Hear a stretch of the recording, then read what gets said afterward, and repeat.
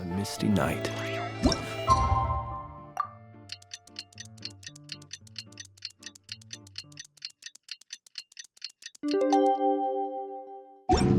The march of the wild hunt will be sure to drag him into the darkness.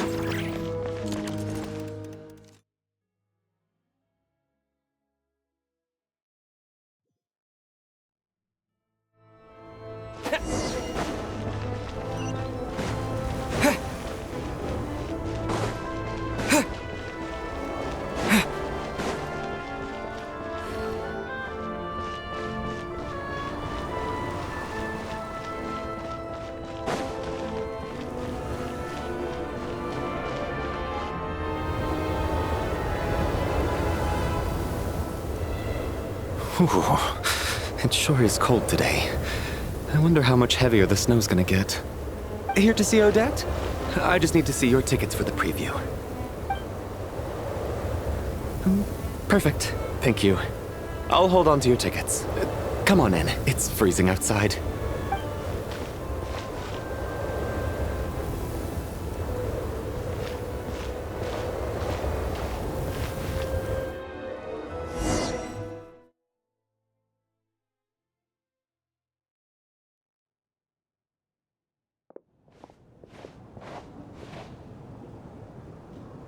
I think I'll leave the Lelic question until after the show's over.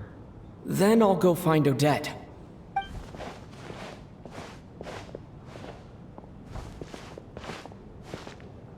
Child said he was originally going to come with Tonya. So I'm guessing Tonya's already here somewhere. Is there anyone here who looks like a Tonya? Let's see. It's a small audience. Makes sense for a preview. But wait, I do see some familiar faces. Mr. Chuganov's back again by the looks of it. Oh, and is that Mitya? And that Fatui officer, Valeri. Guess he must be playing cat and mouse with Mitya again. Oh no, it looks like the show's starting and I still haven't found Tonya. Never mind. I'll just have to take a seat for now and see if I can catch her afterwards.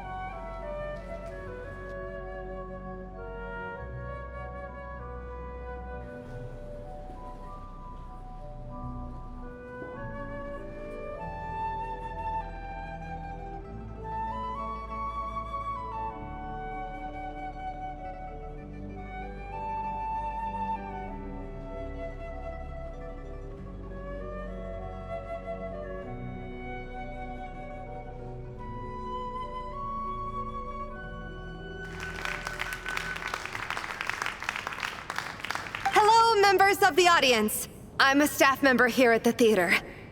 Today's performance was a very special one for us, as it marks the first attempt in a long time to revive the classic Snezhnayan ballet, Spirit Seeker.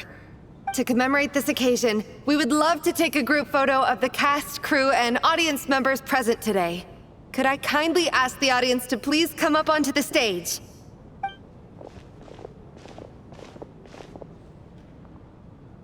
All right, everyone, huddle in a little more. Now, look at the camera. 1, 2, 3.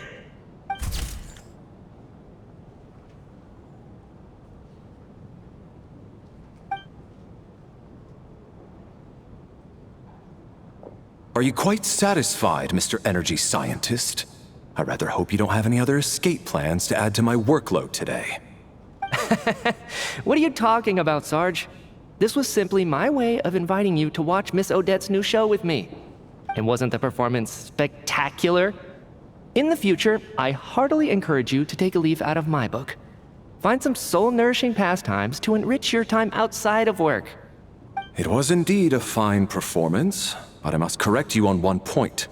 This is not time outside of work. These are working hours. Working hours and non-working hours are just a social construct. Human technology can never advance if we're too rigid in our thinking, Sarge. May we leave now? Already? I mean, I was kinda hoping to soak up the atmosphere for a little longer, but... No? Okay, guess I'm pushing my luck. Didn't seem like too much to ask, but fair enough. Off we go then, Sarge. Back to the land of working hours. Lead the way. That has to be her. She's the only person in the audience around Tonya's age. Excuse me, are you Tonya? Huh? Your brother's busy today, so I took his ticket. Oh, okay. Sorry for the trouble. What's wrong? Are you sick? No, I'm fine. It's nothing. Maybe she caught a cold on the way here because of the weather.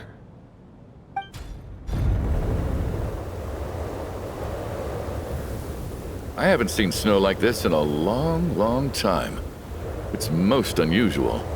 I know. It's completely white out there. You can barely see a thing.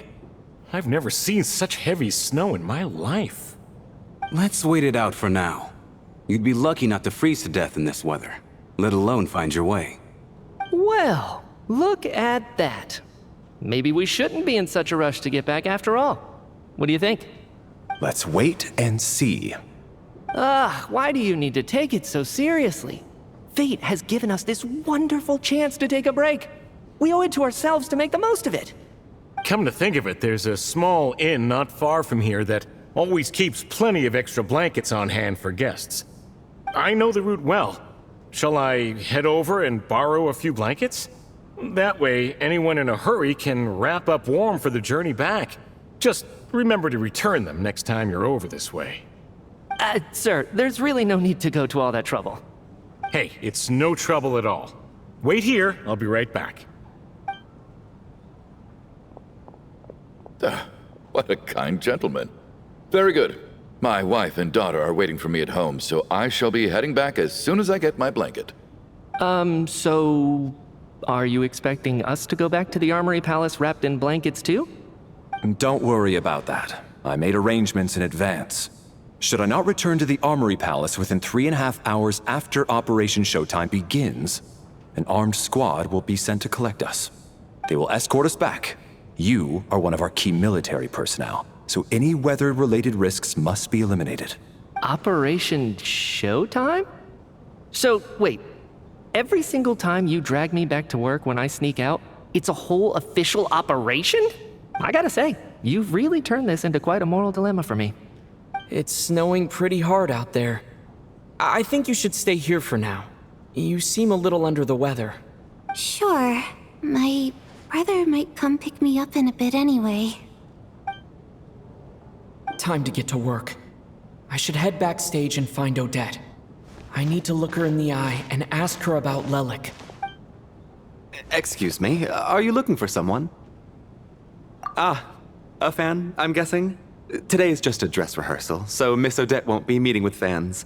She's taking a well-earned rest right now. Sorry, but that area is currently off limits to everyone except the cast and crew. Bad timing, I guess. Well, I might as well stick around. I doubt Odette will be leaving before the snow lets up in any case.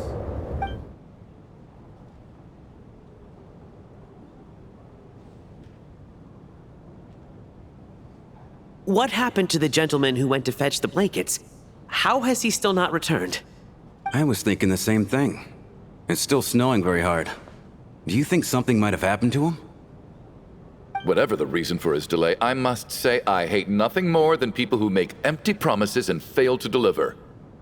Well, I have to treat my employees like that on occasion, but that's different.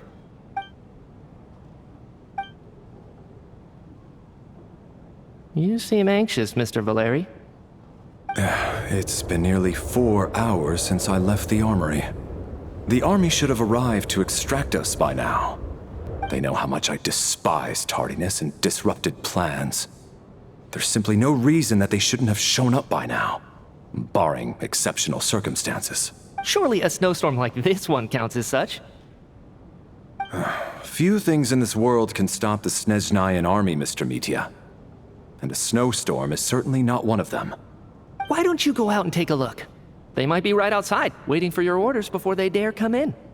An absurd hypothesis. I have no intention of leaving your side for even a moment until I have escorted you back to the Armory Palace. This doesn't look like an ordinary snowstorm to me. That guy who left earlier, it looked like he just vanished into thin air. Either that, or my eyes were playing tricks on me. A man-eating snowstorm? Come on. Night hasn't even fallen yet. Spare us the ghost stories.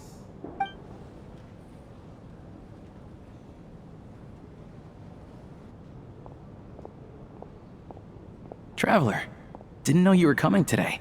How come you didn't say anything? Oh, right. I assumed you were looking for me and Vodyanitsa. Odette's still backstage. Whoa, that's quite a snowstorm out there. I've been working backstage this whole time, so I didn't even notice. No wonder the audience hasn't left yet. Is weather like this rare, even in Snezhnaya? Yeah, snow like this. I'm sure I've seen it out in the wild before, but never in the city. Actually, I take that back. I don't think I've seen snow this bad even in the wild. This is something else. It's not normal. If even Alosha thinks snow like this isn't normal, could it have anything to do with that monster people have been talking about? We can't stay cooped up here forever. Someone needs to go out and take a look. No need. I have plenty of experience with snowstorms. Besides, I work here while you're an audience member. I should be the one to do it.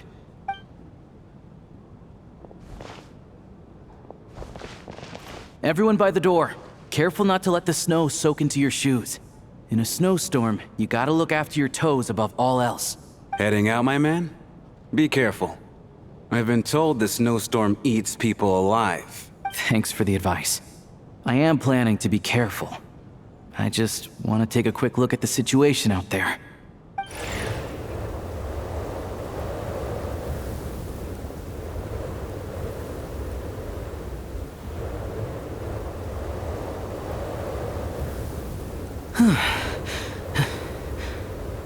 He's back! He's back! How was it? What's going on out there? Did you see any soldiers patrolling the area? Something about this storm isn't right. There's no one out there. I didn't see a single soul. And something in the air gives me the creeps. This isn't your average snowstorm. I suspect it might be related to recent events in our nation. I strongly advise everyone to stay here until the snow dies down. Are you serious? So all of us are trapped here now? That sounds a little far-fetched to me. You want to go outside and see? I, for one, am not risking my neck in that weather. This just turned from a minor delay into a major hassle. We can only hope that our friend who went to fetch the blankets just ditched us and went home. Is it really that bad? But my daughter, I won't be able to read her a bedtime story tonight. Huh? What are you all still doing here? Whoa! It's snowing hard. So now we're stuck here? Oh, this is terrible. On the bright side, the theater's always well stocked with supplies. If the snow still doesn't let up as we get into the evening, you can spend the night here, everyone. At least, I assume that's alright? Odette? Fine by me. This seems like a sensible backup plan under the circumstances. My thanks to the theater for being so accommodating. What are you staring outside and praying for, my man? You anxious to get home too? Oh, Your Majesty the Tsaritsa, I beg you, please do not let tonight's snowstorm stop. This is a golden opportunity to spend the night under the same roof as the 2 top stars in all of Snezhnaya. It's a once-in-a-lifetime experience. I think I've changed my mind. Sir, if you so much as look at us funny, you'll be seeing stars in a whole other way. Behave yourself, or you'll be begging for that blizzard. It's getting colder. We need to keep the indoor temperature up. Close the door and lock it tight. Let's head somewhere warmer.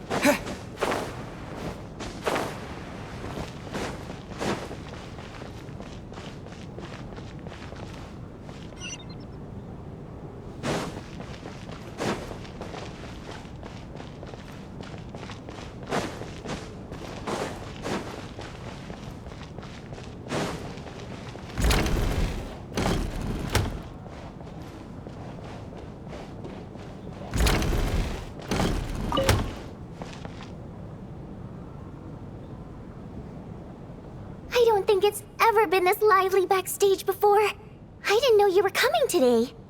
Hey, have you seen Chuganov? I heard he was coming today. Have you spoken to him at all? I'm with you. This could be just the chance we need. Yeah, I gotta figure out a way to coax some more intel out of him. I want to know why he suddenly changed his stance on Project Stuzha. What exactly happened before the most recent Vecha vote?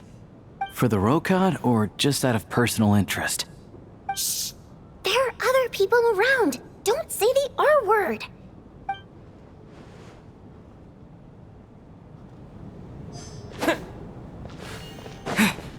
I have to say, even though today was a rehearsal and there were some hiccups along the way, Miss Odette's performance was one of the best I've ever seen, even compared to an actual show. Oh, I couldn't agree more, especially considering the weight of the subject matter. It takes a truly seasoned professional to do justice to a theme like love and regret. Do you think we were coming on too strong? Odette's ignoring us again. What about you? What did you think of today's performance? Really? That means it wasn't captivating enough to draw you in. I'll work harder to win you over next time.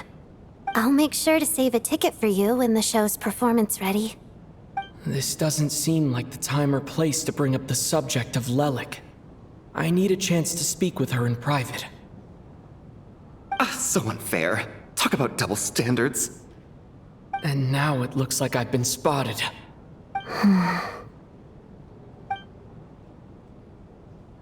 You know Mitya too?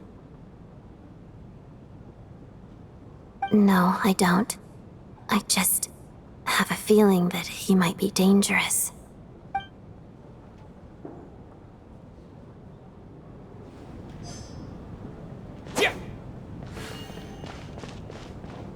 This is highly irregular.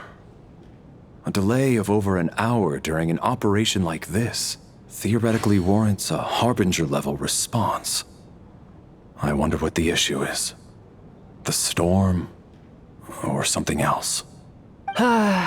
Sarge, the day you learn to let go and just enjoy moments like this is the day you'll finally understand the meaning of life. Why, hello, sir. I believe you were the one sitting at a nearby table back at Podvorye Restaurant. Any friend of the theater's star performers is a friend of mine. It's a pleasure to meet you. I'm Mitya from the Energy Commission. Greetings. Major Valeri, head of the Special Assignments Battalion. Armory Palace Royal Grenadier Guards, 1st Regiment. I am here to ensure Mr. Mitya's personal safety. Please let me know if I can be of any assistance. Mr. Traveler, I cannot help but notice that Miss Odette is stealing glances at me. Any idea what that could be about? I've racked my brains, but I can't think of anything I might have done to offend her. Perhaps she noticed me spacing out during her performance? So, Mr. Mitya, is your work related to Project Stuja? Yes, that's right. The higher-ups in the Fatui transferred me from the Energy Commission to the Armory Palace because they wanted me to... Really? I can't even talk about that? Pretty sure it counts as part of my private life. All right, I won't say anything. Sorry, Traveler. As you can see, I'm afraid this pleasant chat will have to end here.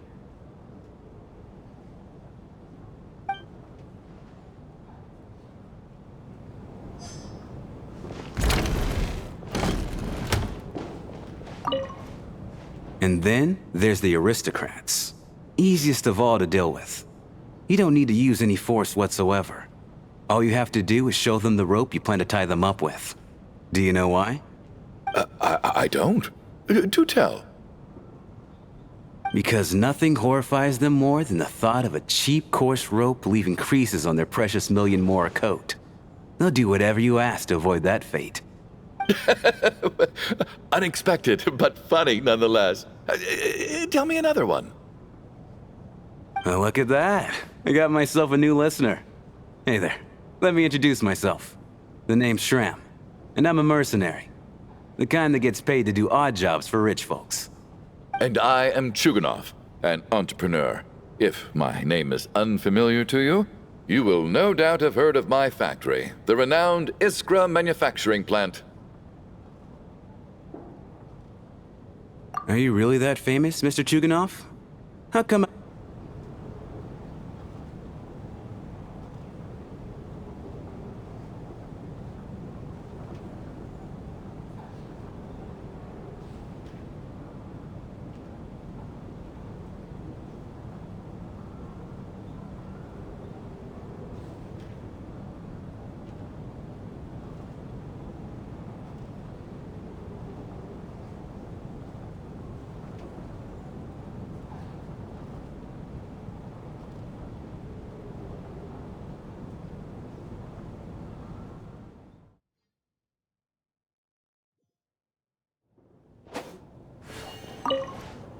And then there's the aristocrats.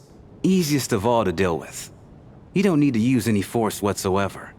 All you have to do is show them the rope you plan to tie them up with. Do you know why? I don't. Do tell. Because nothing horrifies them more than the thought of a cheap, coarse rope leaving creases on their precious million Mora coat. They'll do whatever you ask to avoid that fate.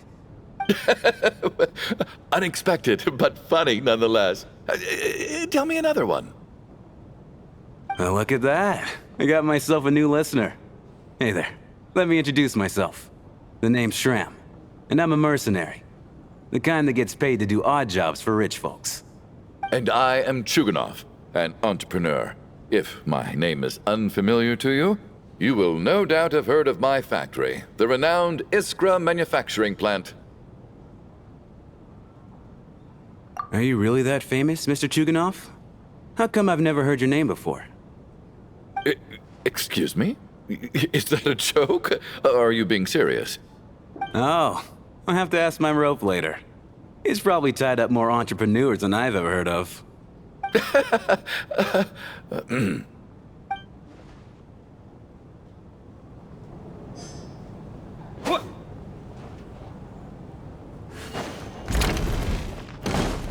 My husband has major trust issues. To him, I doubt even this snowstorm is a good enough excuse for me to stay out all night. That's the price of marrying into wealth. You'll get used to it. I'm not about to stop you if you want to leave, but don't drag me along. Hello? Can I help you?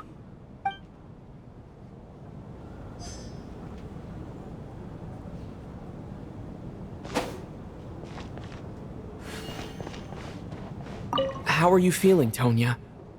I'm fine. Sorry to worry you. I'm used to it by this point. I take medicine for it. My brother usually helps to get it ready for me. Child must take great care of his sister. He's never mentioned Tonya's illness, though. You know, I actually find this whole thing kind of exciting. Stuck in a strange place thanks to a snowstorm. Having to spend the night with a bunch of interesting characters. It's pretty cool, don't you think?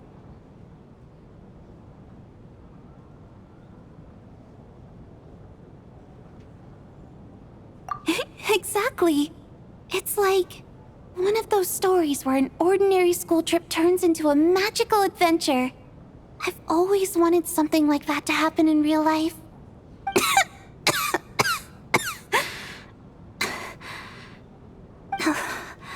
I'm fine, really. Just got a little overexcited. Look after yourself.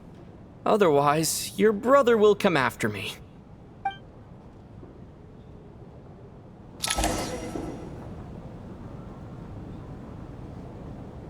How's it looking, Alosha? No change from this afternoon. Heavy snow with no sign of slowing down. May I have your attention, please? The storm is unlikely to stop tonight, and it'll be even more dangerous outside at night than it was during the day. We at the theater owe everyone here a duty of care. Therefore, we strongly suggest that you stay on site overnight and avoid going outside unless absolutely necessary. In a few short moments, we'll give you a tour of the theater's various quarters. You can choose to sleep in the VIP room, the office, or backstage. Or on the stage if you'd prefer. We won't mind. I'll pass on sleeping on the stage. What if the snow is stopped by tomorrow morning? The early birds in the audience might think we're part of some experimental new show. A drama about sleeping? That could be fun. Maybe we could come up with a title for the production. Not bad. Clear selling point, at least. Could be a big hit. Anyone who doesn't wish to sleep on the stage, please follow me. I'll show you to the rooms.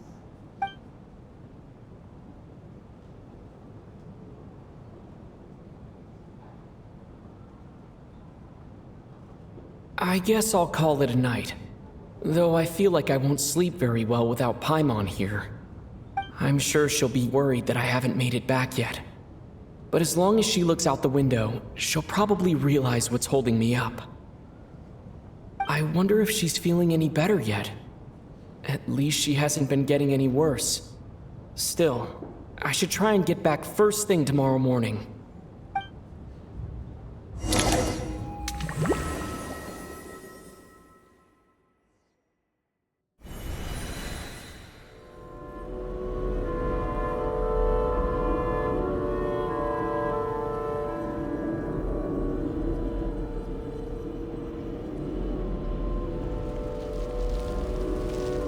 Ah, finally. Welcome back to the world of the living, lazy bones. I was about to wake you. The black mist is almost on us. Still waking up, huh? You know, the black mist. It's been chasing us from below ever since we were born. You're just dozy. There's no way you've forgotten. Come on, let's keep heading up. Onwards and upwards is the only way to survive. Don't listen to a word those black mist cultists say. Here we go again. The endless march toward survival. What's going on? That black mist down there is creeping me out. And it's rising. Guess I should head upwards and get away from it.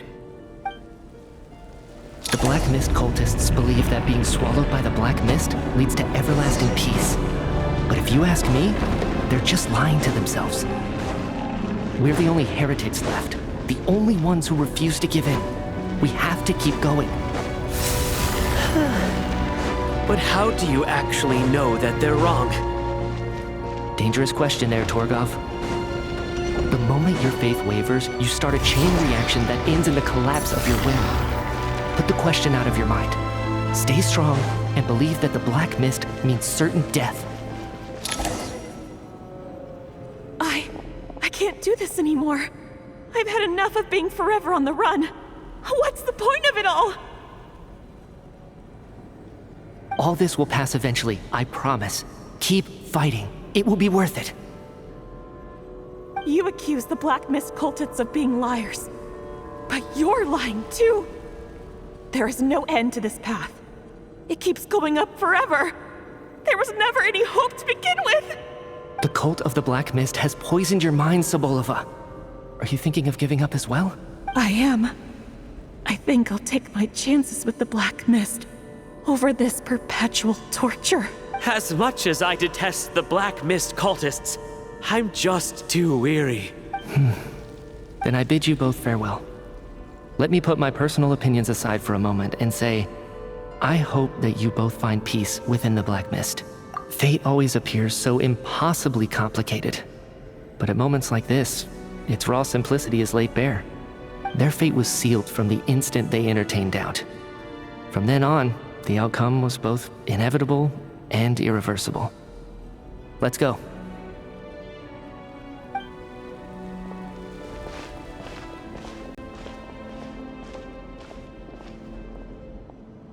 Torgov and Sobolova are gone. I never thought the day would come when even they would be swallowed by the Black Mist. It's just you and me now. Yes, it looks like it's satisfied. For now. This happens from time to time, but it won't be long before the Black Mist starts chasing survivors once again. No one knows how to stop its advance for good. Well, we should make the most of the precious moments of rest that those two bought for us.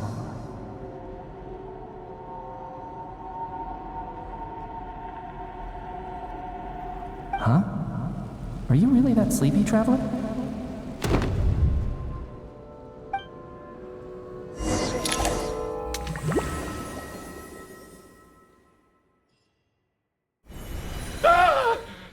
Help! Somebody, come quick! What is it, Tuganov? What's wrong? Huh? Is it morning already? What's all the commotion?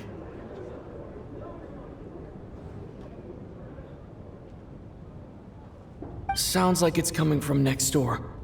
I should check and see what's going on.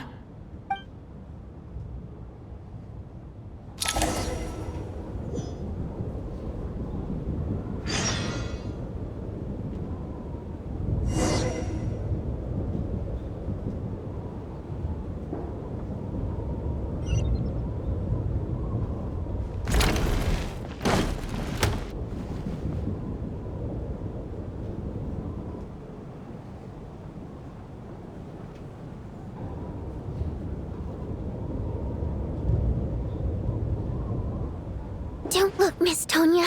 Stay here. Okay. What happened to them?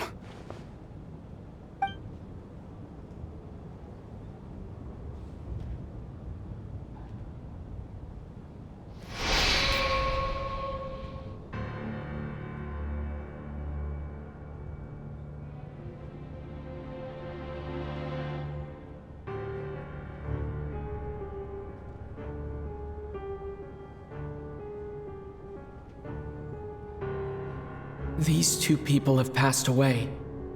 And the strange thing is that somehow, I knew this was going to happen.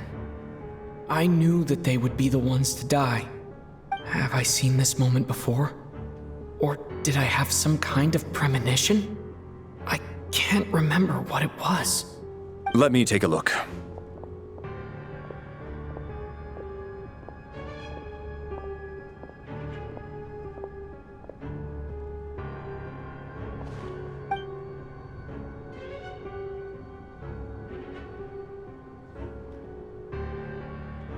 No vital signs in either of them. They're dead. The cause of death, however, remains unclear.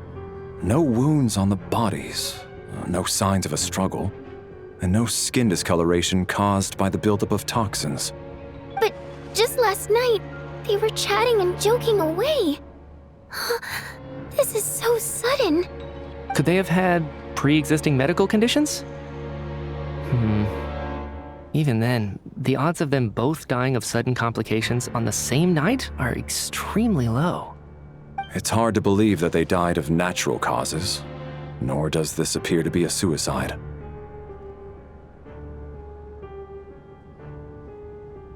Who was the first to discover the bodies? It was me. But these deaths have nothing to do with me, officer. I got up early because I wanted to see if the snow had stopped. Then I noticed that the door to this room was open, and it looked like there was a man and woman inside. I just went over to see what was going on. I had no idea they were... I can corroborate this. I was doing my morning exercises near the stage. When I saw Mr. Chuganov heading this way, I followed him. I can also confirm that I didn't see a single person approach that room before him. The snowstorm was raging all night, and it's still going now. There's no way someone could have come in from outside, correct? You mean an intruder? No, not possible. I slept by the door last night as a precaution. There's no way I wouldn't have noticed if anyone had tried to open it. Everyone, split into pairs and search the theater for anyone in hiding or any signs of suspicious activity. I'll follow up with a full search of my own shortly. Go, there is no time to waste.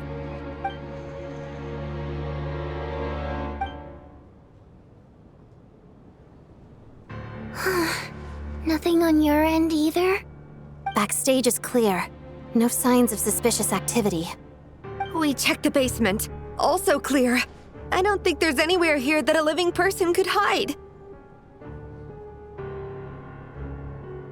Are we certain that the theater doesn't have a back door? Or any tunnel or passageway wide enough for a person to fit through? No, there's nothing like that. If people were sneaking in through some secret tunnel to avoid buying a ticket, we'd have sealed it off ages ago. I also checked the windows. All of them are locked from the inside, and there's no sign of anyone entering or leaving. It sounds like we can safely rule out the intruder theory. If anyone came in during the night in this weather, there'd be no way for them to avoid leaving footprints or water stains. This can only mean one thing. It's like one of those murder mysteries you see in novels and plays, isn't it? The ones where the killer is one of us.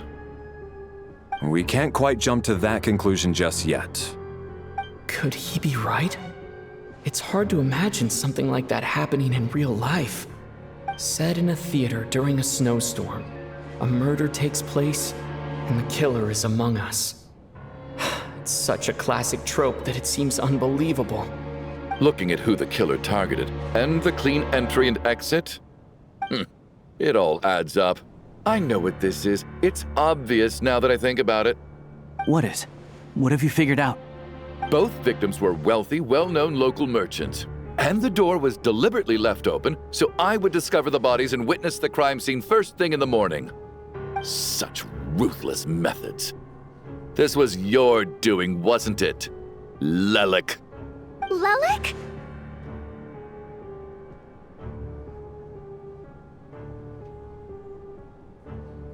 You mean Lelik is among us? And he's the killer? Lelik. I know this code name. Member of the Rokot, anti-Project Stuzha. Always works alone. I've read the case files at the Armory Palace. Walk me through your reasoning, Mr. Chuganov. What do you know about Lelik?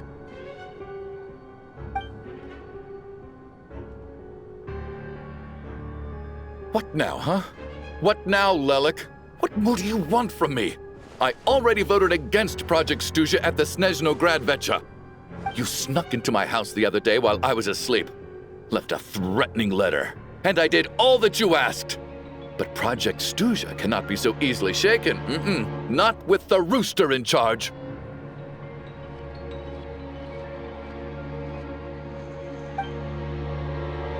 So he really was threatened by Lelik. That makes sense. And now you're resorting to murder to threaten me. Isn't that right? I knew it. The Rokot despises the rich. The lives of the wealthy are but refuse in your eyes.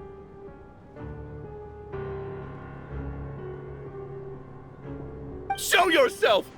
Which one of you is Lilac, Tell me! I'll do whatever you want! Just stop playing these mind games!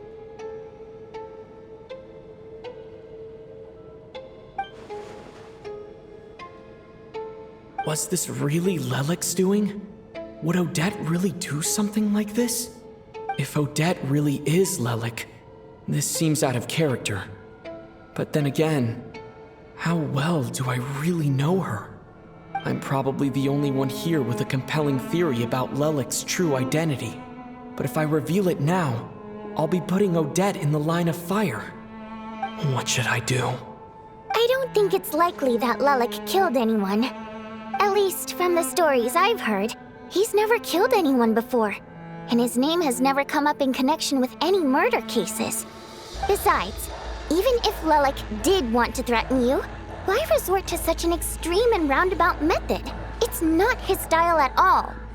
Vodyanitsa doesn't know that Lelek might be Odette, but her assessment is pretty much identical to mine.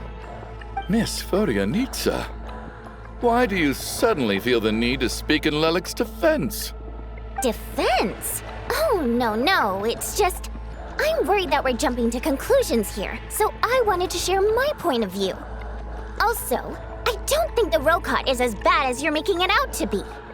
Well, if you think I'm so wrong, what's your theory then, Why don't you tell us who the killer is?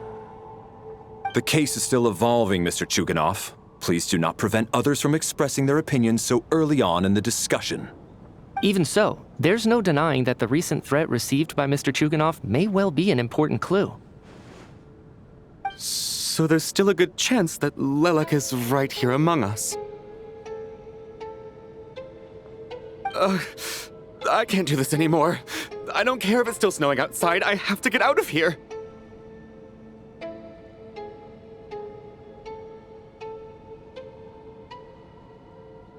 Whoa, take a beat. We all know it's far too dangerous out there. Even the soldiers couldn't get to us. Go out that door, and you might not live to tell the tale. And whoever this Lelek is, they're surely not going to murder anyone in broad daylight. Be sensible, my man. You're safer inside. As much as I regret having to say this, I'd like everyone to cooperate and refrain from exiting the premises until further notice. Because as things stand, every one of us is now a suspect. Unless anyone has further information to share, let's adjourn for now. Feel free to keep searching for clues, but make sure you don't go off alone.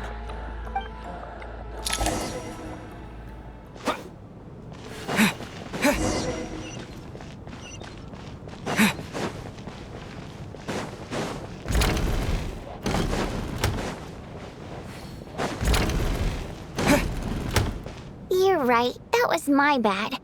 It was a knee-jerk reaction. I didn't think it through.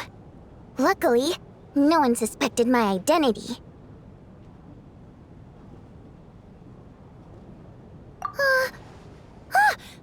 Oh, phew. It's just you. I thought someone was eavesdropping.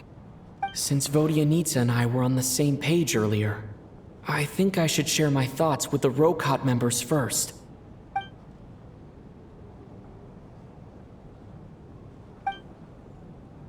Whoa. Are you serious? I don't know if this counts as gossip, but it's definitely on track to be the juiciest this whole year. Odette? Really? Odette? Oh god, how dumb does this make me look? Lelek has been right under my nose this whole time, and I didn't notice a thing. Actually, it's exactly what you'd expect. Sometimes, hiding in plain sight is the best strategy. And now that you mention it, the more I think about it, the more sense it seems to make. It all adds up. What are we up to now? 1, 2, 3, 4...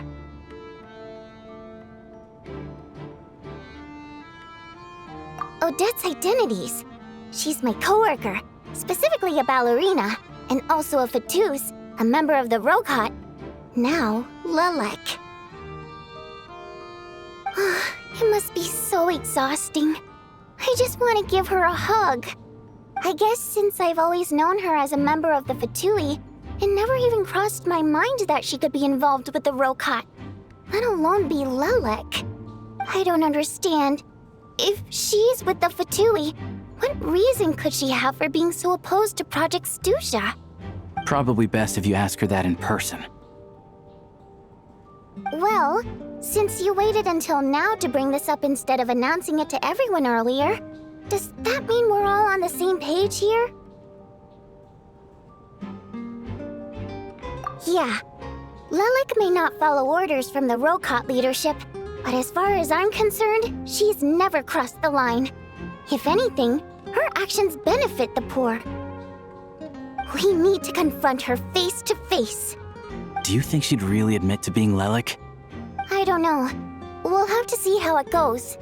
For now, we'll work on the assumption that she didn't kill anyone, and see how much she's willing to tell us.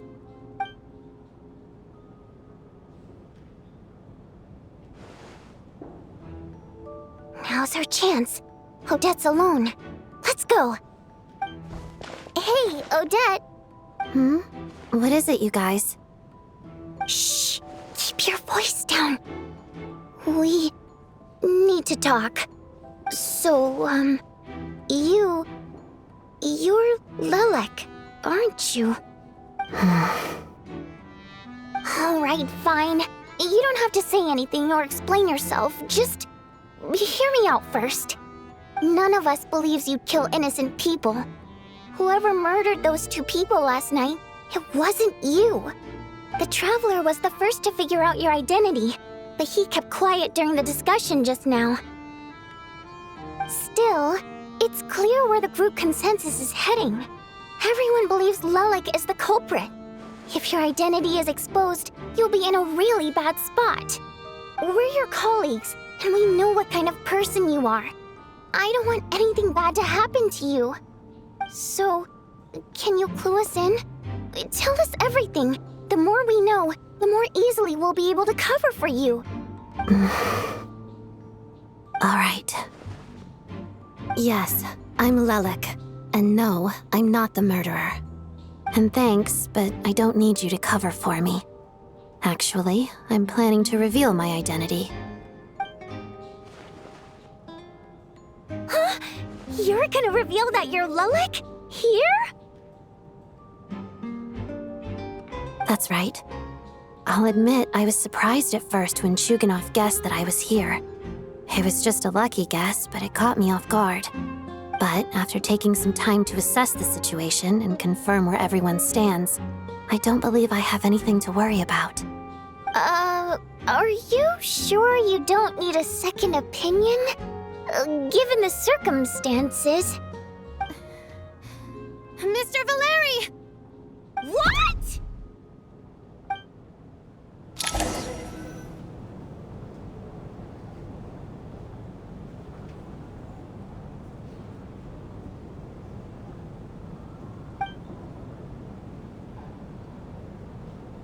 So... Odette is Lelek? I don't know what game you're playing, but you've got a lot of nerve. It's just one identity. So what if it's exposed? I can disappear and adopt a new identity anytime I please. I made my peace with this when I chose to become Lelek. But more importantly, I promise I am not the murderer, which means that someone else is. So, if anyone still insists that I did this, you'd best produce the evidence now. Otherwise, I suggest that you bite your tongue. Because if you really believe I killed 2 people without making a sound or leaving a trace, pointing fingers at me would surely only make you my next target. Is this really the truth, Miss Odette? That's confidence, all right. I believe you. A real no-nonsense attitude. I can see why Marionette said that she's on track to inherit the title of the Fair Lady. Are you seriously buying this? Hey, officer! She just admitted to being Lelek. Aren't you going to do something about this? I do have one question, Miss Odette. Why have you chosen this moment to come forward and reveal your identity? If I didn't say anything, everyone would be focusing all their efforts on finding Lelik. And that is exactly what the real culprit wants. I don't want to be the scapegoat who lets the murderer get away with this crime. Despite all the accusations, she made the smart choice. A remarkable display of rational thinking under pressure. Clearly, Odette's talent extends far beyond the art of dance. She thought so far ahead. Ugh, why do I always feel like I'm one step behind her in everything? You've convinced me. Dealing with the murder case remains the top priority right now. Let's put the name Lelik and all related incidents aside until further notice. Nevertheless, the group still considers you the prime suspect. I assume you have no quarrel with that, Miss Odette? I understand. You're welcome to keep an eye on me around the clock. I have no objections. Mr. Chuganov? For my wife and daughter's sake, I'll let you off the hook for now. But don't think you're forgiven for breaking into my house and threatening me. Just wait till we get out of here, Lelik. We'll settle the score then.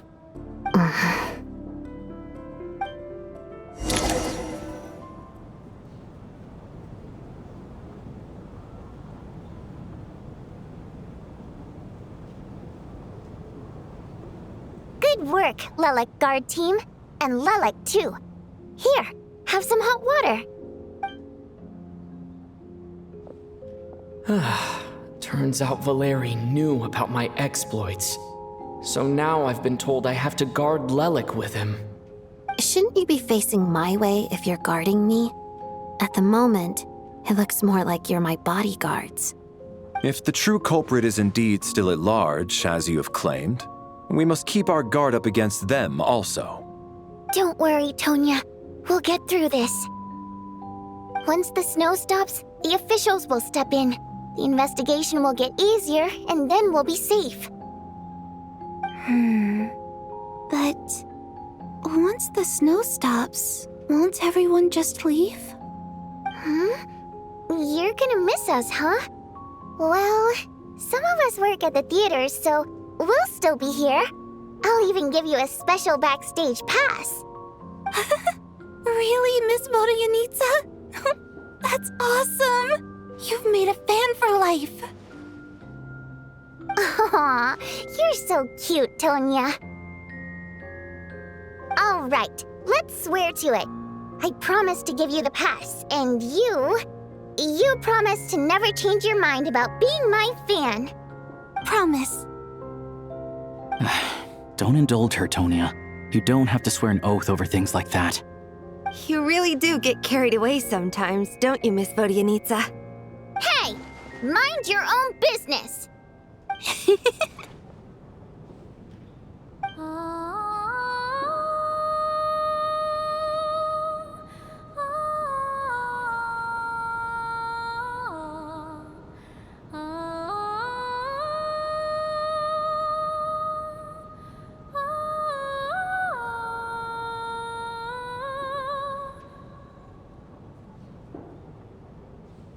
Don't be nervous, Miss Water Imp. Everyone's here. There's nothing to be afraid of. Excuse me? Do I look nervous? Don't be ridiculous. No. You sound nervous, lass. Oh. Wait, but how... Okay, plenty of people know that I'm a water imp, but still... How come you understand our primary mode of expression? Primary mode of expression. I've not come across that concept before. Do enlighten me, Vodyanitsa. Well, it's just...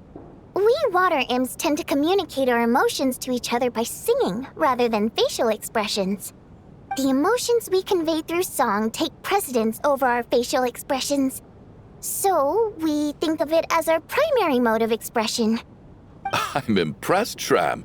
I didn't take you for a man of culture, but you're clearly rather learned.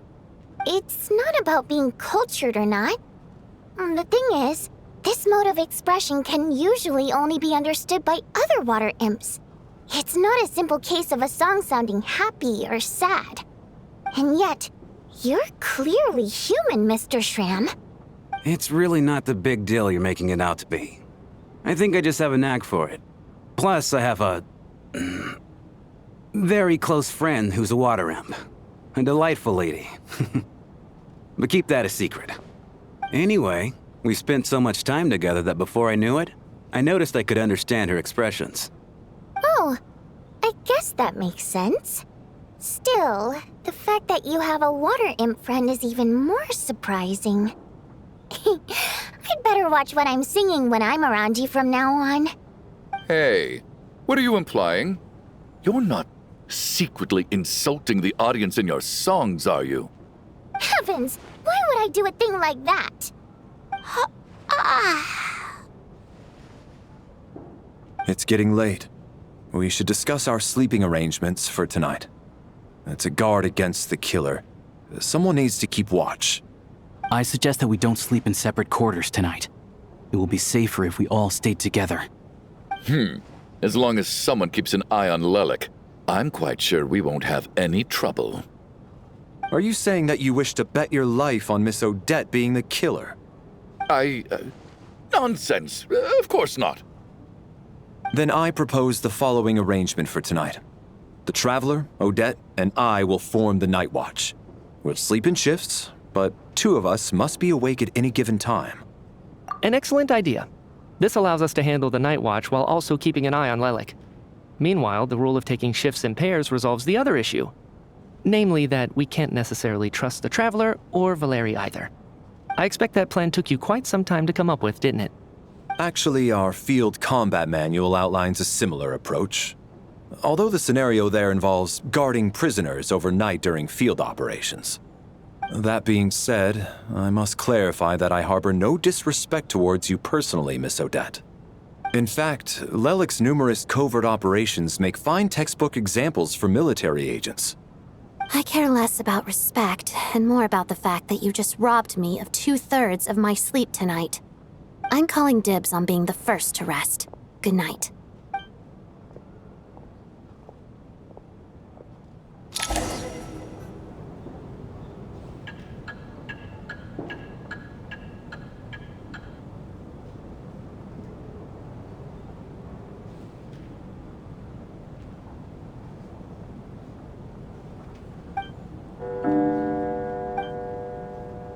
It's almost time. We should wake Odette. How are you faring? Oh, not going to argue with that. I'll take a quick nap. If you start to feel sleepy, wake me up anytime. It's finally time for Odette and I to share the Night Watch. I should wake her up.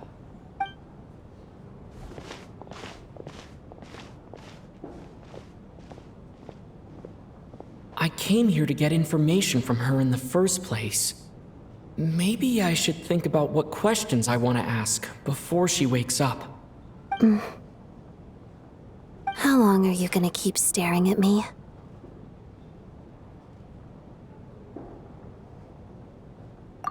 Couldn't sleep. My mind's been running haywire. Plus, there's something I've been meaning to talk to you about.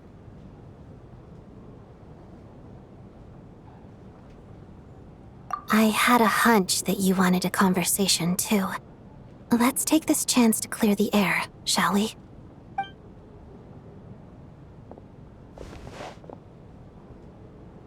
I just had a simple question for you, really. It's, Rosaline. In her final moments, did she have any last words or anything? I see. Well, that was all. I have no other questions. No. She was utterly ruthless in pursuing her goals. That kind of person should be hard to miss. And yet, even though I never approved of her methods, and she was an abrasive person, the fact remains that I am indebted to her. Oh, she told you. I guess that makes sense. I think she and Rosaline were on pretty good terms. Yes, Rosaline wasn't the kind to gossip about this sort of thing. Not that it's any huge secret to me, though. When I was a child, I had to join the Fatui for the sake of my mother and me. I trained under Rosaline.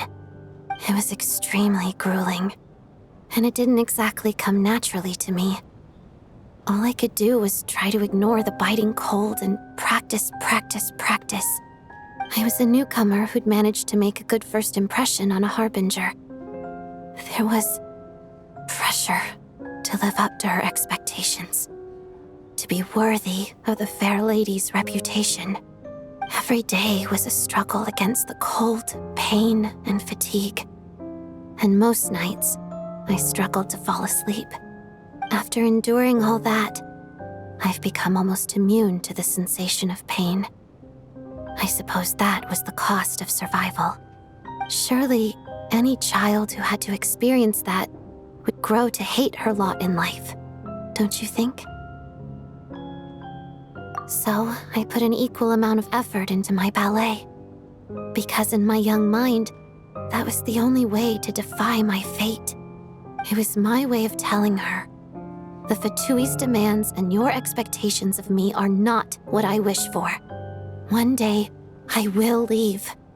I think she probably blamed my poor performance in training on my passion for ballet. She knew my heart wasn't in it. One time, when I was secretly practicing a dance at night, she suddenly showed up. I knew she was there to catch me red-handed.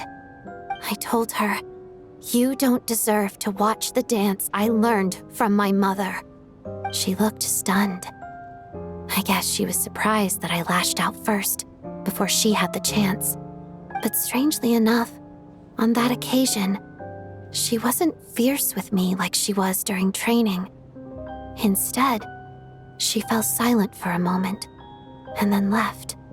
After that, she never interfered with my dancing or asked me how it was going. She never came to watch me dance again either. Not even once. She was. But even now, whenever I take out this core Ignis, I can't help but think of that night. Of the look on her face. Sort of. Although gift might be too kind a term. This is her flame sealed within ice. A symbol of her favor, yes, but also her way of keeping an eye on people. She knew the location of every piece of core Ignis. If any recipient started acting suspiciously, she'd be on to them immediately. Trust her to make even a mark of approval feel suffocating. So, when news of Rosaline's death reached Snezhnaya, many people immediately crushed their core Ignis. It gave them a profound sense of relief, like they'd broken free from her shackles. But I kept mine. With my sensitivity to pain being as dull as it is, the warmth from this core Ignis is one of the few things I can still feel clearly. I still wonder, did she really come to stop me that night? I wasn't sure, but I was scared. So I said some really awful things. I guess she didn't leave anything behind. Not that I expected her to. It's fine. It's just a bit of a shame that we couldn't settle our differences before the end. She did. Are you sure she was talking about this event? No, she didn't. I didn't even find out that she'd gone to Mondstadt until a while after she'd left. Wait, in that case...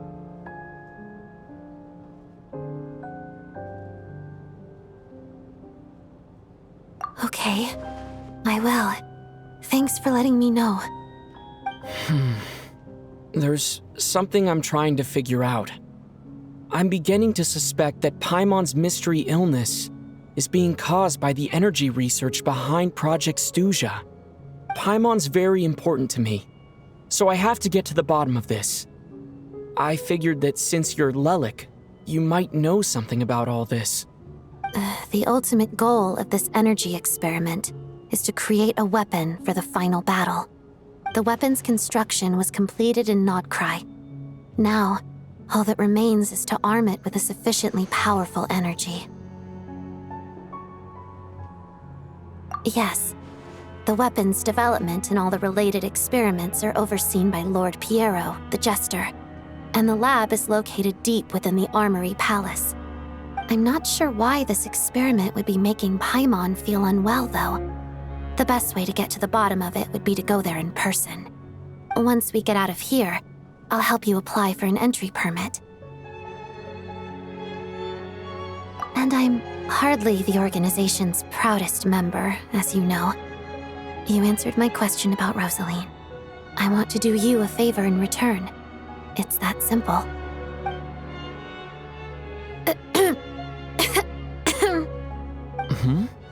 What's wrong? Are you...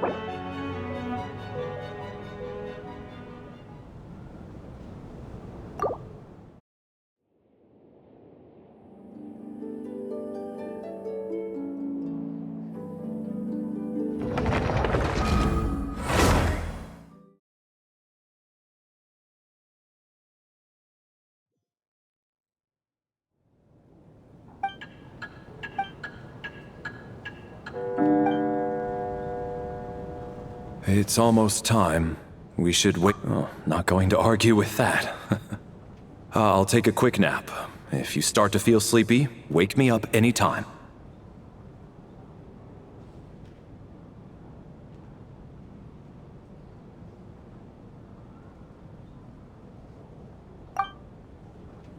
It's finally time for Odette and I to share the night watch. I should wake her up.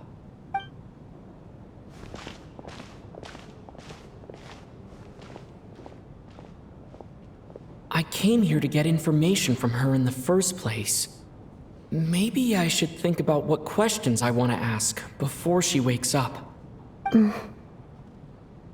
How long are you gonna keep staring at me?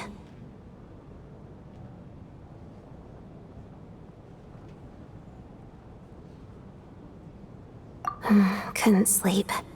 My mind's been running haywire. Plus, there's something I've been meaning to talk to you about. I had a hunch that you wanted a conversation, too. Let's take this chance to clear the air, shall we?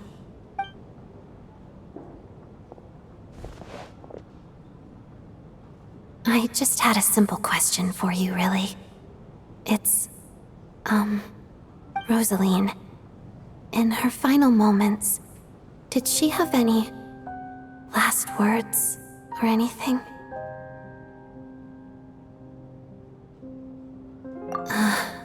I see. Well, that was all. I have no other questions.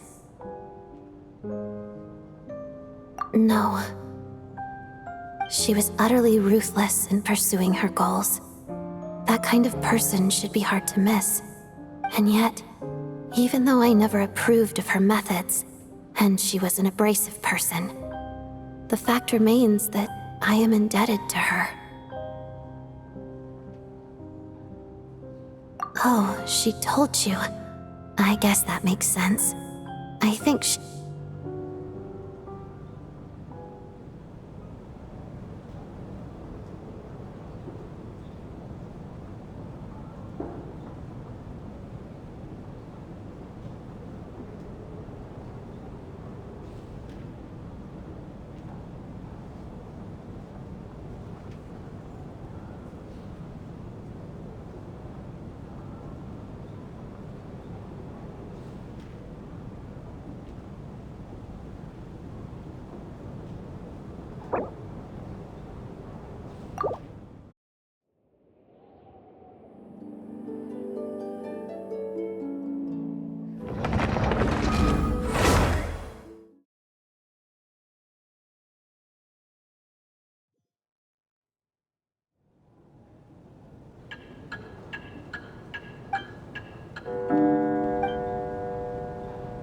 It's almost time.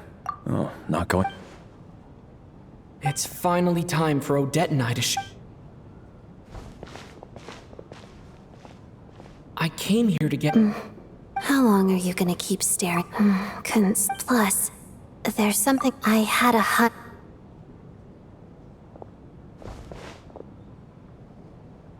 I just had a simple question for you, really.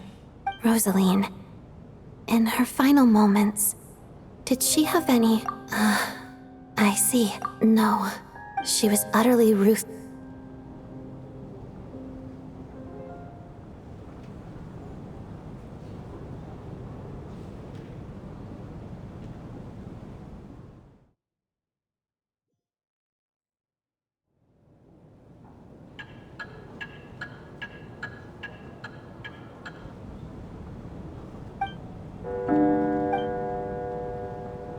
It's almost time. Oh, not go. It's finally time for... I came here to get it. How long are you gonna keep staring at me? Plus, there's something I had a hunch. I just had a... Rosaline. In her... I see. Well, that was... No, she was utterly... And yet, even though I... Oh, she told you.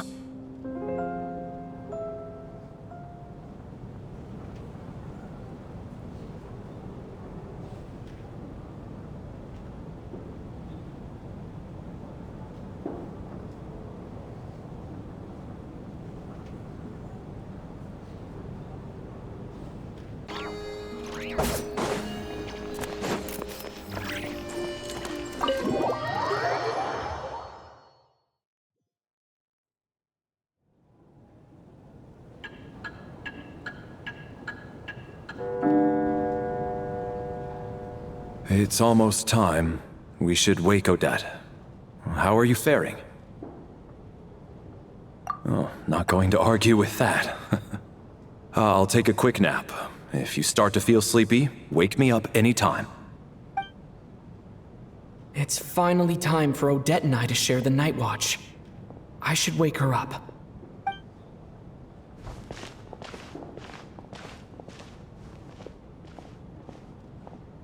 I came here to get information from her in the first place. Maybe I should think about what questions I want to ask before she wakes up. How long are you gonna keep staring at me? Couldn't sleep. My mind's been running haywire. Plus, there's something I've been meaning to talk to you about. I had a hunch that you wanted a conversation, too. Let's take this chance to clear the air, shall we?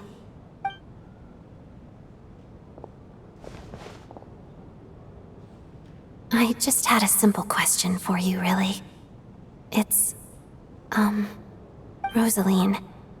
In her final moments, did she have any... last words, or anything?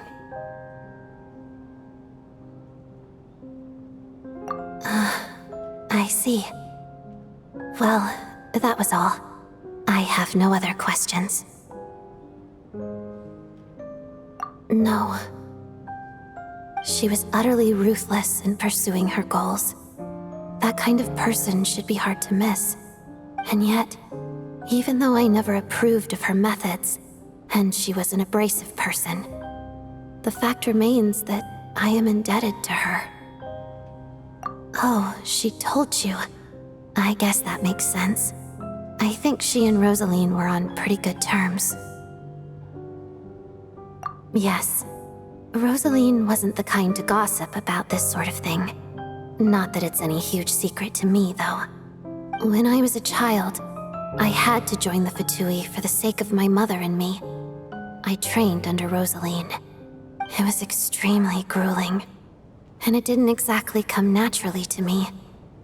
All I could do was try to ignore the biting cold and practice. I was a newcomer who'd managed to make a good first impression on a harbinger.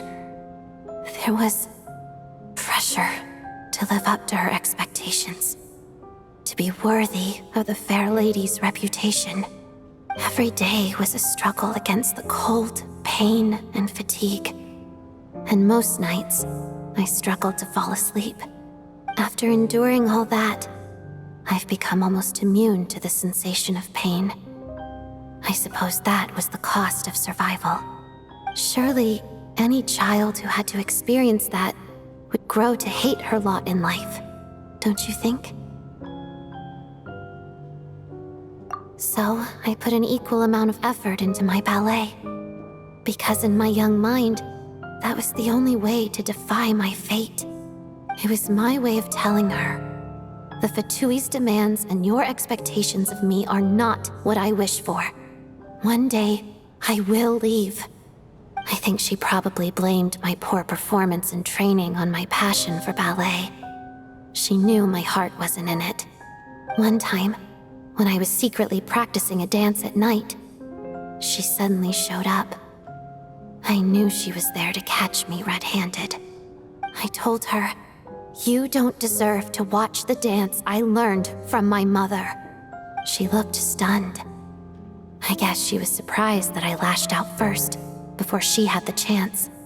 But strangely enough, on that occasion, she wasn't fierce with me like she was during training. Instead, she fell silent for a moment, and then left. After that, she never interfered with my dancing or asked me how it was going. She never came to watch me dance again either.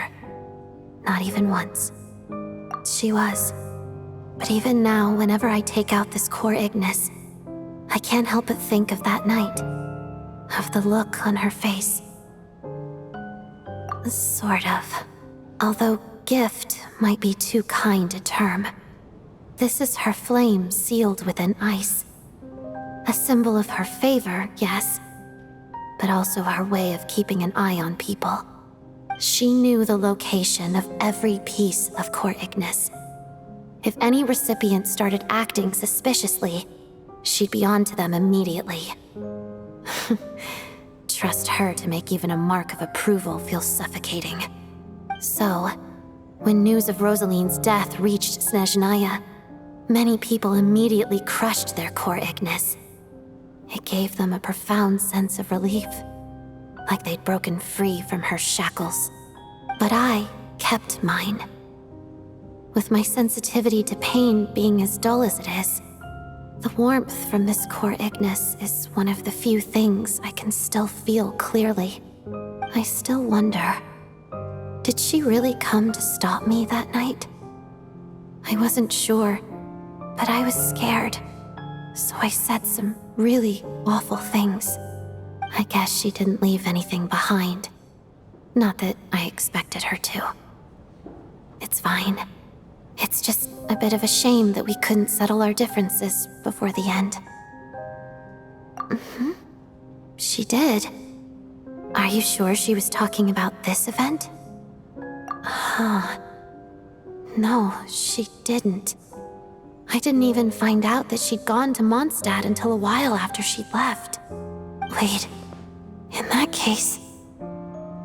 Okay, I will.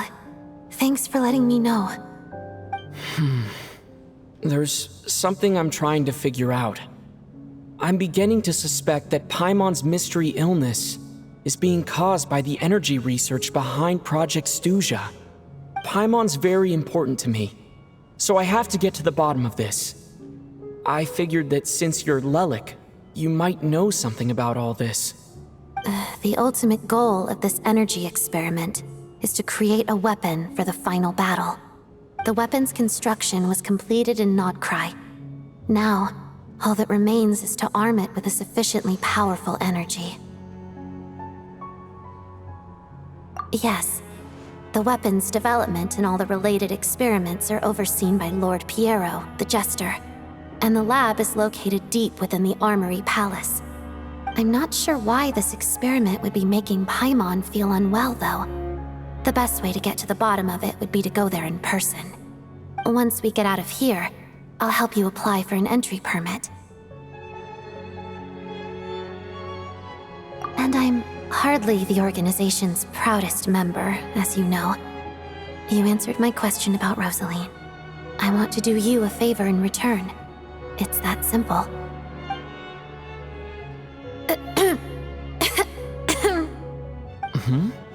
What's wrong? Are you not feeling well? You two seem to be hitting it off.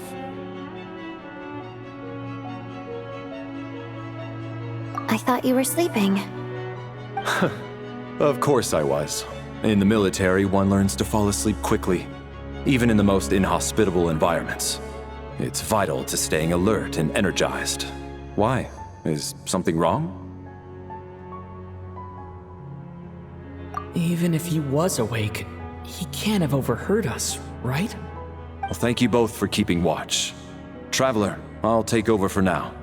It's your turn to get some sleep. Sure.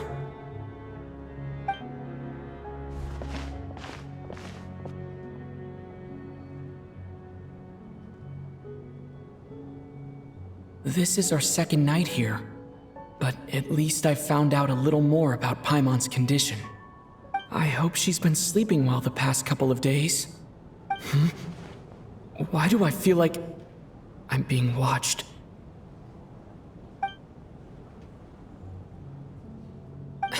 Seriously? Is this payback for when I stared at her earlier? But I thought she was asleep.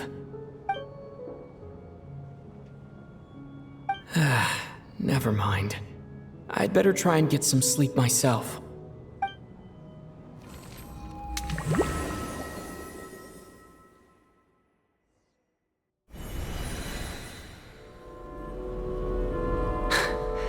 Hey, what are you spacing out for? Are you reaching your limit too? How long have we been walking for? Do you remember? Time's lost all meaning. Ever since we noticed that thing above our heads. What was it called again? A star key? Or key star? Anyway, the person who named it was swallowed by the black mist. Whatever it's called, ever since we noticed it, we've been walking up and up, hoping that as long as we reach it, we can find a way out of this place. But it seems like no matter how far we walk, we never get any closer. Well, we've come this far. You never know. Maybe we're almost there?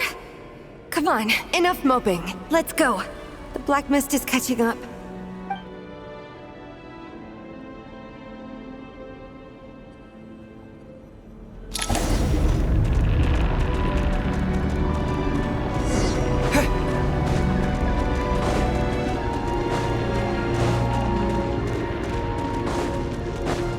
Monsters! Watch out! Not again! I've lost count of how many times we run into them. Be careful.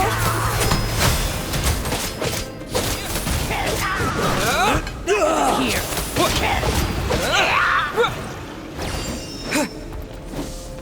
Hey,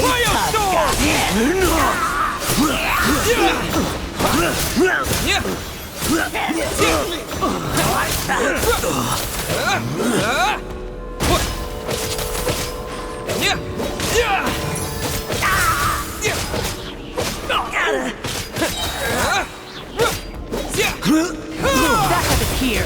Shut up. Run faster.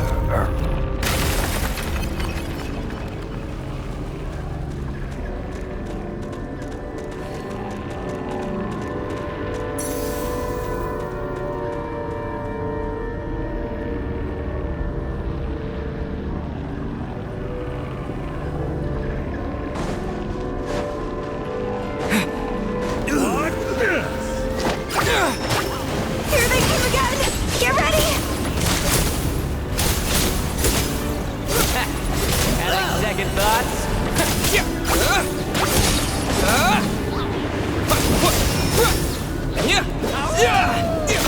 Encase!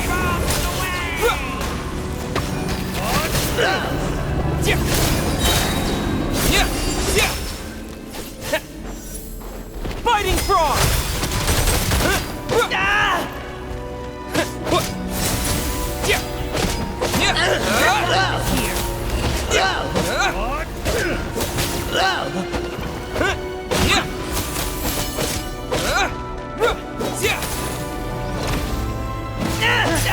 Cryostorm! What the? Gotta.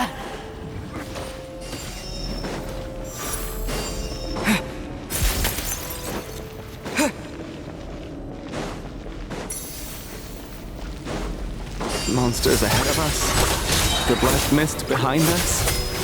It feels like there's no escape.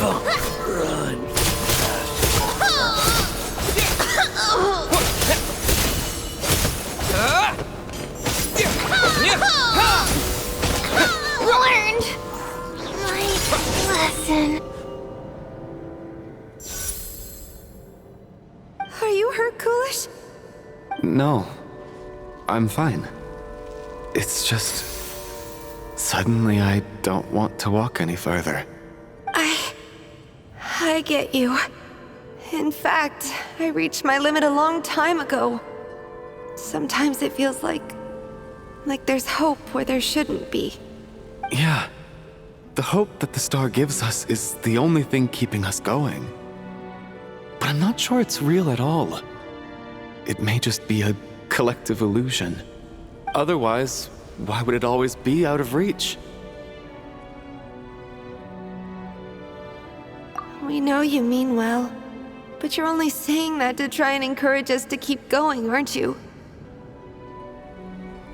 Thank you, friend. But enough is enough. Please don't give me any more false hope. Hope is poison in this place. You're going to continue, aren't you? I admire that. I've given up, but I wish you the best. May there come a day that you catch up to the star and leave this godforsaken place.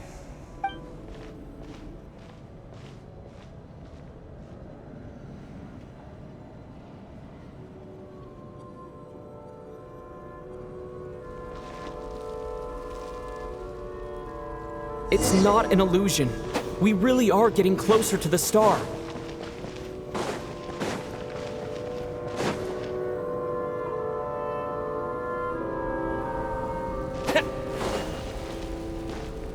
Congratulations. You're the first person to make it here.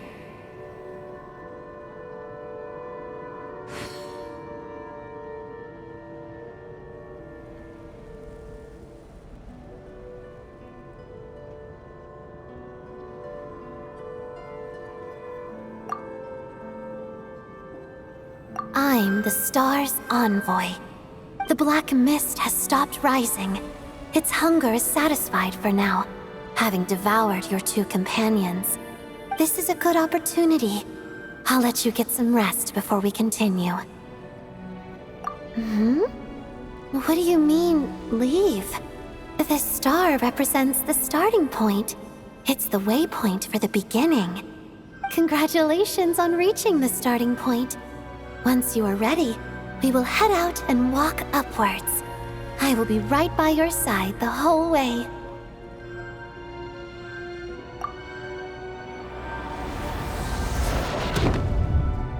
Huh? What's wrong? Hey, don't give up before the journey's even begun.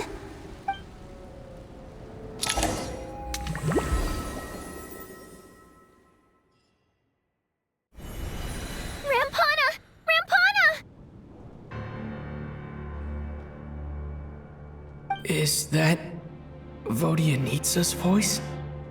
What happened? Coolish, wake up! Please wake up!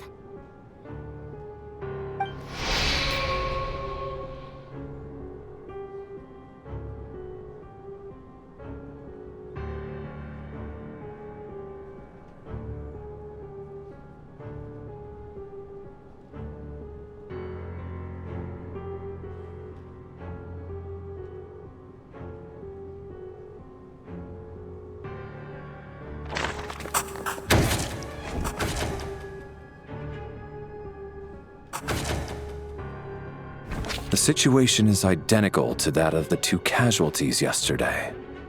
We cannot ascertain the cause of death. At least there are some elements that we can rule out this time. They slept on the stage with everyone else, so I suppose the surrounding environment can't be a relevant variable. Rampana. Coolish. Weren't some of us keeping watch last night? 3 of us, in fact. How could you not notice something was wrong? I'm as confused as you are. Certainly nothing unusual happened on my watch. Likewise, and from what I've observed so far, both Miss Odette and the Traveler can be trusted. To be honest, I didn't get a wink of sleep last night. I couldn't help but think I was the target, so I just laid there with my eyes closed. I heard the Traveler and Lelik chatting, but otherwise I don't recall hearing any commotion during the night. Me too. I didn't want to wake everyone up, so I was concentrating hard, trying not to cough. I hardly slept at all. If anything had happened, I'm sure I would have noticed. Then, what could possibly be causing this? Once was bad enough. I can't believe it happened again. I worked closely with Rampana and Coolish for so long. I never imagined that one day they'd... And on this stage of all places... Florianitsa... 4 victims in just 2 days, and we still don't have a single lead. I need to get to the bottom of this as soon as possible. And above all, keep Tonya safe. I'd never be able to look Child in the eye again otherwise. Still snowing? Yes, I just checked. Still no sign of anyone outside either. So we only have ourselves to rely on. If you ask me, this killer can clearly strike whenever they please. The Night Watch was a useless endeavor from the start. Lelik must be an expert in poisoning. Clearly she used some poison that can't be detected on the corpse. Here we go again. Listen, I was already thinking to myself last night, was Lelik's reason for revealing her identity the real story? Well, now I have my answer.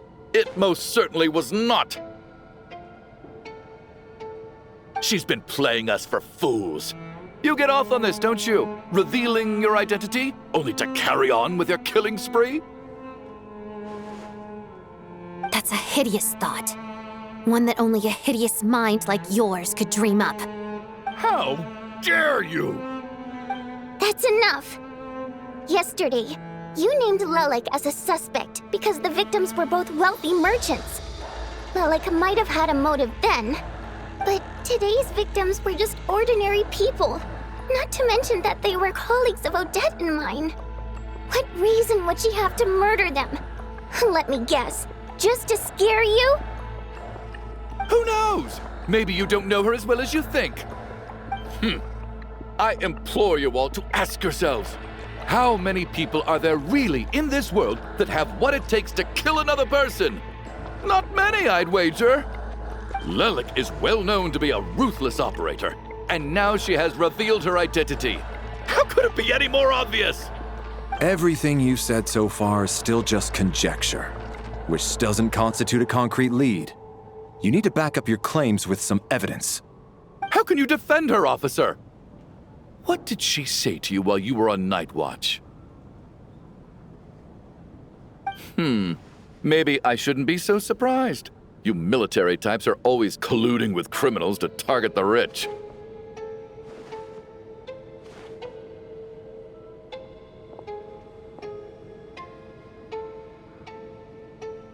All so you can get your grubby paws on our hard-earned fortunes, then tell us to fall in line. The Thatui, the Druzhna, and the Rokot. Thugs, the lot of you!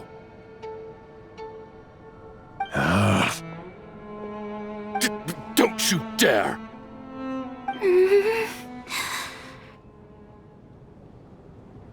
Sir, but... You were the one who told us not to stop other people from expressing their opinions yesterday. 4 people have already died. Only yesterday I was chatting with Mr. Coolish. Then we woke up in the morning and he's... Turning against one another is the last thing we should be doing right now. Little girl. Even if Mr. Chuganov is a puffed-up, pig-headed windbag who doesn't have a clue what he's talking about, he's still one of the victims here, isn't he?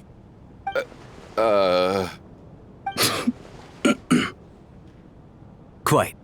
I had no intention of resorting to violence. But you're right, Miss Tonya. I ought not prevent him from speaking his mind. In any case, I believe Mr. Chuganov has calmed down a little now. We may resume our discussion. I don't think there's any need for that. What is there to discuss? Nothing about this situation is normal. Did you have an idea, Mitya? You're the brainiac here, right? Come on, clue us in. I've been mulling something over. All the leads we have so far concern things from outside the theater. Miss Odette's alter ego, the threats Mr. Chuganov received. But then there's the 2 double murder crime scenes themselves, which have given us absolutely nothing to go on whatsoever. That's highly unusual. Even with the most careful killers, there's always some evidence left behind. So what are you suggesting? I think this could be a supernatural event. It isn't characteristic of human-on-human homicide at all. Correct me if I'm wrong, but aren't you supposed to be a scientist? That doesn't sound like a conclusion someone like you is supposed to make. I got into scientific research because of my insatiable curiosity. But if the present situation defies all known scientific explanations, I don't mind shifting my curiosity toward the paranormal instead. Now that you mention it, I remember when I first came to the theater, I heard rumors about this place being haunted. Haunted? Yeah, I think I heard the same thing. But I mean, they're only rumors, right? We've worked here for years. Surely we would have noticed any spooky goings-on by now. Well, this has taken an unexpected turn. A haunted theater? If Paimon were here, she'd probably be hiding behind me in fear right now. Why don't we take this opportunity to look for clues again with a more open mind? Maybe a different perspective will help us see something different. Very well. Whether it's criminals or ghosts we're looking for, the same rules apply. Everyone needs to tread carefully. I'll move the bodies into the same room for now.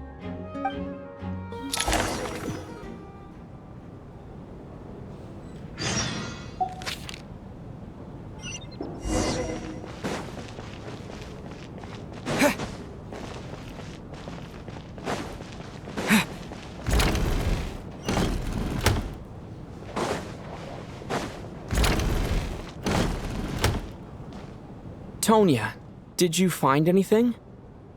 Not yet. Still looking. So...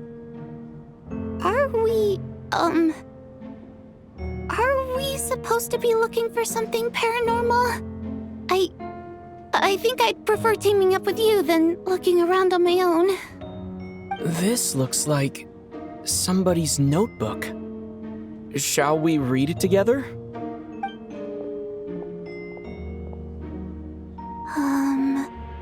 Well, it doesn't look scary or anything, so I guess it should be fine. All right, let's read it together.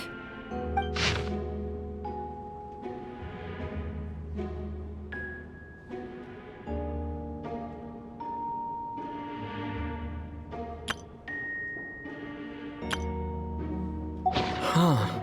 This has to be Vodyanitsa's writing, surely. Maybe it's a little rude for us to peek at this. I feel like I just read someone's secret diary by accident.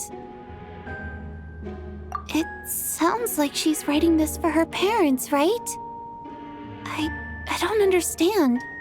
Why put this stuff in a notebook instead of mailing it in a letter?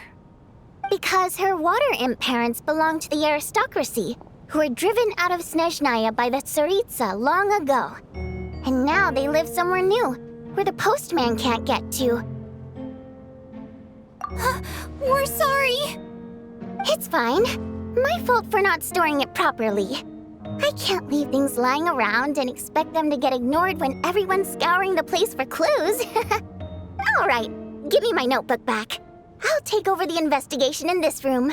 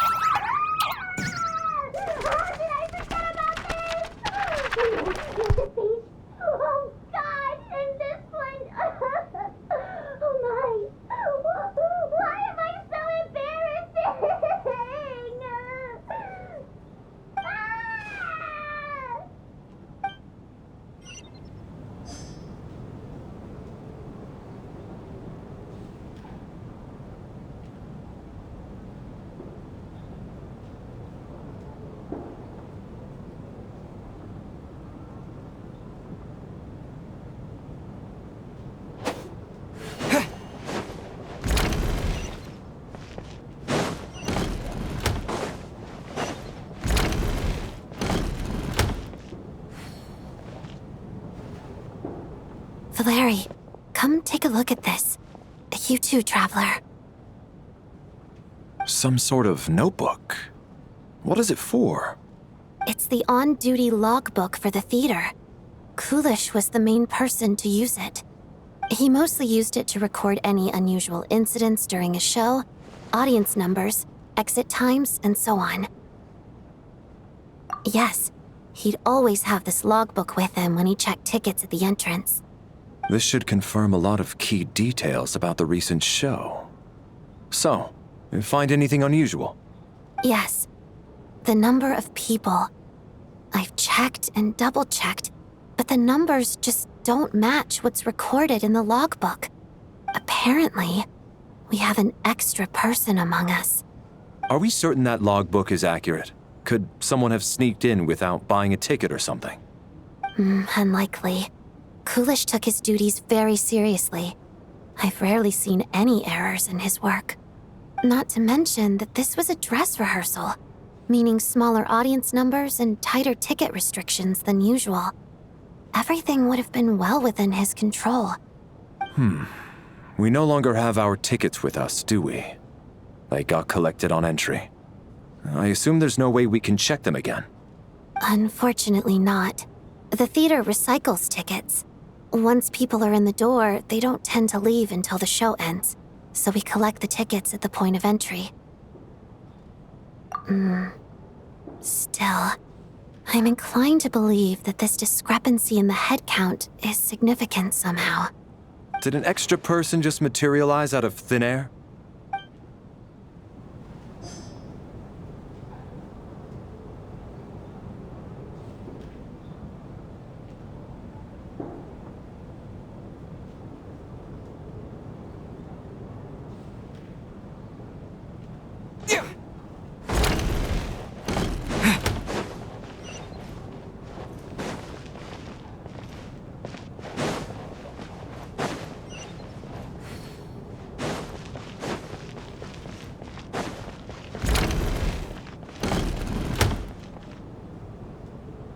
Ah, Traveler.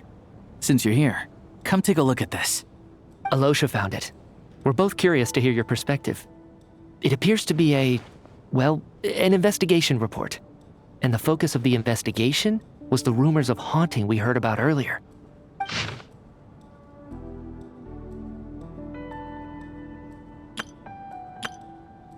An investigation report, huh? Looks quite old. This person's name looks to be of Sumeru origin to me. Was the investigator from Sumeru? The theater manager must have hired an investigator once specifically to look into this issue. But it doesn't look like anyone ever looked at the report. Presumably, the manager wanted to know if the supposed haunting was dangerous, while also being fearful of word getting out in case it affected the theater's business. Anyway, the bottom line is, the haunting is actually real after all. It's caused by an obstruction in the ley lines. Is there any chance this is the key to finally making some progress with the murder cases? Ley line problems are pretty unexceptional to me by this point. And while it certainly offers an explanation for the ghosts, it's hard to imagine what connection it could have to these two murder cases. Some of the language that appears at the very end of the report caught my eye. Angel civilization, ley line renovation? My area of research doesn't touch on any of that, so it's completely outside of my wheelhouse. Huh? A piece of paper just fell out from the report. It landed right by your feet.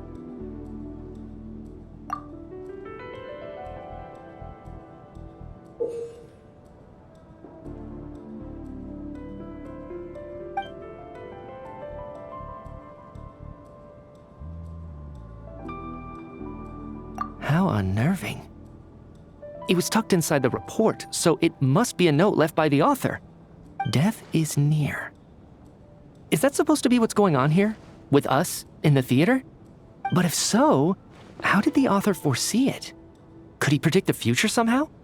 Maybe things are more complicated than we thought. No, wait a second. If we take the report and the note at face value, they completely contradict one another. The report definitively concludes that the hauntings in the theater are harmless and cannot affect the real world. But the note seems to be warning of potential danger. The question is, What exactly does the note mean by death?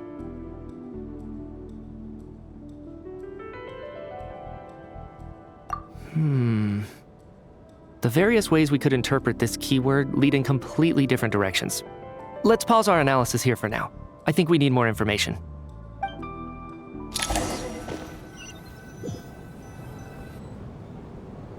If we take all this together, it's not impossible, is it? If anything, it's the natural conclusion. Oh, I beg to differ. This sounds to me like a product of a researcher's vivid imagination. And perhaps it's because I'm still viewing this through the lens of a typical murder investigation. But still, I'm struggling to be persuaded by your theory. Does it really sound that far-fetched? All right, well, let's treat that as speculation for now. I do agree with what you've said, so let's go with your idea for now. Good. Okay, now that we finally have some meaningful leads, I think it's time to reconvene. Let's get the others.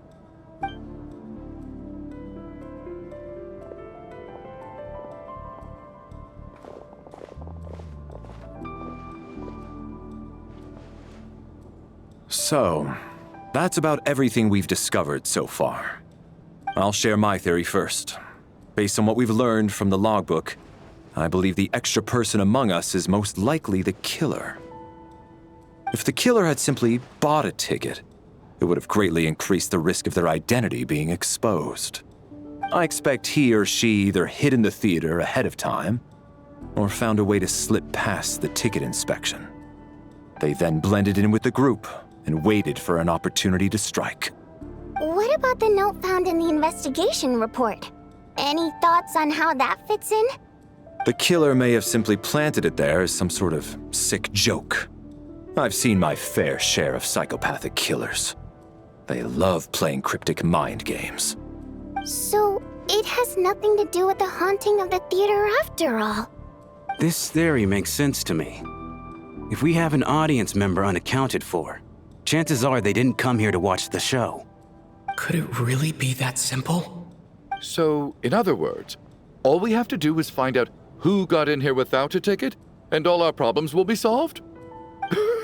Then let me make one thing clear. All the theater staff should be well aware that I came here for the rehearsal legitimately, yes? There's no way I'm the one who didn't have a ticket. It's true. I hear you used every trick in the book to get a hold of that ticket, too. Everything short of throwing a temper tantrum and rolling around on the floor at the entrance. I most certainly did not degrade myself in such a way. Probably a stupid question, but I might as well ask. Did anyone here get in without having their ticket checked? Hmm? Guess it was naive of me to expect them to just admit to it. Especially after the unprompted Lelik reveal. Once was already a miracle. Twice would be unfathomable.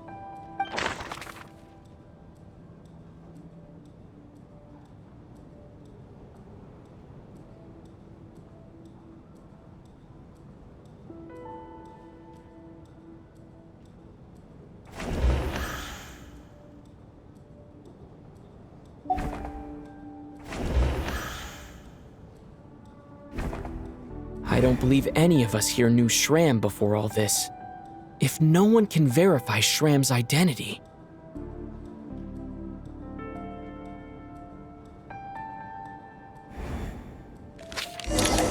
Mr. Shram, did you really go through the ticket inspection to get in here? Huh? Me? Why am I being singled out, my friend? Do I seem that suspicious? It's not that you stand out as suspicious, more that everyone else has been ruled out as trustworthy. Okay. Well, we spent the best part of 2 days together now, so I'm sure you can all tell what kind of person I am. I'm a true gentleman. I never dream of doing something like sneaking to the theater without a ticket. Yeah, I have no doubt that you're a good person. But the problem is, none of us here actually know you, so no one can say for sure that you are who you claim to be. Although, actually, what was it you said last night? Yeah, you're friends with that water imp, which is why you understand our primary mode of expression.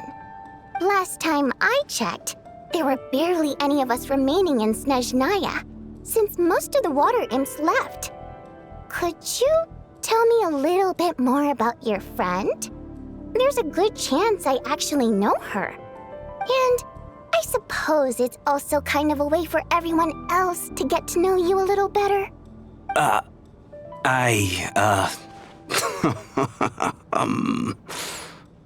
Good grief. Are you blushing? Pull yourself together, man. Stop giggling like a teenage boy. It's revolting. Hey, revolting is a little strong. All right, fine. I'll admit it. That water imp friend of mine, the truth is, we're dating. I was just the bodyguard hired by our family. But the stars must have aligned, because sparks began to fly between me and their daughter. Never in my wildest dreams did I think I'd get so lucky. We don't need details. Just get to the point. Okay. I'm just a little hesitant to reveal her name, that's all. You know how it is. These are delicate times. Even with me to protect her. If word gets out that she's dating a human, both the Fae and human factions will give her a hard time. Really? Wait, no. That can't be. Huh? Shram, what the devil are you talking about? Why is everyone looking at me like that? Surely you can understand where I'm coming from. Delicate times? Factions? Yes? You know, the Civil War? Last time I checked, the Fae and the humans were still at each other's throats. If I'm not mistaken, the last significant civil war in Snezhnayan history was over 400 years ago, when Her Majesty the Tsaritsa had just taken the throne and was consolidating her reign. What do you mean, 400 years ago? What's going on here? Is Shram from the past? All right, Mr. Mitya, you win this round. As far-fetched as it is, it appears that your theory may be correct. I'm just as amazed as you are. I didn't even believe it myself, to be honest. Is someone going to explain what's going on here? From the look on your face, you figured it out too, haven't you, Traveler?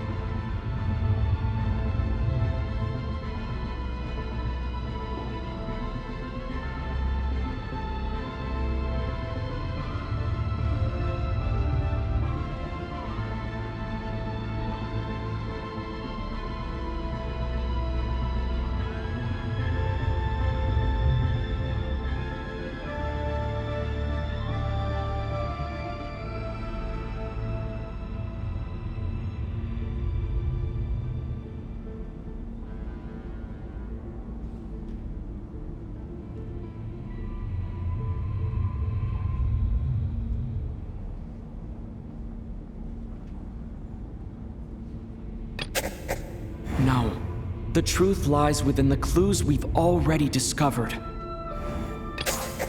The theater's ley lines have been modified to block souls within its grounds from returning to them. Some souls can even wander this place forever. Mr. Schramm's statement proves he is from hundreds of years ago. And according to the investigation report on the theater hauntings, Mr. Schramm is very likely a lost soul wandering the theater.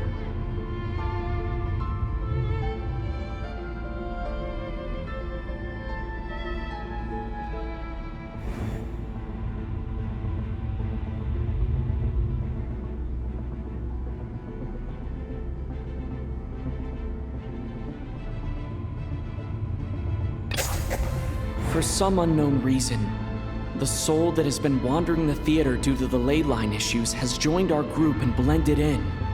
Yeah, that must be the immediate reason why the ticket count doesn't match the number of people present.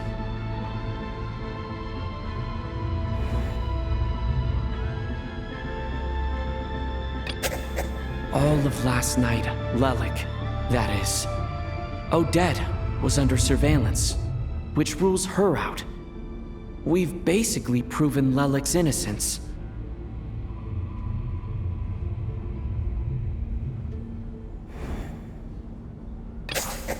The contents of the investigation report have been verified. There are indeed ley line issues and wandering souls in the theater. Death likely symbolizes the deceased. Mr. Schramm, for instance. Death is near. That must mean that there's a dead person in our midst. That's the truth, isn't it? Yeah, the logic is clear now. The investigation report said that there would be souls stuck wandering around the theater because the ley lines were cut off. Mr. Schramm must be one such soul who died in the theater a long time ago. In which case, that also makes him our extra person. So when the note said death is near, it must have been referring to death as in the deceased, people who died a long time ago. Someone who died a long time ago. In short, there's a dead person among us. The extra person we've been searching for is a ghost from the past. You mean I'm a ghost? No. Don't make jokes like that, my man. There must be some mistake. But even if I was dead, I know for a fact I didn't kill anyone these past 2 nights. Yeah, even if all that's true, the report also said the souls inside the theater can't affect reality, right? They're harmless. Then what if the problem isn't the souls at all, but the ley lines themselves? The ley lines have a powerful ability to attract and devour souls. Let's say that the ley lines are like a black hole, constantly seeking to engulf souls. But the souls that don't want to return are trying to avoid being sucked in. Huh. Why does this analogy sound so familiar? What happens when the black hole can't achieve its goal? I'm only speculating here, but what if it ended up swallowing innocent souls by mistake, or intentionally taking other souls to compensate? That could explain why we weren't able to determine a cause of death. If you're right, and their souls were devoured by the ley lines, it does make some sense. It does seem to explain a lot of the things we couldn't make sense of. Does that mean it's true? Except there's no concrete evidence. Mitya's relying on a lot of logical leaps. Still, it seems like the best explanation we have under the circumstances. All right, so how could Schramm not know that he's dead? Seems a little unlikely that he hasn't noticed anything unusual even after several days interacting with us. On the contrary, it's perfectly normal for a soul to wander the theater for centuries without questioning their existence or reason for being there. It's simply what's natural for them.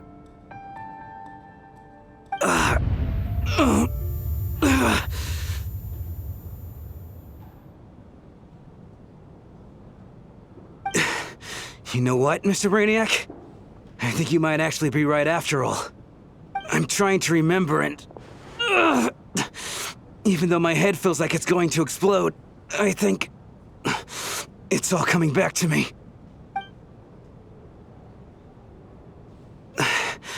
I was the one who didn't want to remember my own death, so I forced myself to forget. Well, I'm sure those are painful memories. My lady and I snuck out to go on a date one day. We bought tickets for the theater. It wasn't really my thing, but I was just happy to be together. All of a sudden, a group of people burst into the theater, shouting for all the water imps to get out, performers and audience members included. It was clear the conflict between humans and Fae had reached a boiling point. This time, the extremists were even coming after the water imps who had nothing to do with the war. I thought I could pull one over on them, so I took off my jacket, draped it over my lady, and tried to sneak out amid the chaos. But I got caught. They started shouting, calling me a traitor to humanity. But I was going to do whatever it took to buy her a chance to escape, no matter how many people stood in my way. I had to, both as their bodyguard and out of love. It's all right, friend. You can stop there if you want. You don't need to dig all that up again. It's just... Even now, I'm still struggling to accept the truth. How could I be dead? I'm sorry, everyone. If I'd known I was a dead man walking, I wouldn't have dragged you down with me. If I'm the cause of all this death, then punish me however you see fit. But, Mr. Shroom... No. I refuse to be a burden. I know what I have to do. You said I've been wandering the theater for centuries, right?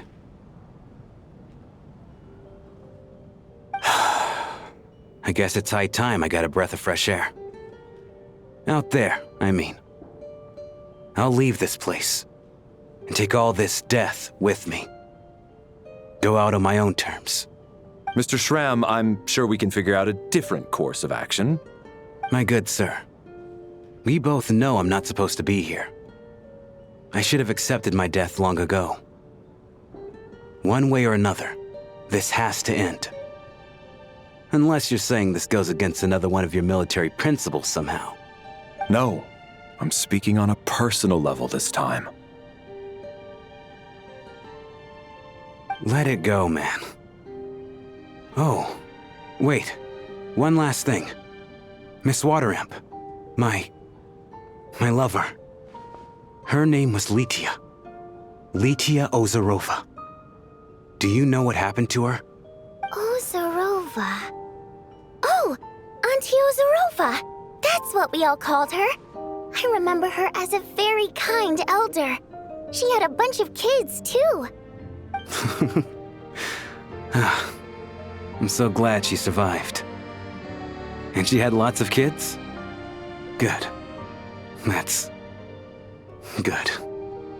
I could hardly expect her to stay single just because of what happened to me, right?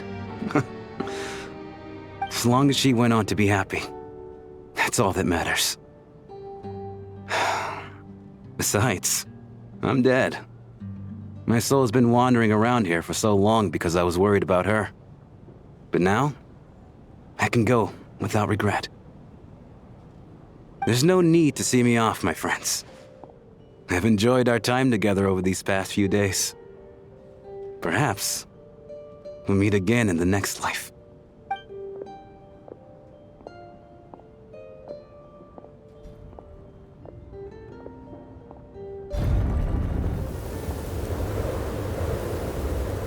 Take care, my man. I knew Mr. Shrim was already dead, but... I still feel so sad. Death is cruel, no matter how we might try to make sense of it. So, was the conflict between Fae and humans really that bad back then? I was only little, so I don't remember much. It's terrible to think that so many innocent people had their lives turned upside down. Even the historical records about that time period don't say much about it.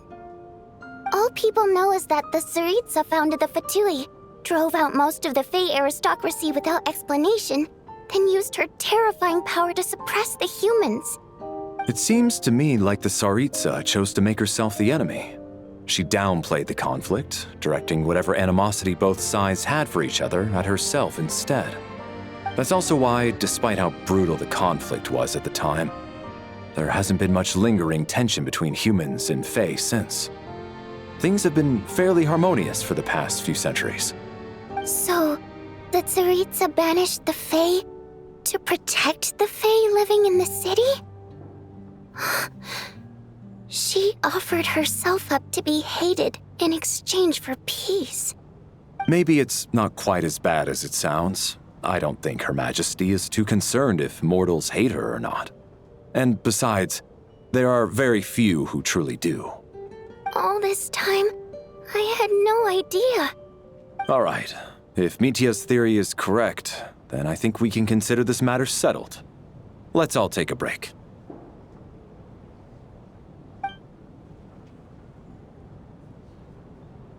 Ugh, if only this blasted storm wasn't still raging on.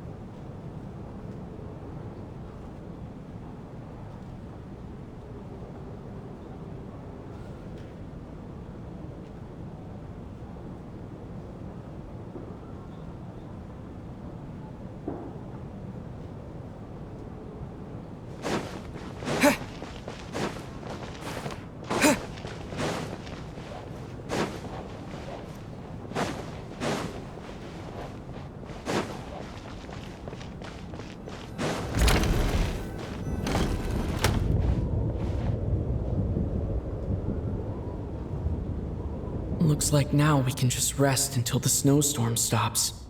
I still can't believe Shram turned out to be a ghost who'd been in the theater for hundreds of years. To think he was dead this whole time. What a strange turn of events. Knock knock. Huh? Knock knock. You know the door isn't closed, right? You don't have to knock. Think of it as a signal then. When I'm entering someone else's room and I knock, I'm here as Odette. If I don't knock, it's Lelik.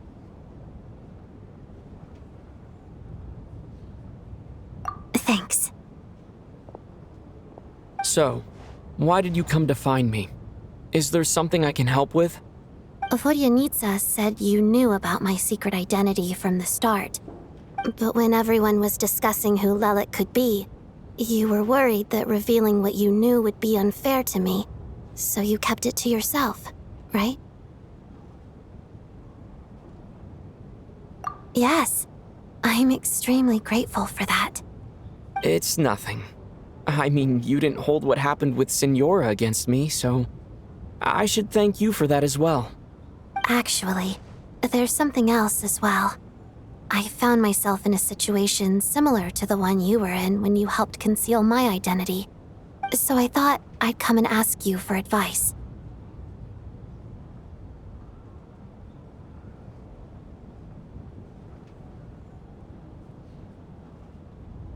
It's about Mitia. Before all of this, the last time I saw him, he was dead. As I'm sure you know, my goal as Lelik was to stop Project Stuja. Well, when I found out the tech lead for the experiment behind Project Stuja was Mitia, I immediately started planning to track him down and threaten him to back out. I often saw him around the theater, but I soon concluded that making my move there would risk exposing my identity. So I decided to infiltrate the Armory Palace and go directly to his lab. That way, the threat would be much more effective. Well, I suppose there was a bit of luck involved. But I am a Fatus, so I already had some familiarity with the building's layout. But when I finally made it to his lab, Mitya seemed to be dead.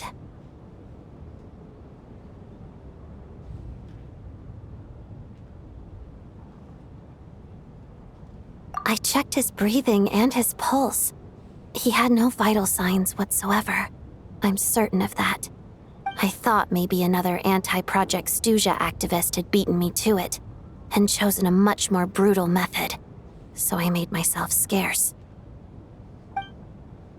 That's why you were so on guard around Mitya that first night here. Yes. When I saw him sitting in the audience during the performance, I could barely contain the shock. To me, it was a miracle. Somehow, he'd come back from the dead. But then, the murder started happening and things got so complicated that it wasn't really at the front of my mind. That is, until Mitya himself said there must be a dead person among us. Then, I couldn't ignore it any longer. And yet, you thought that bringing it up right away would single Mitya out. Just like when everyone was suspecting Lelik. Exactly. I thought there could be something I was missing. Besides, we soon figured out that Mr. Shram was a ghost, and we knew there was only one extra person, so we thought he had to be the one. But now, it seems like there's another candidate. I understand why you kept it to yourself. There was so much information being thrown around during that discussion. Bringing up Mitya would have just introduced more confusion. So, what do you think we should do? Let me confirm one thing first. When was it that you found Mitya dead? Around a week ago. Sometime in the afternoon. A week ago? That's earlier than I thought. I saw him just a few days ago at a restaurant. That definitely would have been after you found him dead. He seemed completely normal to me. Chatting with Vodyanitsa, trying to avoid Valeri. So he was definitely alive on that day. Huh. Well, all I can say is I know what I saw. Here's a thought. The reason we even suspected a dead person could be among us was because of the problem with the theater's ley lines. But Mitya's death happened inside the Armory Palace. The ley lines affecting the theater shouldn't reach that far. You're right. I guess he doesn't fit the profile of the person we were searching for. I think the chances of it being him are very low. Surely he can't have died for real in the Armory Palace. Unless... Unless what? Unless he really did come back from the dead. You're right. Do you think we need to disclose this to the others? Huh, what's this? A private meet and greet? Where do I line up? That's not what's going on here. Well, I was just making the rounds. Thought I'd try to lighten the mood a bit. Vodyanitsa's handing out food if you're hungry.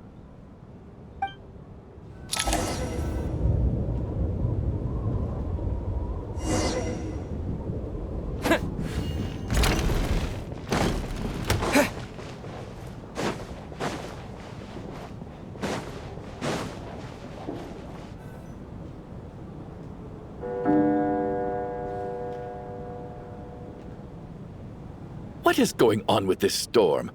Could it be connected to that monster that just arrived in Snezhnaya? I almost hope it is. Her Majesty the Tsaritsa left to vanquish that beast herself. We just need to wait for her triumphant return.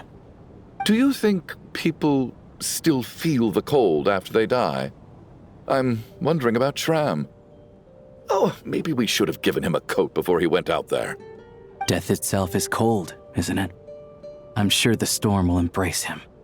Well, I hope he has a safe journey. I'm going to miss him, I think. It's not like we can blame him for Rampana and Kulish's deaths. Thinking back on it, we barely made it out alive ourselves. Once we get out of here, how are we going to explain what happened to their families?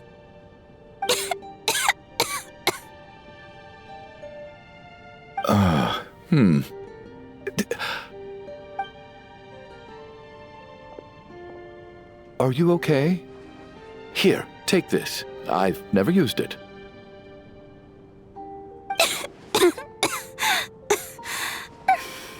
Thanks. Look who's Mr. Nice Guy all of a sudden. Is it because Tonya stood up for you this morning? At least you know how to return a favor. Yeah, without Tonya, who knows how badly he would have been hurt. I told you already, I never intended to resort to violence. Duh, bunch of rascals. Little girl? I was rather surprised when you spoke up for me this morning. I didn't think I had many admirers here, so, thank you. Oh, no need to thank me. I said some bad stuff about you too. I've been, too embarrassed to admit it, but, you remind me a lot of my daughter. So kind to everyone, but never lets her old man off the hook. Unless my wife and I are having a fight, then she's always on my side. Especially when she was little. Every time I took her out...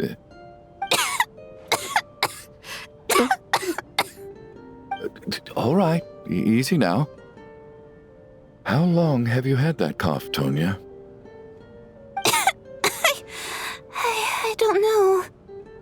It's probably been a while. I'm fine. Are you taking anything for it? Yeah.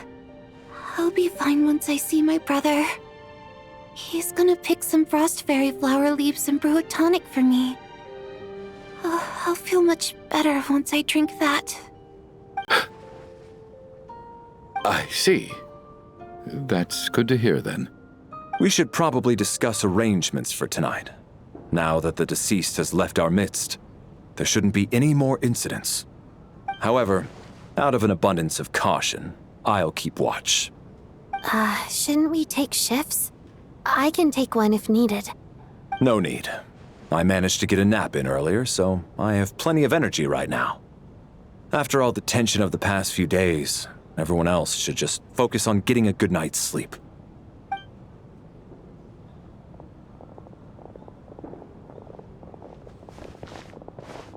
What a long day. This whole situation turned out to be way more complicated than I expected. But Valeri's right. I should just try to calm down and get some rest. The last thing I want is to give myself nightmares.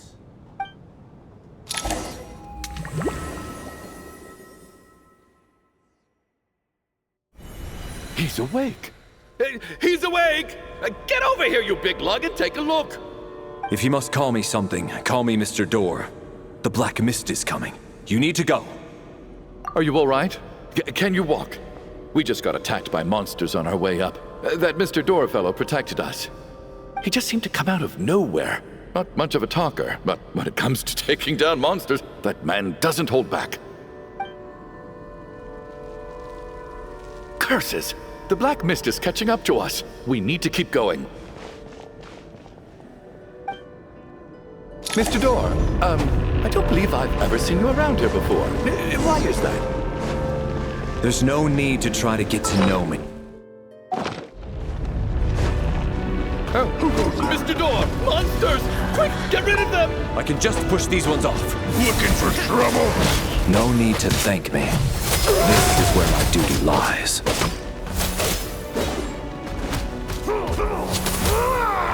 You asked for it!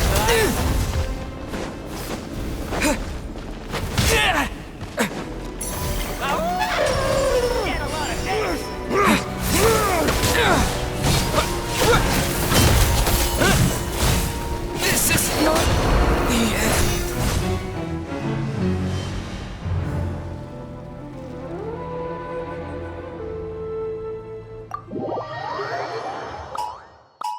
Hey, move it on! Looking for trouble?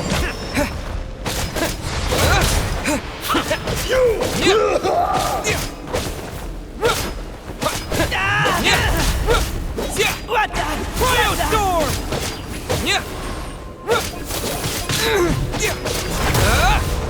On the ground!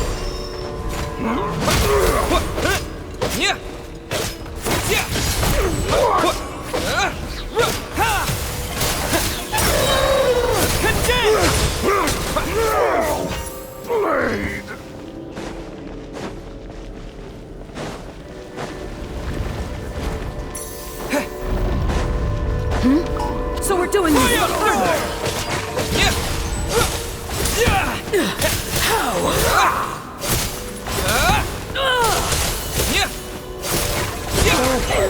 Remarkable work, Mr. Door. If I had your muscles, I'd do the same.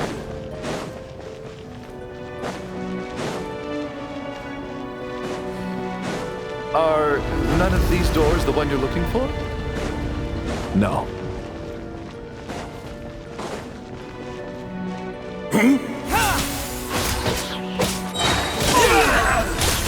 Fighting frog! Come no closer.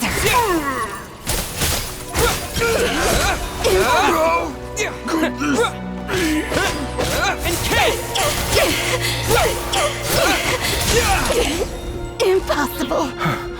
I'm so exhausted. And the black mist is still rising. Oh. Wait, look! There's more monsters down there. Are they coming from within the black mist? No, no! They're gaining on us! Quick, keep going, or they'll be at our heels any second!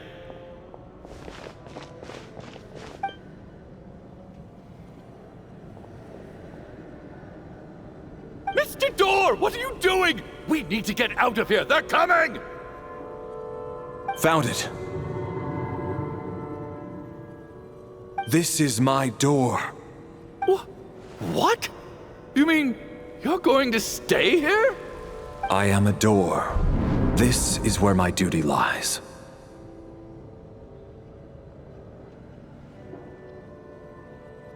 No! You saved us. We can't leave you behind. You must keep going. A door can only keep things out for so long. You must make haste. But... Oh, you're right. Let's go. We can't let Mr. Door's sacrifice be in vain.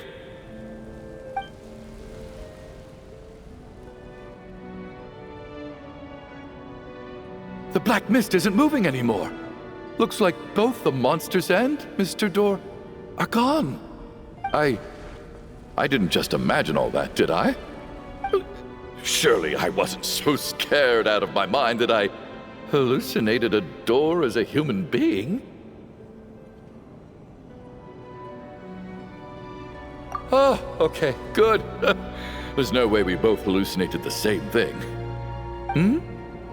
Getting sleepy?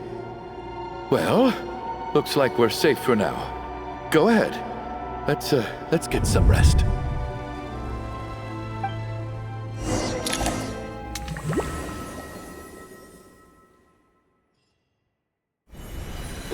What time is it?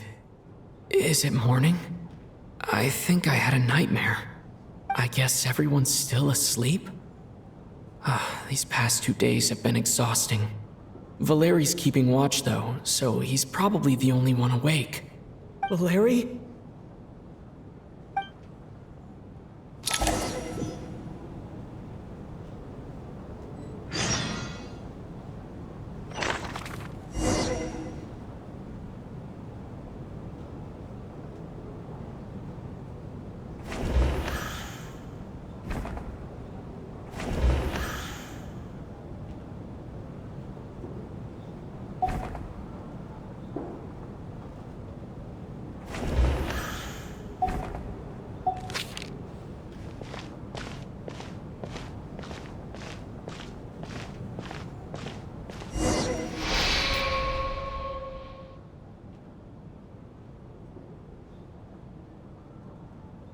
Wake up! Everyone needs to wake up!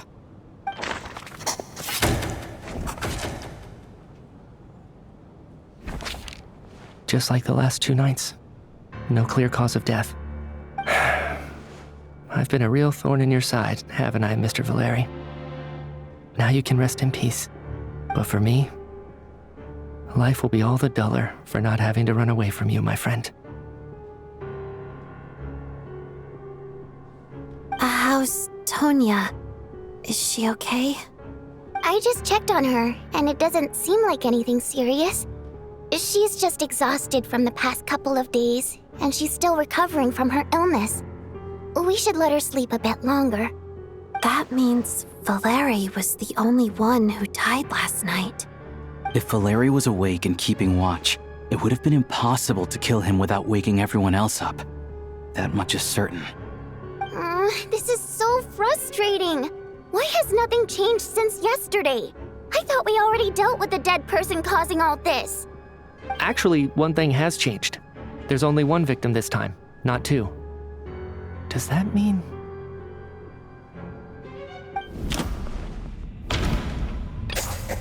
After the deceased Shram left, there was one less victim last night. That more or less tracks. It's a reasonable conclusion, considering the only variable that changed.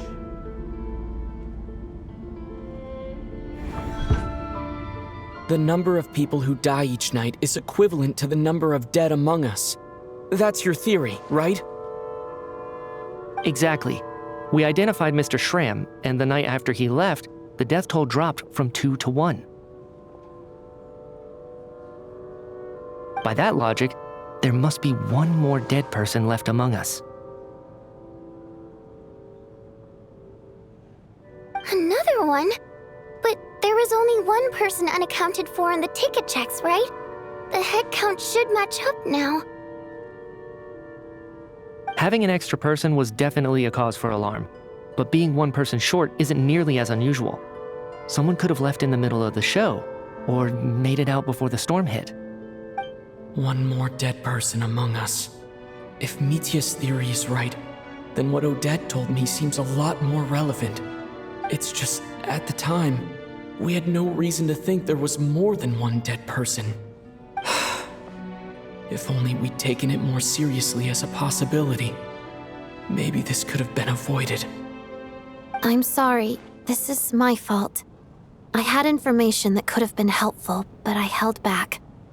I should have brought it up right away. I'm partly to blame as well. I was too quick to dismiss Odette's concerns. What is this about? What have you two been getting up to behind my back? Sounds like there's some big news you've been keeping from the rest of us. Well, we're all ears.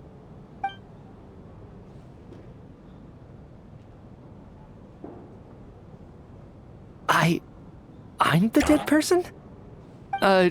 Wow, that's certainly news to me. Odette and I talked about it yesterday, but we thought it just wasn't possible, so we left it at that. Yeah, I don't blame you. If I'd been there, I probably would have reached the same conclusion. It just sounds too unbelievable. Let me just try and verify this. I just scoured my memories trying to think back to the afternoon Miss Odette mentioned. But I honestly have no recollection of dying. That's where I'm different than Mr. Shram. Having seen Mr. Mitya a few days ago myself, I also find it hard to believe he could be the other dead person among us. Well, if it isn't Mitya, then who? Do we vote on it? If you don't mind me asking, Traveler, I believe you mentioned that you know Tonya's brother. Had you ever met her before all this?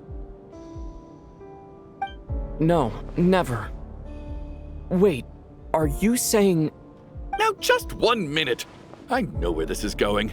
You can't just randomly point a finger at anyone you want. You're in the hot seat, and all of a sudden you want to divert our suspicions onto somebody else? Trying to pick a fight, Mr. Chuganov? Whenever you open your mouth, all you do is attack people, and I've had enough of it.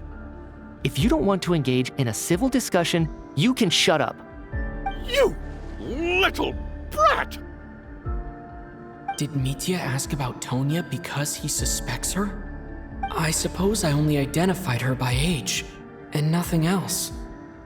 Could that mean... I'm just saying, you're going around casting suspicion on people for no reason. How could Tonya be dead? I can vouch for her, if nothing else. I've seen her before. She's the sister of that Harbinger, isn't she? The one called Child. Oh, really? You're telling the truth? Since being here, I don't think I ever mentioned she was Child's sister specifically. Does Chuganov actually know her? If Chuganov can vouch for her, then it can't be Tonya either. In which case, it seems unlikely that there's another dead person among us at all. Miss Odette, Could you go over that afternoon with me one more time, when you found me dead? No problem.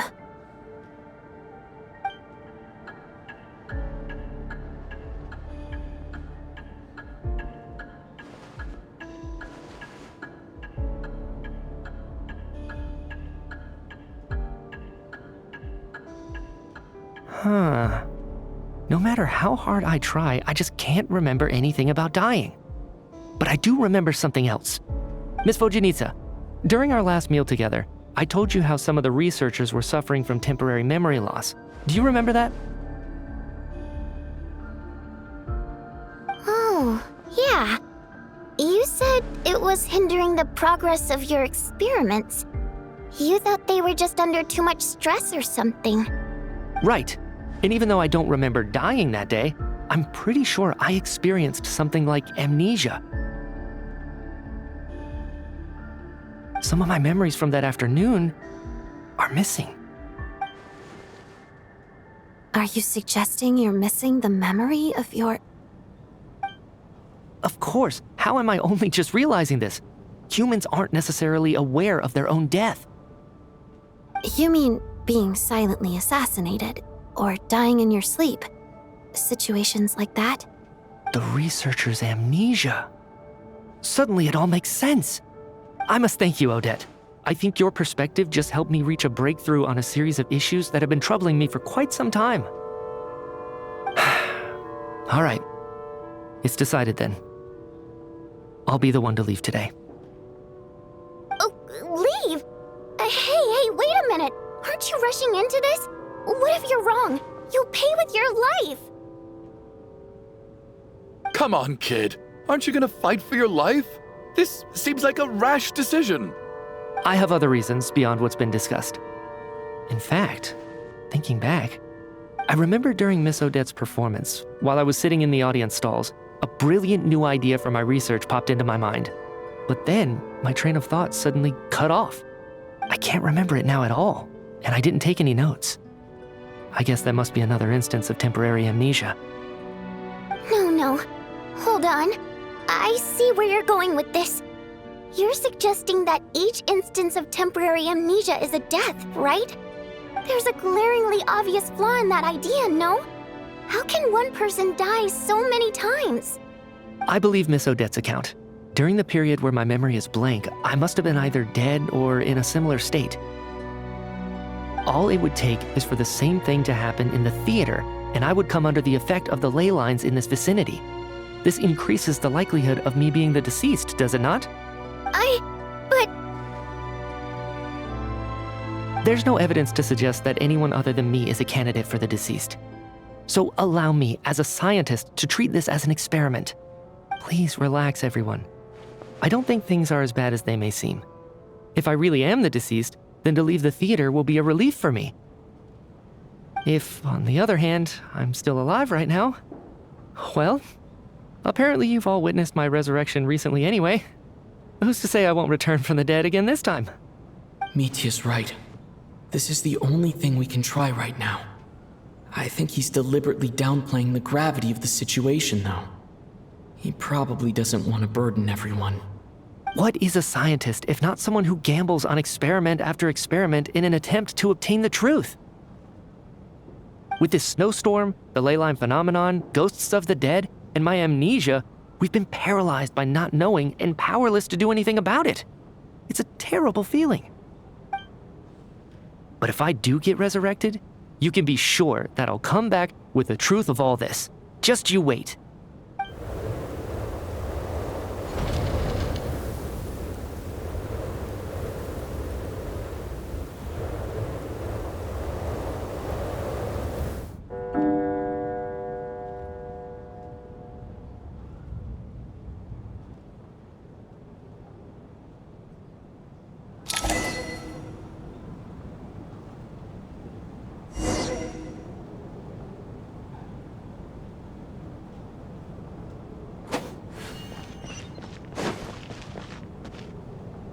Poor Mr. Mitya. I didn't even get to see him one last time. Maybe it's a good thing that you weren't there to see it. It was a hard thing to watch. hate goodbyes. Why does it feel like everyone around me is slowly disappearing? Not just in here, I mean. In the outside world, too. Maybe it's the realization that, at the end of life, everyone has to face it alone. Come to think of it, the main reason we're still alive right now is pure luck. Each morning here, for every one of us, there's the chance that we might not wake up. You could take it a step further and say that the same is true outside, too. Who can never be 100% sure when they drift off to sleep that they'll open their eyes again in the morning? If I make it out of here, I'm going to cherish every moment that I'm awake and live without any regrets. Without regrets? I feel like a strange sense of anxiety has been quietly growing inside me over the last 2 days. Are you okay? You look really glum. If something's bugging you, let's talk about it. There's only a few of us left here now. After everything we've been through, what's the point in keeping things bottled up? I have a travel companion named Paimon. Alosha and Odette have met her before. She's been feeling unwell recently. You're worried about her, aren't you? That makes sense. We've been trapped in here for days. To be honest, I used to feel like I was just a spectator in this world, watching everything that happens from the sidelines. Maybe it's because I'm a descender. A descender? But with Paimon by my side, over time, I slowly felt my connection to this world growing stronger. She loves eating, sleeping, and having fun, but she's also a great guide. It's her authenticity that makes this whole world feel more real for me. Over the last few days that we've been apart, I've often caught myself wondering, what would Paimon say if she were here right now?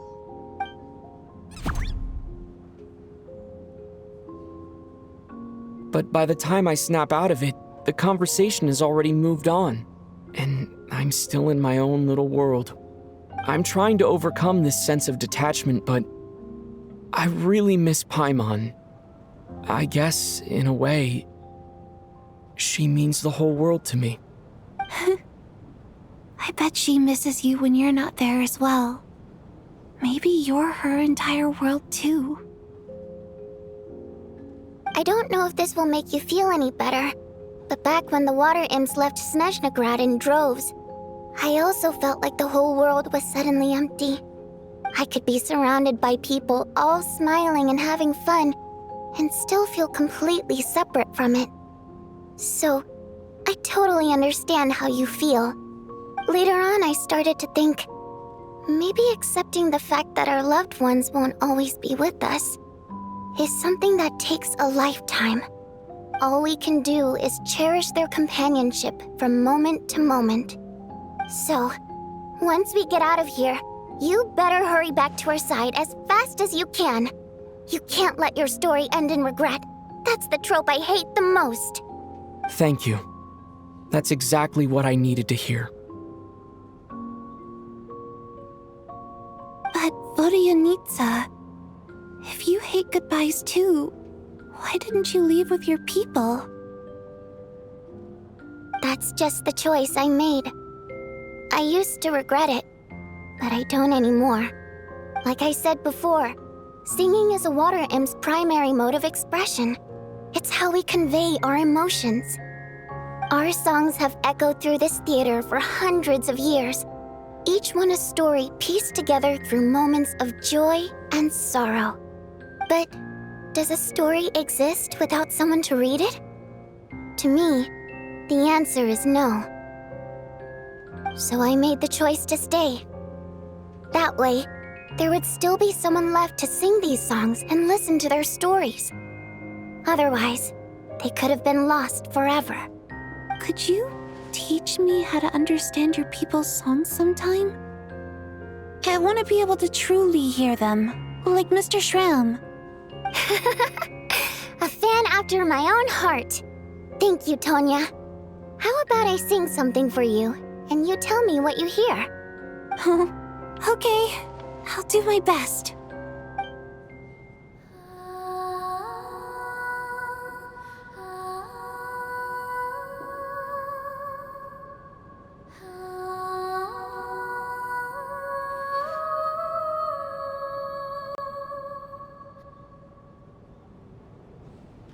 I've never heard that one before.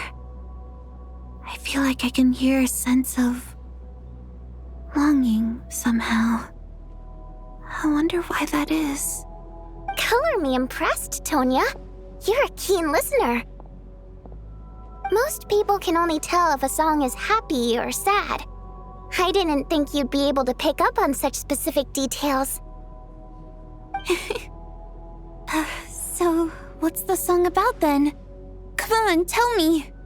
I've actually never performed this song in the theater before, because it has more of a ceremonial purpose for our people. It's not meant for the stage. It means something like, "May those we have lost watch over us, and follow this song back home in the night, so that we might be reunited once more."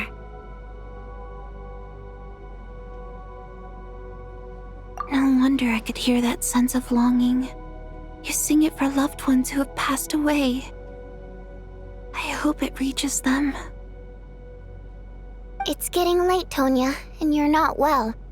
We should all turn in early. I suppose there's no reason to keep watch tonight. Okay, but, before I go to bed, could you sing that song a couple more times for me, Vodyanitsa? Of course. Anything for my #1 fan.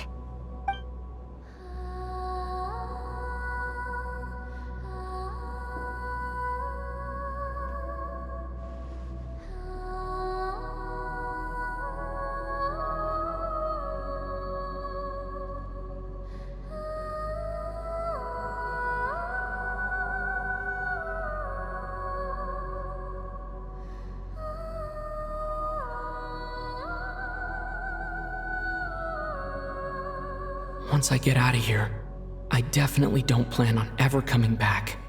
But I guess that means I'll never get to hear Vodyanitsa sing again. That's a sad thought. Before I fall asleep, I should cherish this moment of companionship while it lasts.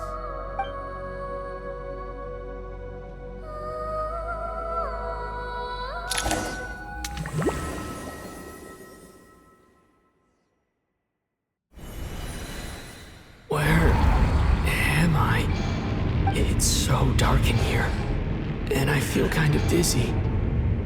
Am I alone?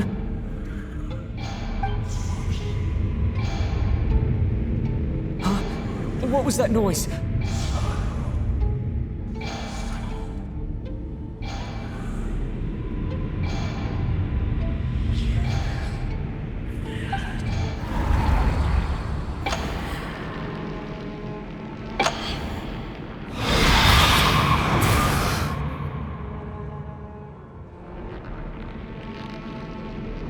Return, O spirits.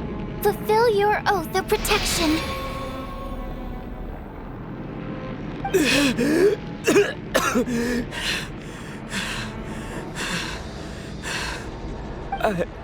I'm alive? What just happened? No time for questions. Quick, over here. Turn on the switch. We need to bring back the light.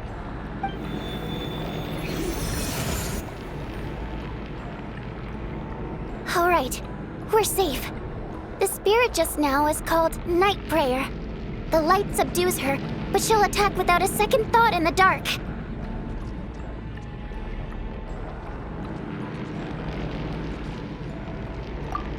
Sort of. I know it's hard, but you can't let this place go dark, or she'll kill you again.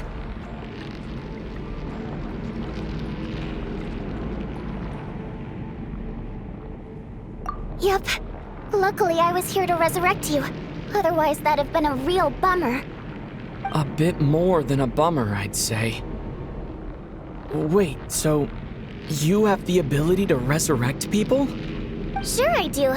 I'm your guardian spirit after all. I specialize in soul recall. Oh, It's nice to meet you, by the way. Thanks. It's nice to meet you too. Alright, there's no time to waste. The black mist is already catching up. We need to avoid it at night prayer at all costs. Come on, let's go. We need to reach the next switch before the place gets too dark. If we bring the light back, night prayer won't be able to get to us.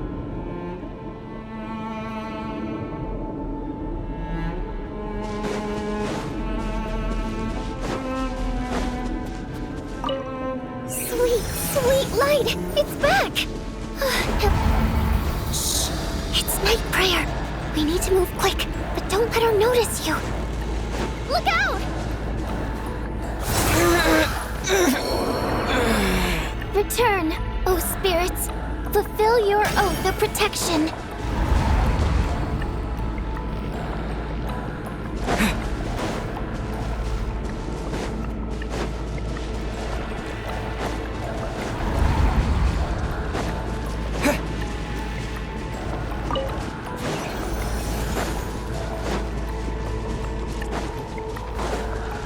The next switch is over there.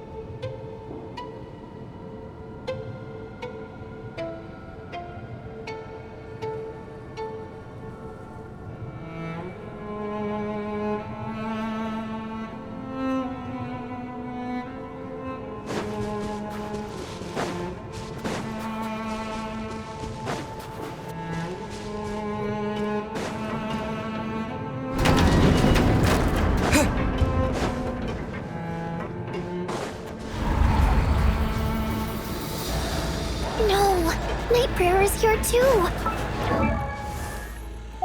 This can't be the only path. Let's head up there and take a look. The switch is just up ahead. Hurry!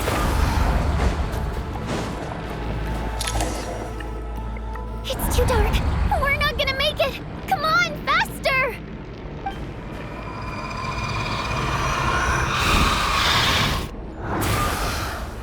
Traveler! I won't let you die like this. Not on my watch.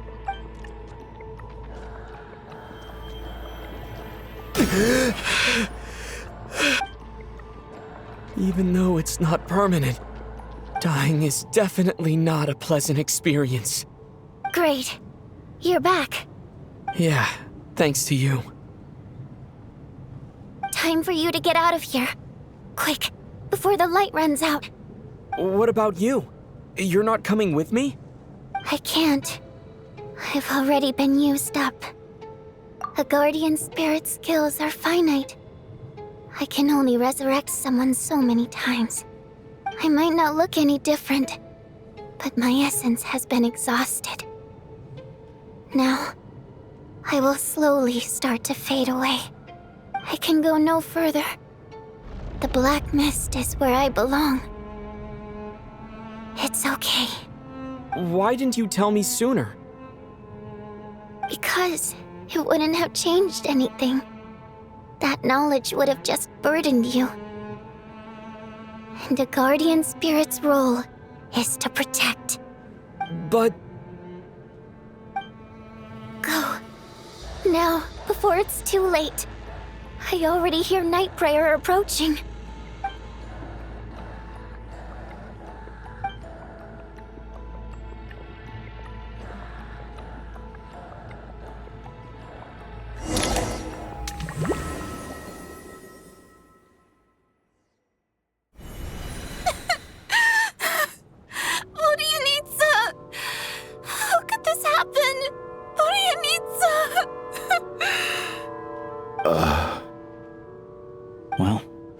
Guess there's no need to inspect the body.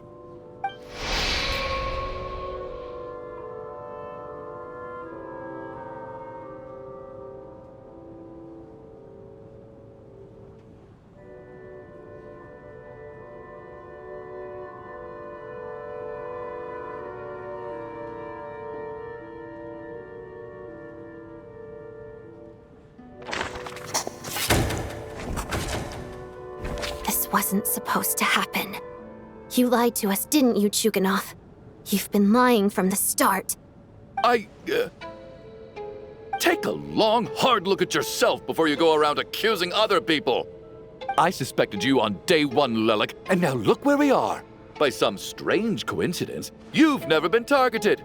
You just happen to have survived this long? No, you should be the prime suspect. And you, little hunter, ever so content with staying on the sidelines. Yet, you were the one who stopped us from leaving from the start! Why are you trying to keep us here? Now you're just lashing out indiscriminately. That's either a sign of anxiety or a guilty conscience. Where was all this passion and bravado before? Decided to fight until the bitter end. Is that it? Is that a threat? Fine, bring it on. You think I'm afraid to die after all this? You want to kill me? Go ahead. I'd like to see you try. After all the trauma of the past few days, everyone's been pushed to the breaking point. Valeria and Mitya aren't here anymore. Someone else needs to step up and take charge. But first, I need to think this through. Considering everyone left, who's the most likely candidate for the deceased?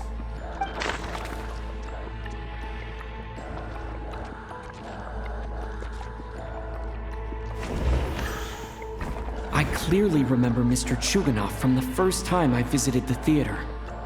He made quite an impression. That was just a few days ago. So he's unlikely to be the deceased. She's been recently active as Lelik, so she's unlikely to be the deceased. He's arguably the first friend we made after arriving in Snezhnaya. While he works at the theater, we've also met him outside of it, so he can't... Of those who remain, the only person we've never met before is Tonya. There is room to doubt her true identity. People are easily misled by first impressions. Now that I think about it, Child's sister was in fact a label I imposed on her due to my own assumptions. But Mr. Chuganov vouched for Tonya's identity yesterday. With basically no other possibilities left, could it be?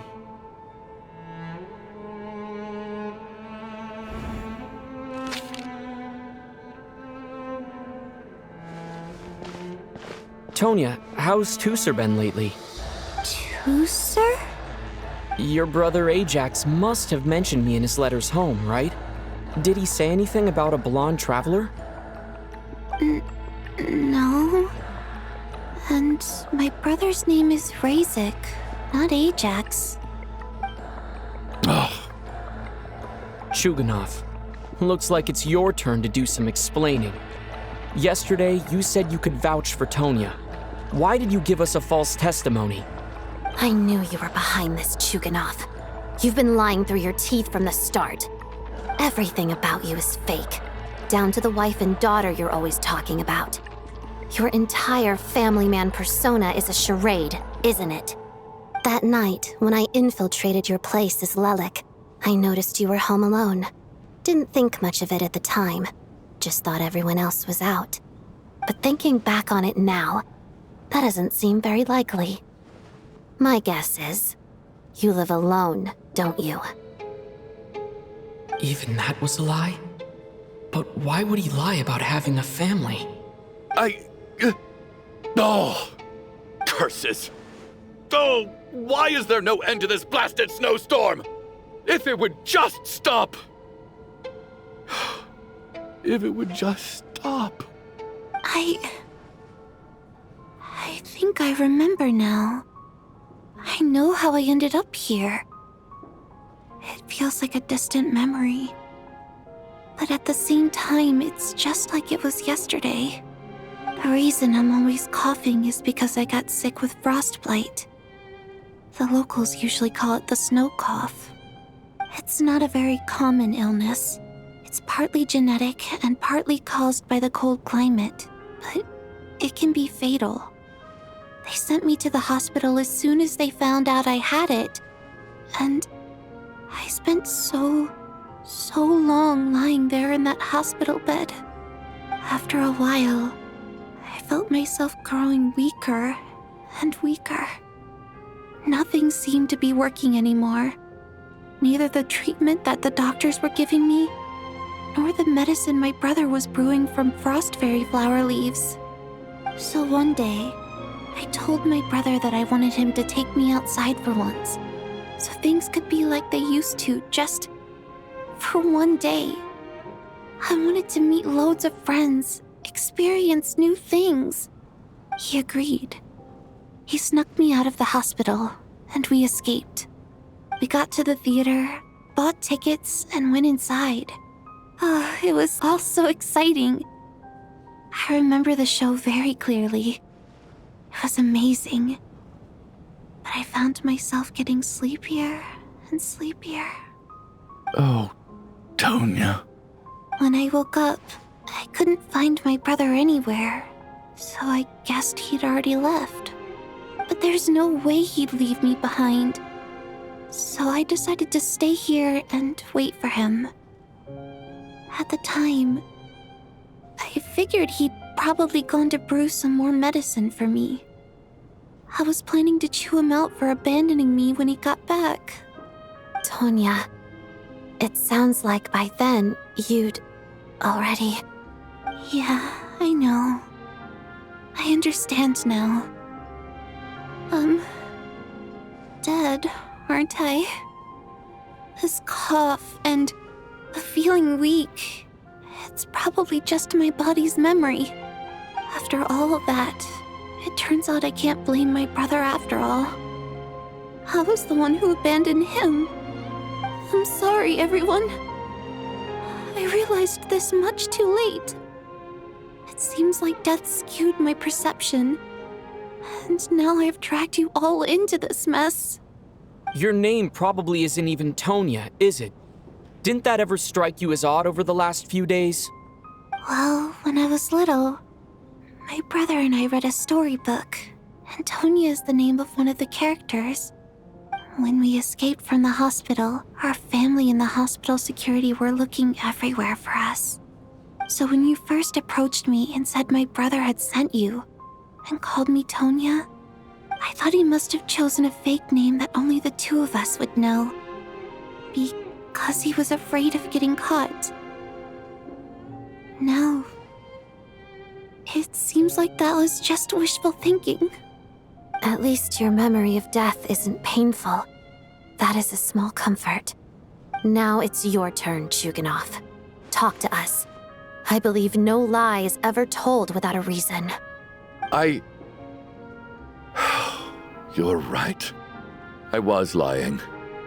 I happen to know that the Harbinger child and his sister Tonya managed to get tickets, so I lied to you and pretended I knew them.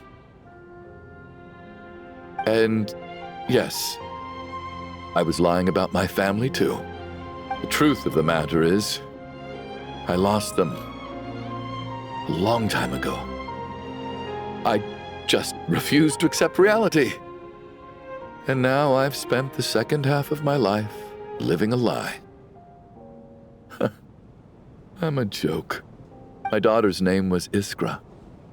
And before you ask, yes, Iskra, as in Iskra Manufacturing Plant. She also died from the snow cough. She was just 6 years old. If she were still alive today, she'd be around the same age as little Tonya here. After Iskra passed, my wife couldn't bear to face those memories either. So she chose to start a new life without me. One day when I came home from work and saw the empty room, I felt like I couldn't breathe. Subconsciously, I started to imagine that they were still there, I soon discovered that this was the only thing that made me feel any better, so I just embraced the delusion. Nothing more than a pathetic means of escapism, I know. But at least it's not a crime. So explain your false testimony then. The night before last, when I was chatting with Tonya, she mentioned that her brother would brew medicine for her from frost fairy flower leaves. Combined with her various symptoms, I suddenly understood everything, including the fact that she was deceased. The snow cough used to be an incurable illness. I would pick frost fairy flower leaves to brew medicine for Iskra too. It took hours and hours on the stove. But the year after my daughter passed away, the jester of the Fatui announced that a cure for frost blight, also known as the snow cough, had finally been developed. It turned out that all previous treatments were completely ineffective. No better than random concoctions. That was the final straw for me. I just couldn't take it anymore. Just one more year. One more year, and everything would have been okay. So, more than anyone, I know full well that in this day and age, no one in their right mind would still be using frost flower leaves to brew medicine for the snow cough. Poor Miss Tonya, therefore, had to have been from an era when snow cough was still a terminal illness. So, you projected your daughter onto her? Even though you knew she was one of the dead?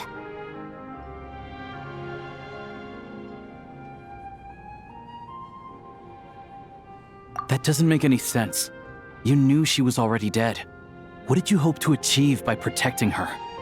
I just don't believe in your crackpot theories, nor do I approve of your actions. How can you just declare a living person dead and throw them out into that snowstorm? Nitia's gone. My good buddy Shram's gone. And now it's Tonya's turn, isn't it? The others I can make my peace with, but little Miss Tonya, here she is, standing right in front of us, alive and breathing, and fighting her own battles. Yet you're quite happy to say she's dead? I just want her to live. Once this snowstorm is over, the very moment it stops, I'm going to march out that door and find someone who can fetch the very best medicine for her snow cough. I'll be damned if I'm gonna let you cast her out into the snowstorm before I have the chance to cure her. Not again! Not this time!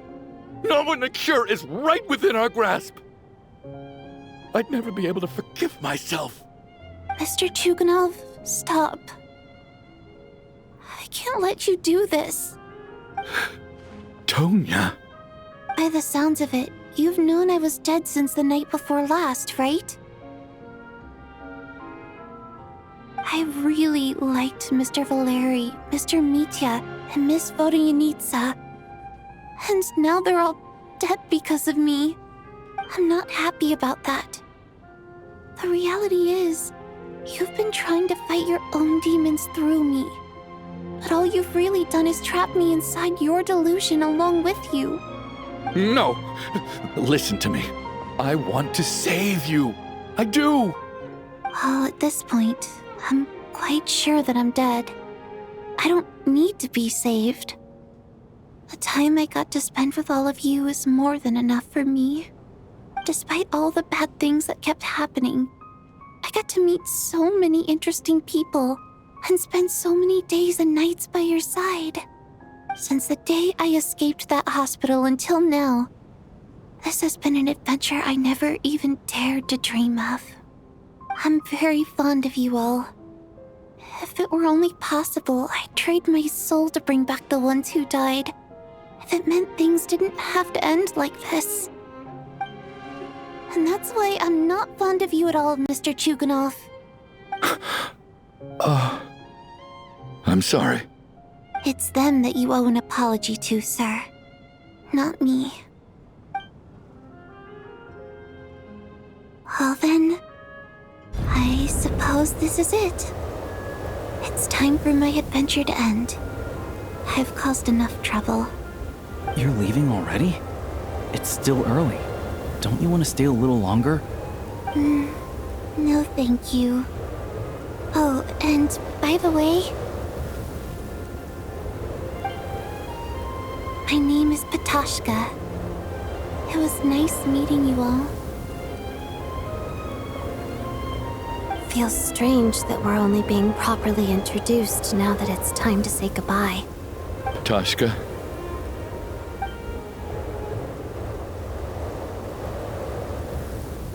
What are you doing, Chuganov? Are you crazy? Let me leave. I can't keep lying to myself anymore. In your dreams. Don't think you're getting off that easy when you had a hand in the deaths of so many people. The Fatui have honed quite an array of enhanced interrogation techniques since they were founded. Once we're out of here, Lelik will personally give you a taste of every last one.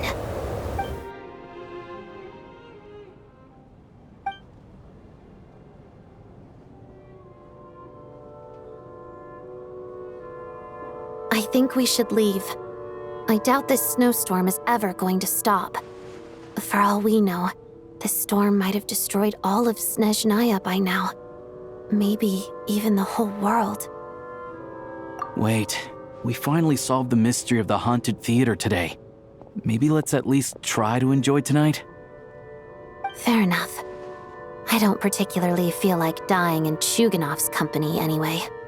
And yet you won't let me die first. Hey, Chuganov, on a serious note, if we do make it out of here, you should close down that factory of yours. A lot of people are freezing thanks to you. Is this really the time to be discussing my factory? All right, fine. I'll shut it down. Doesn't matter to me anymore. Am I hearing things? Or was that a knock at the door?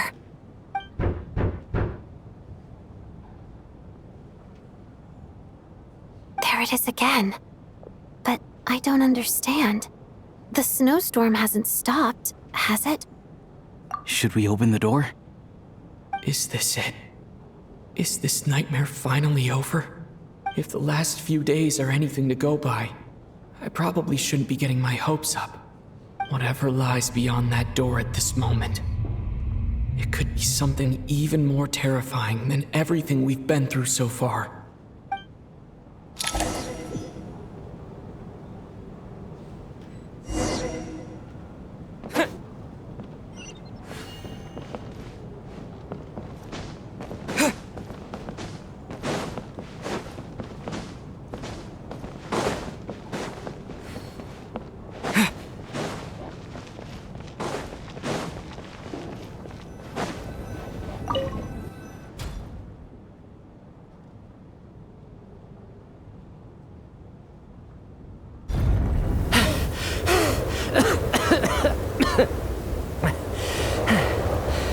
Hey everyone, I'm back. How are you doing? Feeling any better? Much better, thanks. Whew, it is so good to have you guys here. I was a little worried that the theater would be empty by the time I got back. Let me see. Tonya and Vodyanitsa are missing, which means Vodyanitsa died last night. And then you discovered that Tonya was the other dead person. Am I right? Not Tonya. Patoshka. First, tell us how you made it back here. Given the conditions outside, no one should be able to return alive. You're right.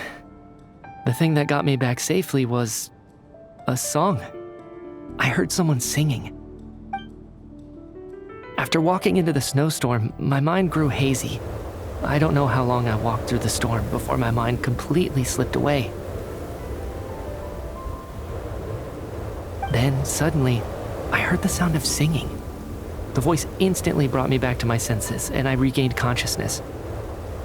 So I followed the voice, searching for the source of the singing. I searched and searched, until finally, just a few moments ago, there was the entrance to the theater, right in front of me.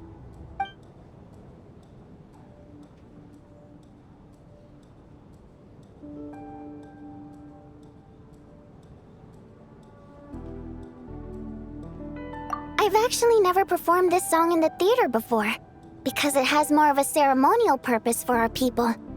It's not meant for the stage. It means something like, "May those we have lost watch over us, and follow this song back home in the night, so that we might be reunited once more." That must have been Vodyanitsa's Requiem. Who knew it actually worked? That song is meant to guide the souls of the dead. Mitya, that must mean that you... Huh. No kidding. Huh, seemed like I guessed right then. This is what I've been so desperate to tell you about. When I first stepped out of the theater, I was still quite lucid. My memory of it is still pretty intact. I remember the outside world being completely different than what I'd expected. It was like this was a world where only the snowstorm existed. There wasn't a trace of any humans or buildings ever having been there. I don't know how else to describe it, except to say that it just didn't seem like the real world. And as for the Requiem, if I was guided here by Vodyanitsa's song, it can only mean that I must already be dead. And this is my soul, not my body. But I didn't experience a clear moment of death while I was out there. Nor do I feel any different now than before I walked into the snowstorm. You don't seem any different to me either. In fact, this is something I've been wondering about for a while now. If souls aren't physical, shouldn't they lack tangible form? Both Shram and Patoshka were clearly deceased, and yet their souls didn't look or feel like ghosts at all. They were visible, tangible, no different than you or me. This raises a truly terrible thought. Is that really what Mitya is suggesting?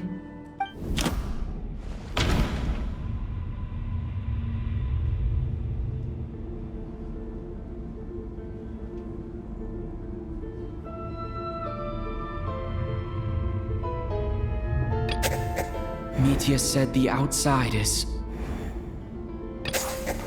Mitya's soul was summoned back by the Requiem, confirming that he is indeed already dead. And yet, he looks no different from us. Of course, if even the long-deceased like Mr. Shram can blend in with us undetected, then maybe we've all been dead from the very start. And all of us are now souls wandering the theater.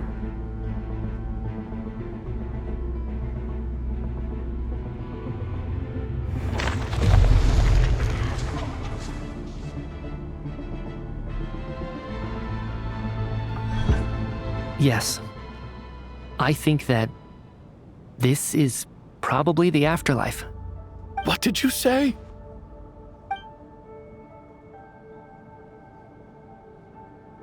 You heard me. We died in the theater.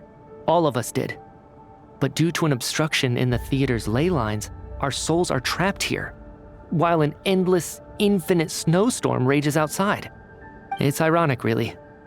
All that time, we were working so hard to figure out who the deceased among us were, when the truth was, we were all deceased. The only difference being some of us died more recently than others. Do you remember that note, "Death is near"? Seems like we misunderstood what it meant after all. Death was nearer than we wanted to think all along. The note simply meant that all of us were already dead. So all our attempts to survive, our search for the deceased, it was all for nothing? Hard to say. At the very least, we helped 2 lost souls find clarity and go to where they belong. The presence of those 2 is probably what caused our souls to be drawn in by the ley lines. In which case, the deaths we've awoken to over the past few days were just souls returning to the ley lines for good. If what you're saying is true, doesn't that make us the lost souls now? Huh, no wonder. This afternoon, when I was moving Vodyanitsa's body, I noticed that the other bodies in the room hadn't decayed one bit after all these days. That's further proof that those aren't physical bodies at all, but merely our shells here in the afterlife. Am I really dead? This doesn't feel real to me at all. No, that's impossible. This cannot be how it all ends. I still find it hard to believe that all of us are dead. How exactly did we die in the real world? None of us have any memories of dying, right? Not even knowing how we died is preposterous. Good grief! Surely there has to be some reason. Exactly. It's hard to rest in peace when you don't even know how you died. It gave me lots to think about as I strode out into the snowstorm. I racked my brains trying to remember the cause of my death, the exact moment I died, the root of all of this, right up until my consciousness faded. Wait. Hold on. Right before I lost consciousness, I think I saw something.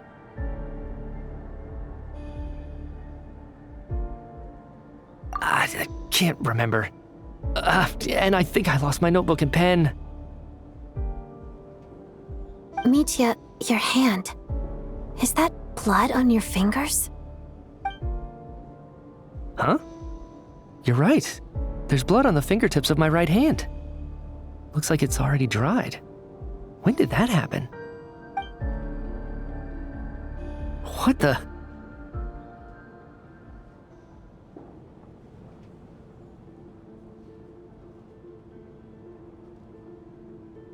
I guess this was what I saw. I must have desperately drawn it in my own blood right before losing consciousness. What's wrong? Do you recognize the symbol? It's Renova, the ruler of death. Alosha, do you still remember that Snezhnayan folktale you told me about? It was about the Grim Reaper. When someone's about to die, he appears as an incarnation of someone familiar to guide their soul into the afterlife. And as soon as you recognize his face, your life is over. I heard a similar tale when I was little. You think the Grim Reaper in this story refers to the ruler of death you mentioned? That's right. In which case, death is near could also mean that the Grim Reaper is here disguised in a familiar form. Death, the deceased, and the Grim Reaper? So it's a triple entendre. When I first saw this note, I thought it contradicted the investigation report. But now it seems like that was the whole intention. So the Grim Reaper deliberately misled us. Then, we started suspecting each other and searched for the deceased while they hid in plain sight. By that logic, the one person most likely to be the Grim Reaper incarnate is...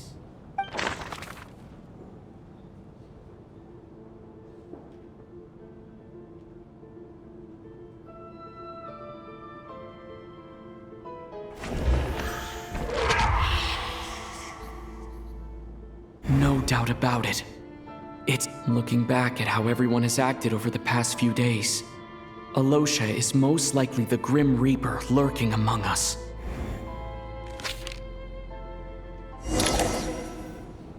Is it you, Alosha? You were the first to discover the investigation report, and you had plenty of time to slip the note inside to mislead us. So? Surely you can't suspect me based on that alone. What if someone else found the investigation report first, slipped the note inside, and then put it back without telling anyone? There's no denying it. The note could easily have been slipped in much earlier than it was discovered. That's not all. I've also noticed that although on the surface, Valeri, Mitya, and sometimes I were the ones taking charge of the situation. Looking back now, even though you didn't say much, you were always subtly guiding everyone from the sidelines. What do you mean? You were the one who emphasized how dangerous it was outside and insisted we all stay here. It was also you who suggested that we all sleep in the same place. And earlier today, you tried to convince Patashka to stay. I don't understand why, but it was out of character. So, you didn't understand my intentions, and now you're assuming the worst. Seems pretty unreasonable if you ask me. He still won't admit it. Fine. Let's see how he responds to the most damning evidence of all. The biggest question I have right now is, if the Grim Reaper is impersonating Alosha, then where's the real Alosha? When did they switch?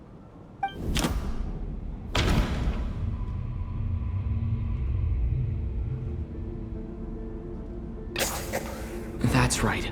This was the moment. Right at the start, before any victims had even emerged, Alosha was switched with the Ruler of Death while everyone's guard was still down.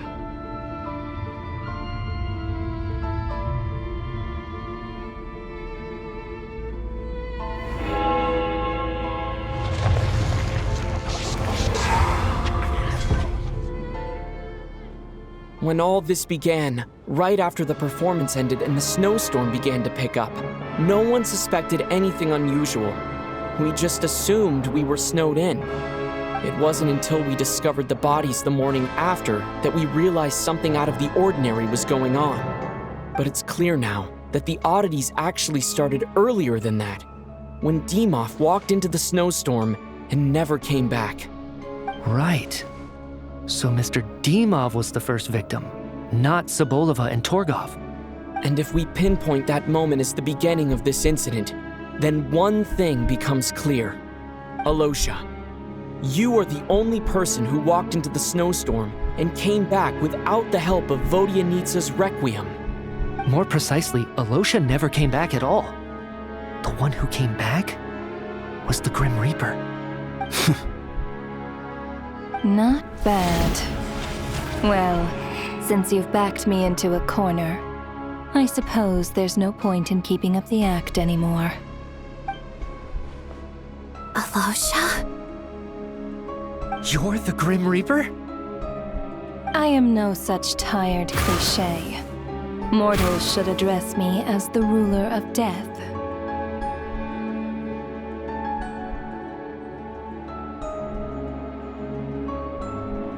Before being wiped out for good, you identified the two deceased, and even sensed my presence. A commendable achievement, far beyond what I expected.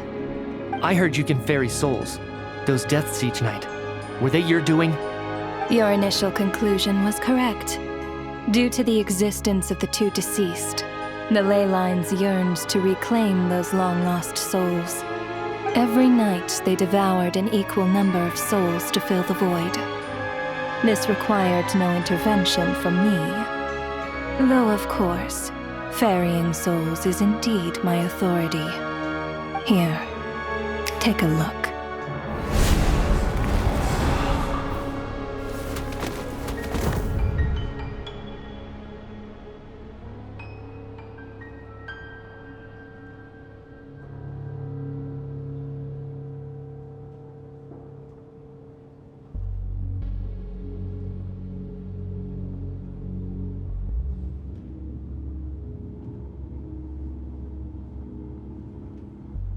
What are you doing?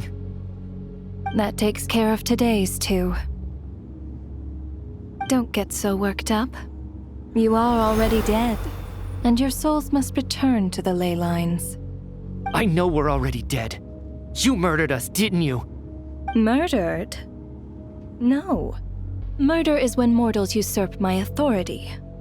Death is my jurisdiction. If I require someone to die, I need not resort to such laborious methods as murder.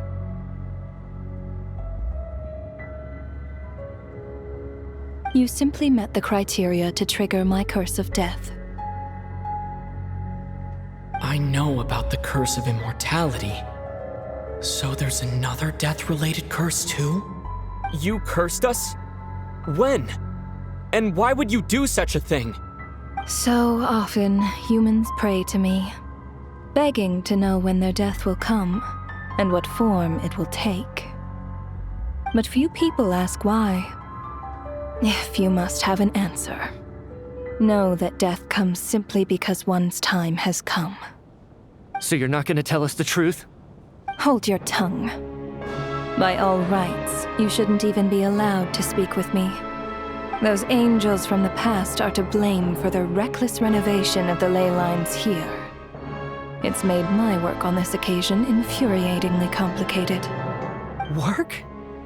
So trapping us here, making us watch our friends die, that's just another day at work for you? You clearly have a lot of questions. Fine.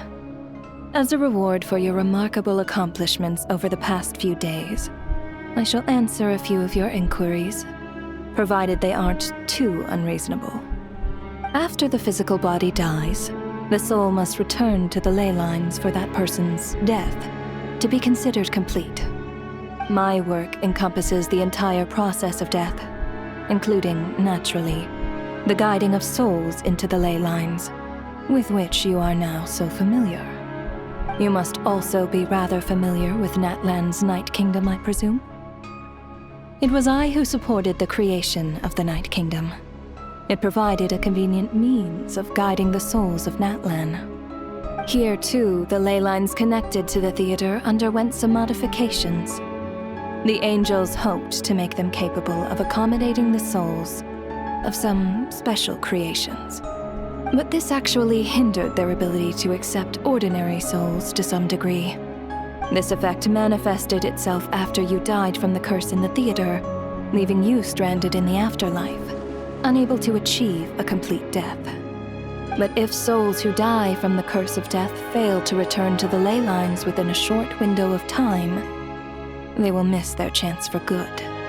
Then, they will remain forever suspended between life and death, no longer subject to the authorities of either. So if you don't resolve this matter soon, and see all our souls return to the ley lines before long, we'll escape your control. Mitya is sharp. This must be what Renova was worried might happen, and the reason she got involved to begin with. But if you have the authority to guide souls, why didn't you just show yourself and get it over with? Why hide among us in the form of Alosha? You seek to understand the mind of a god? Very well. I'll tell you. This is a theater, and I decided I wanted to watch a show about death. That's why I encouraged you to take the events to the stage. I found myself getting quite immersed. I suppose the entertainment you provided makes up for all the trouble you've caused me by being so defiant in the face of death. There. Are you happy with my answer? Can't say I am. Really?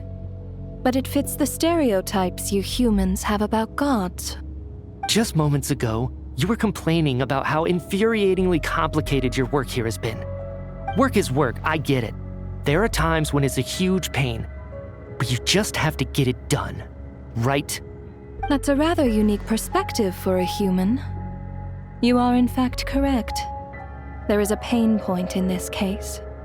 Due to the obstruction in the theater's ley lines, there is a hard limit on the number of souls they can receive each day, making it impossible for me to ferry all your souls at once. Revealing my identity too soon would inevitably have led to futile resistance, and there was a risk that any souls who chose to run would disappear.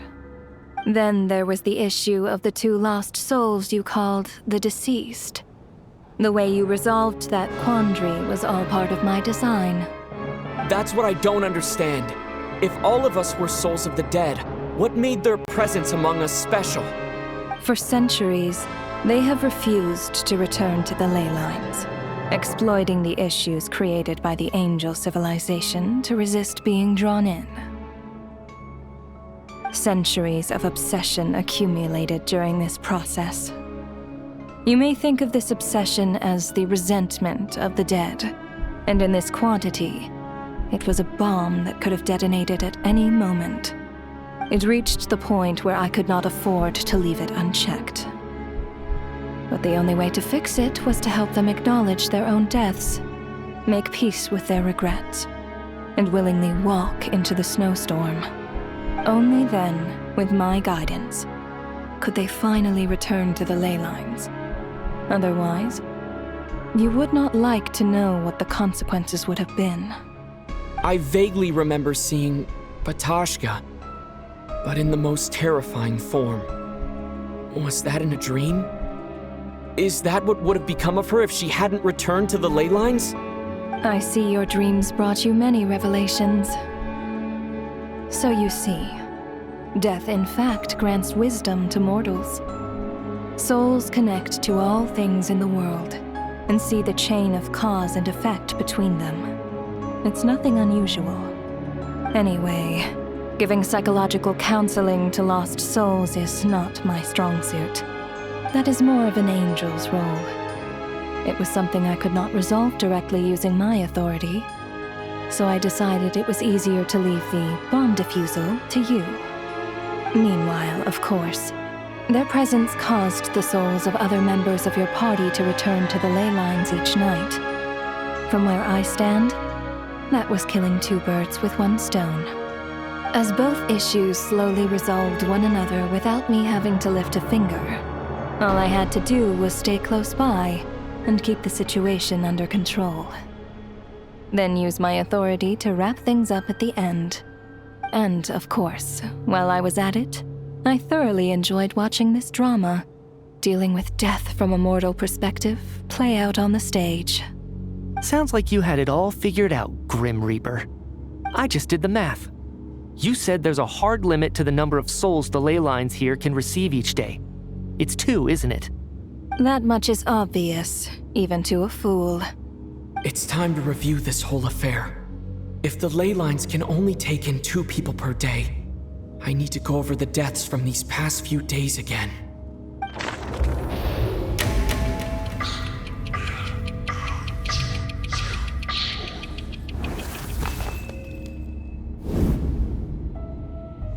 Looking back now, none of us had the faintest idea at the time.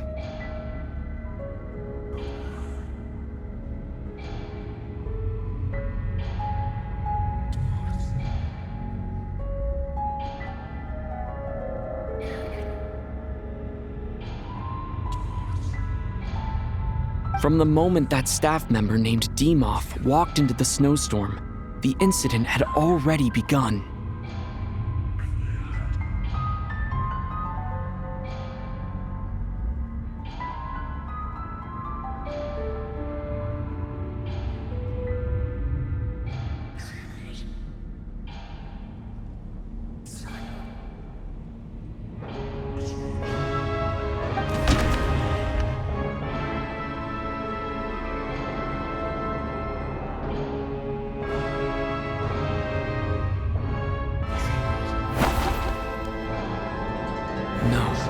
Let me go over this again.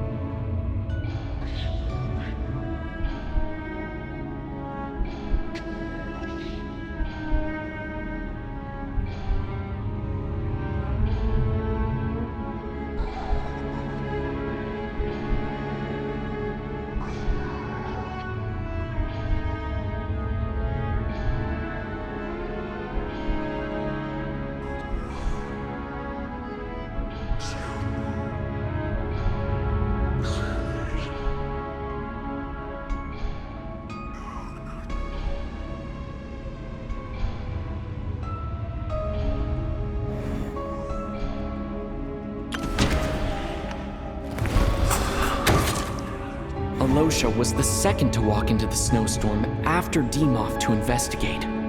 During this process, the ruler of death assumed his identity, making him one of the victims.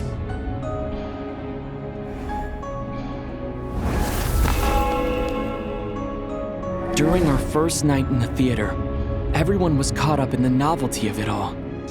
No one could have expected there would be victims the very next morning.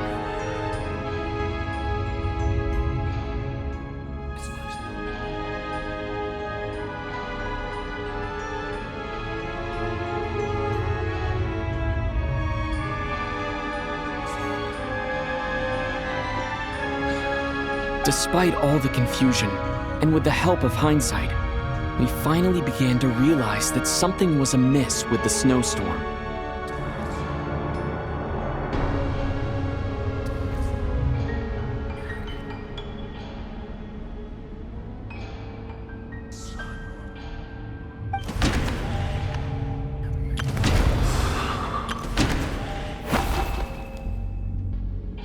No, let me go over this again.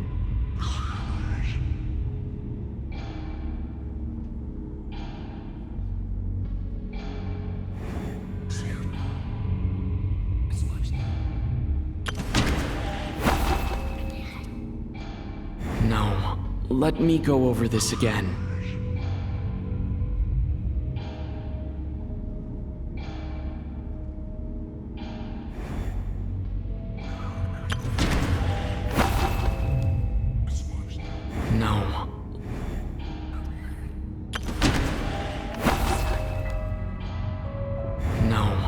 let me...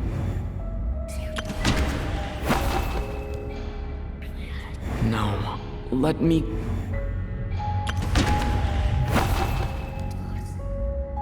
No, let me go over this again.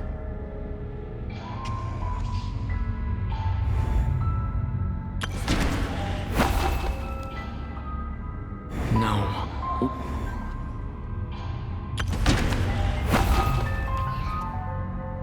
No, let me go over...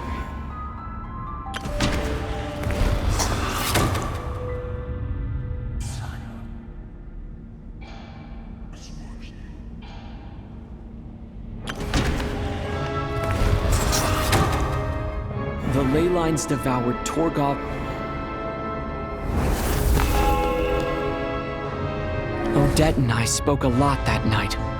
3 people were on watch, but in the morning, we discovered that someone had fallen victim all the same.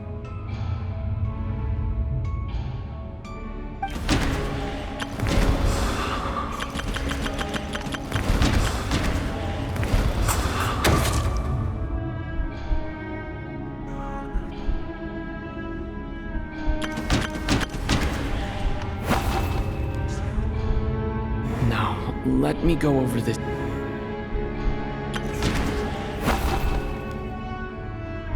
Now, let me go.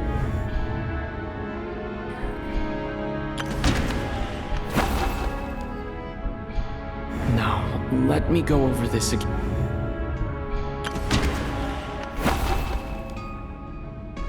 Now, let me go over this again.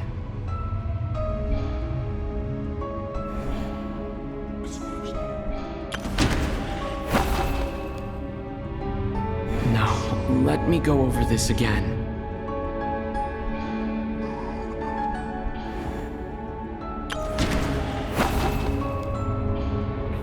Now, let me go over this again.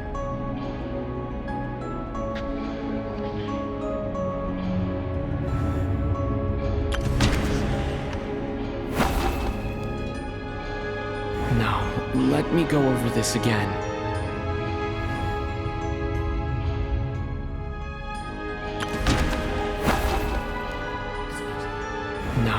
Let me go over this again.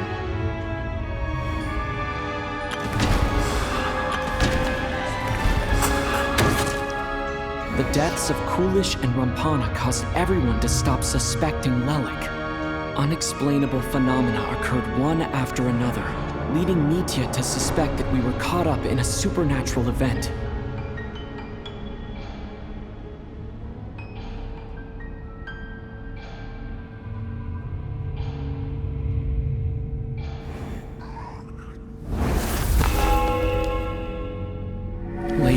We discovered that there seemed to be an extra person among us, and subsequently discovered the existence of the deceased.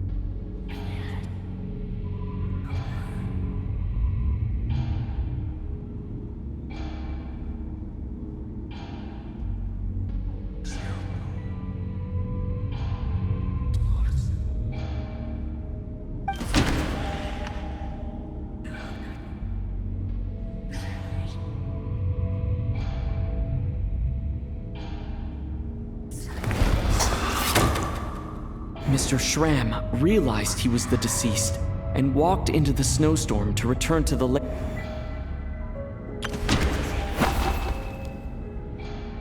No, let me go over this again.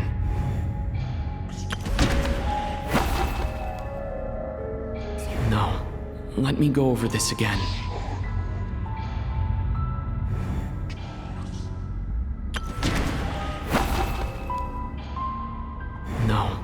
Let me...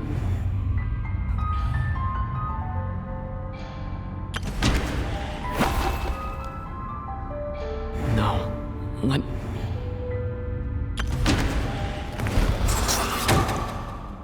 He thought it was all over, but Mr. Valeri's death was a rude awakening for everyone. The ley lines consumed him during the night regardless. A lot happened today. Mr. Valeri's death led us to discover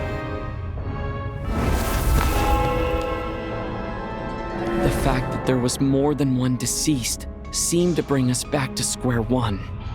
Odette revealed some information she had been keeping to herself.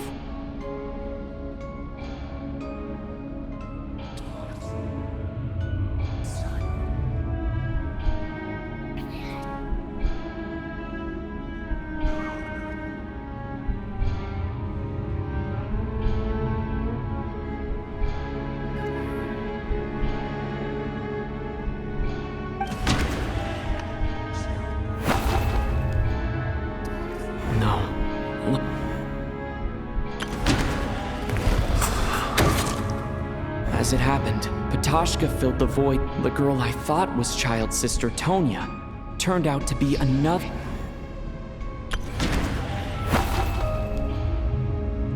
No, let me go over this again.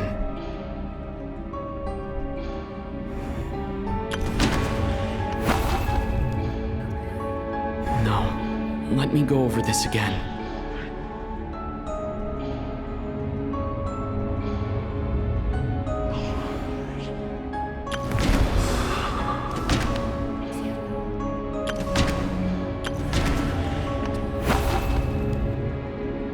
Although Mitya did indeed walk into the snowstorm that day, he returned from the ley lines with the help of Vodyanitsa's Requiem.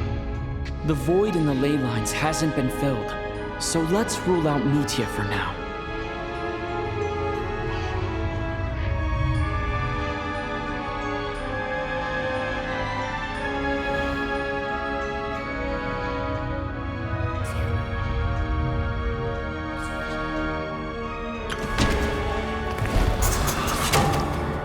Vodyanitsa was swallowed by the ley lines in her sleep, but the Requiem she sang before falling asleep was quite a game changer.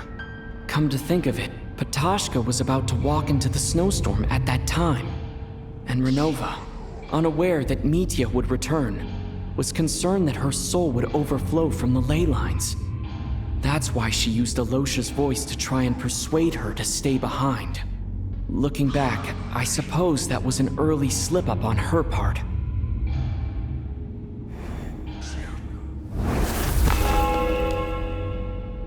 No one could have expected anyone who walked into the snowstorm to return. But just after nightfall, Mitya returned, bringing crucial information with him. Various truths began to surface, including that all of us were already dead and that the ruler of death was here among us.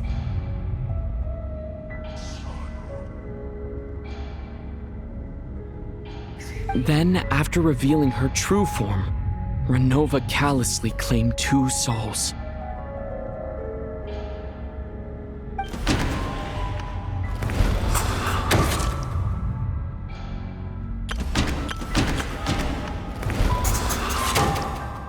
In fact, everyone was already dead, but now, only Mitya and I remain.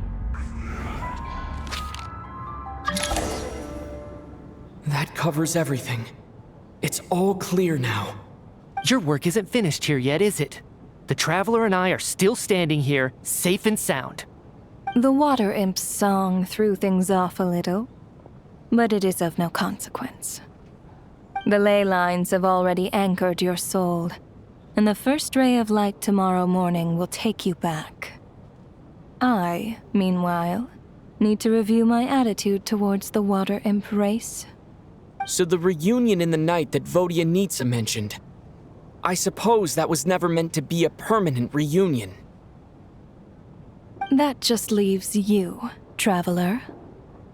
My power only allows me to temporarily separate your soul from your body. The ley lines of Teyvat would not accept you, and your soul is firmly anchored to your body by your will.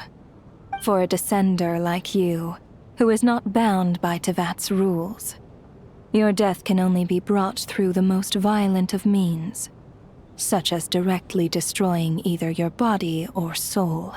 I have no interest in involving myself with descenders, for now.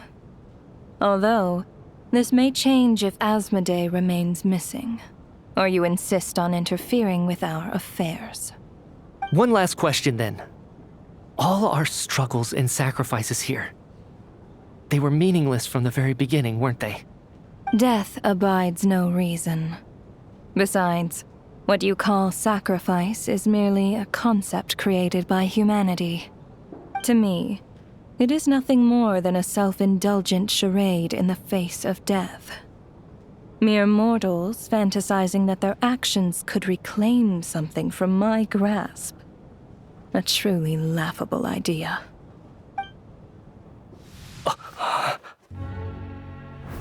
Grim Reaper, you really know how to get on my nerves.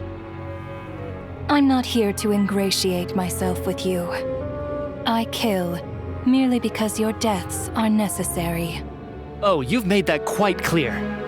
But humans don't take well to being scorned. Not even by the gods.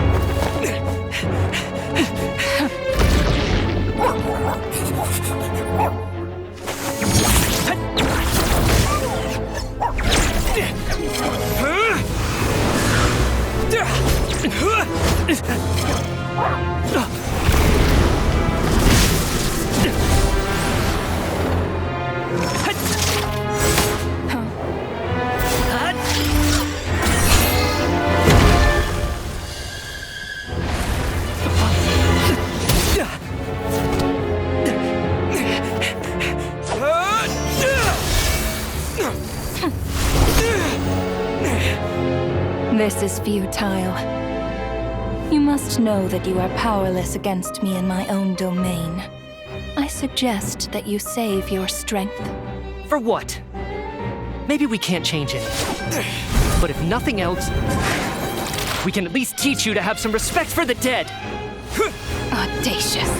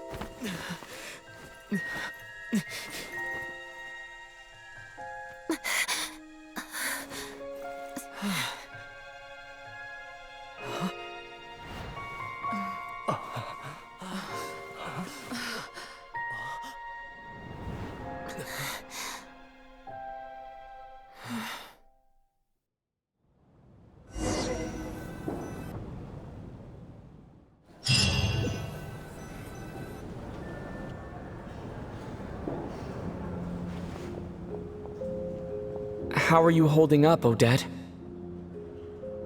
What happened to me? How much do you remember?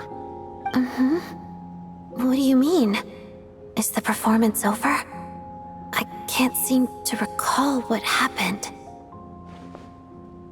Has Odette already forgotten?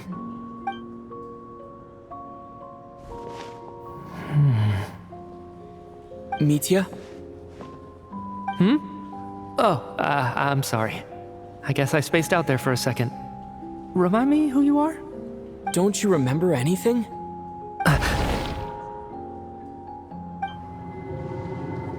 Yeah, I remember now, comrade.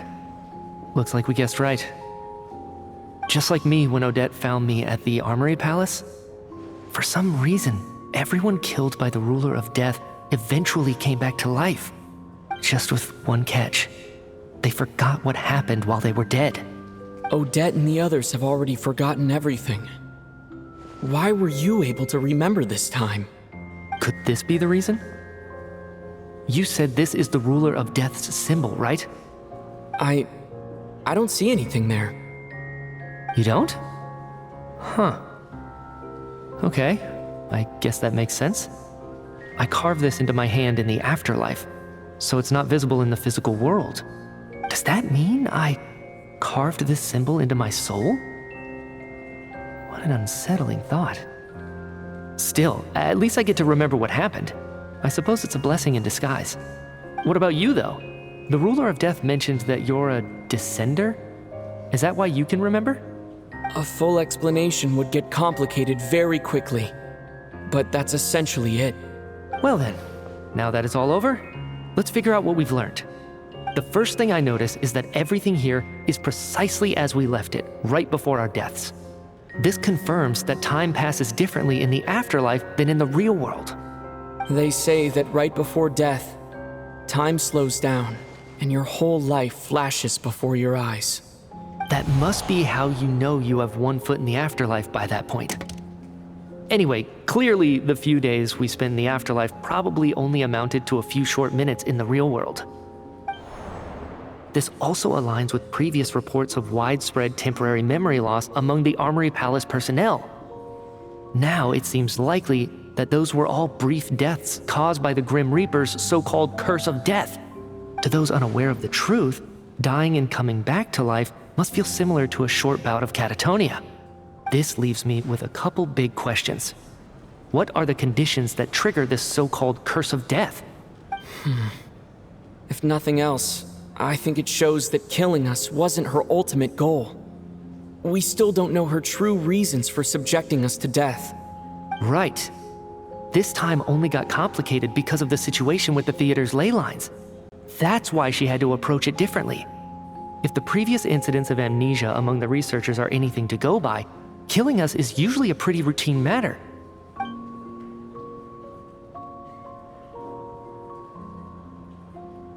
Come to think of it, wasn't I about to note something down before I died? I can't remember what it was, but I think it was something related to my research project. Sorry, Traveler. I'll catch up with you again later. Right now, I have to make a trip back to the Armory Palace. Sir, if I may, no one of your description has ever shown up in my investigations into Mr. Mitia's friends. Yet, you two seem very familiar with each other. Could you perhaps tell me where he was in such a rush to get to? And, by the way, have we ever crossed paths? Forgive the presumptuousness, but I feel a vague and indescribable sense of familiarity about you. I can explain everything. Could you help me gather everyone in the theater in one place?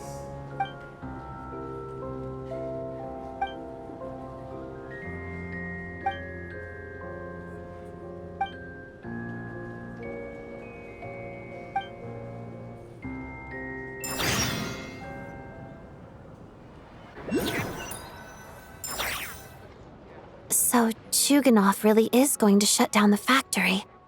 I guess this theater incident actually did us some good after all. So, you said I promised to take you to the Armory Palace while we were in the afterlife, yes? I believe you. I think I even have a vague memory of it. Agreed. Let's check in on her first. The whole reason for our trip to the Armory Palace anyway is to figure out what's going on with her health.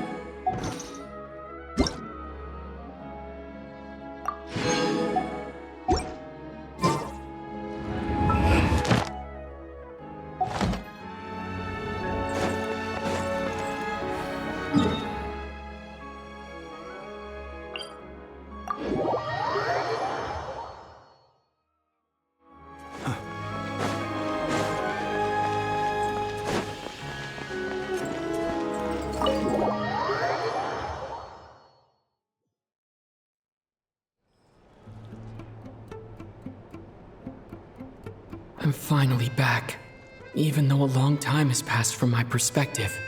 As far as Paimon's concerned, I probably just went out to watch a very short show. I should keep my emotions in check when I see Paimon again, or it'll seem weird. Wait. The atmosphere here feels off.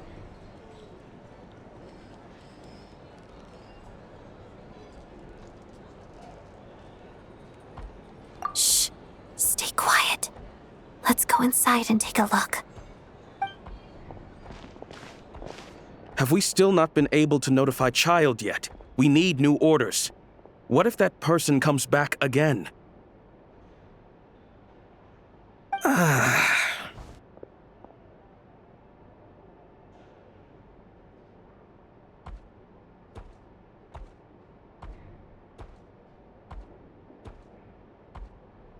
I'm so sorry. Under the circumstances, there was really nothing we could do. Tell me, what happened to Paimon? It was the Jester. He came here in person and escorted Miss Paimon away. He's the director of the Fatui. His authority supersedes all others and cannot be questioned. There was nothing we could do.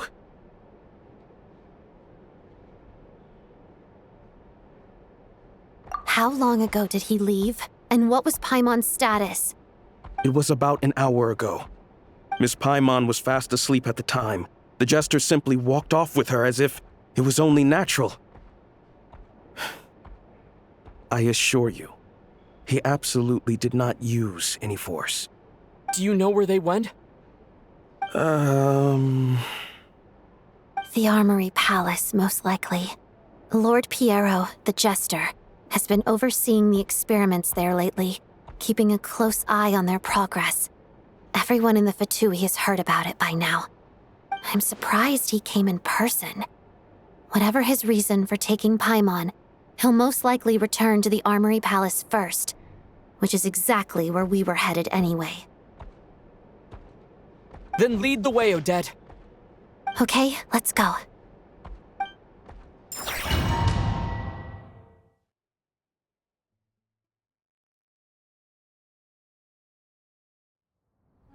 It's just up ahead.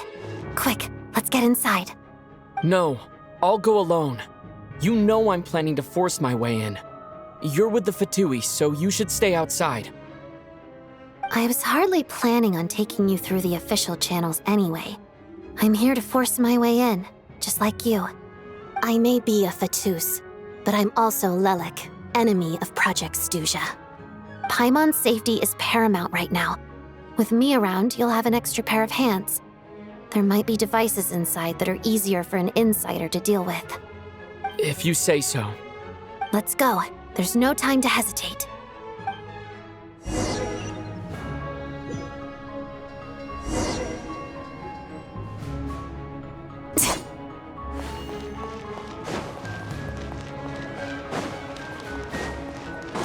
Together.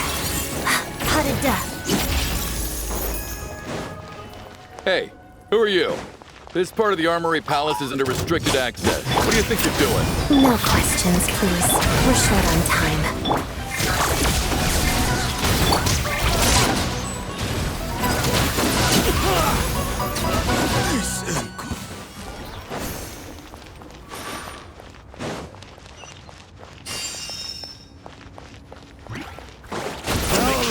Here comes another. Cleanup sequence initiated. Shadow me. Mission.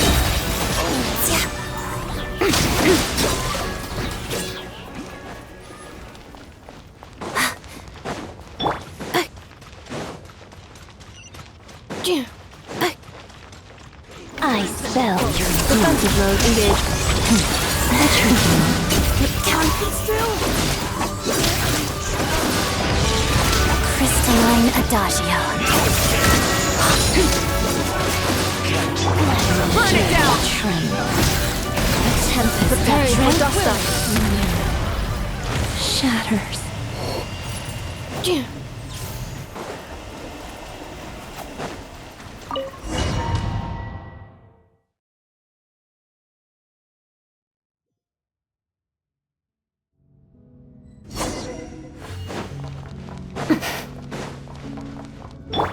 You have a pass. Where are you coming from? So, you're intruders, huh? Then don't blame me for what happens next!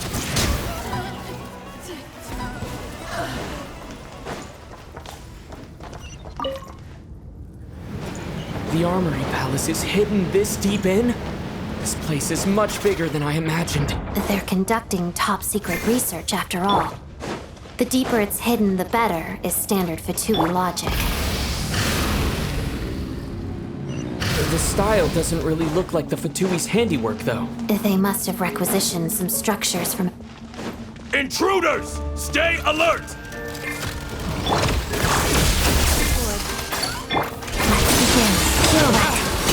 Witness the snow swan's grace.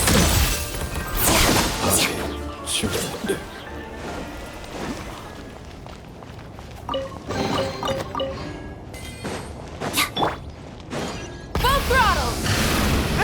Intruders? Just what are you guys trying to do here? I'm gonna fix your No one interferes with a jester's work!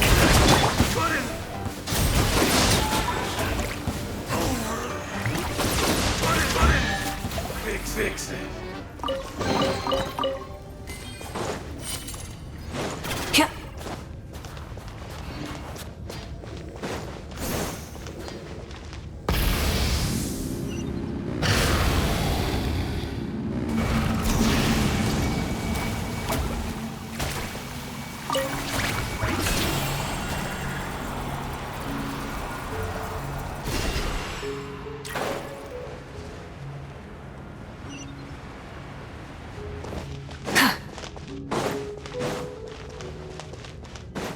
Looks like no one's guarding this place. There's something off about that decoration over there.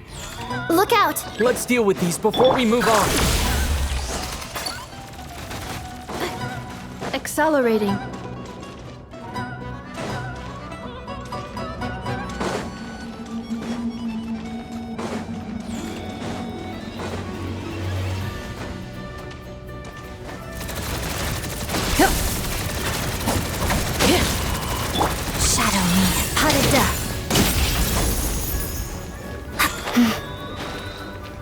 Defensive mode engaged.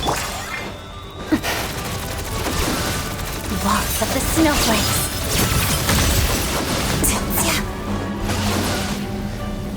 Let's begin.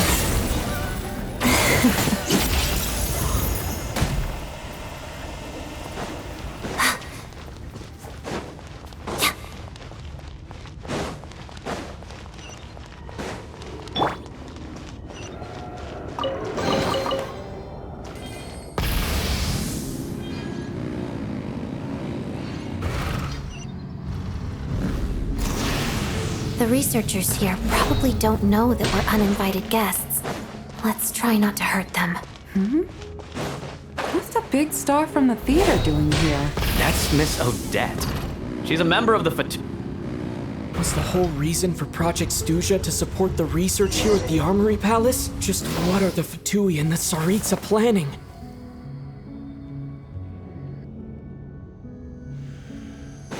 Try and stop me!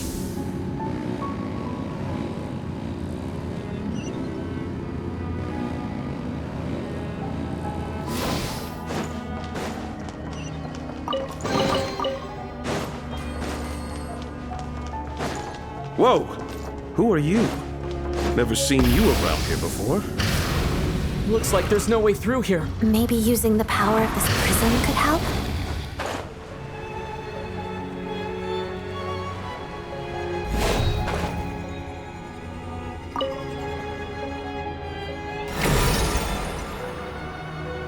I think I see some images. It's the prism's power at play, causing images of the past to reappear, albeit only as illusions.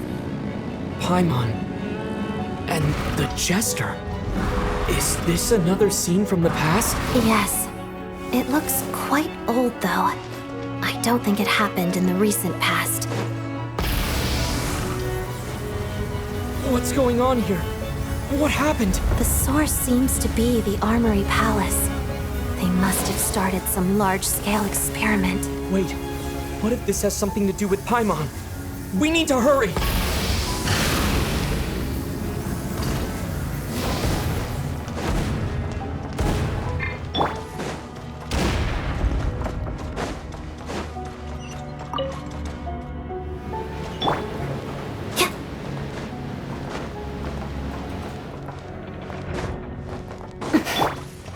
We're almost there. The Armory Palace is just up ahead. Paimon, please be okay. Mission! Burn it down! Close your eyes. Be silent. Close your eyes. Night falls. Burn no more.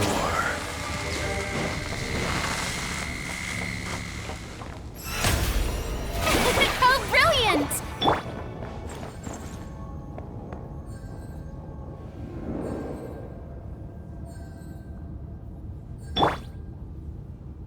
Try and stop me!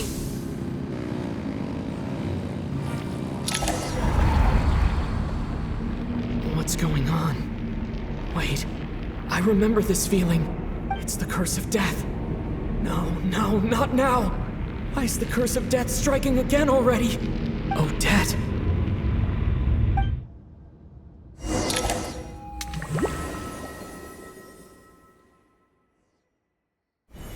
Is this the afterlife again? I need to find a way back to reality. Is that Odette's core Ignis? Could that be what just woke me up?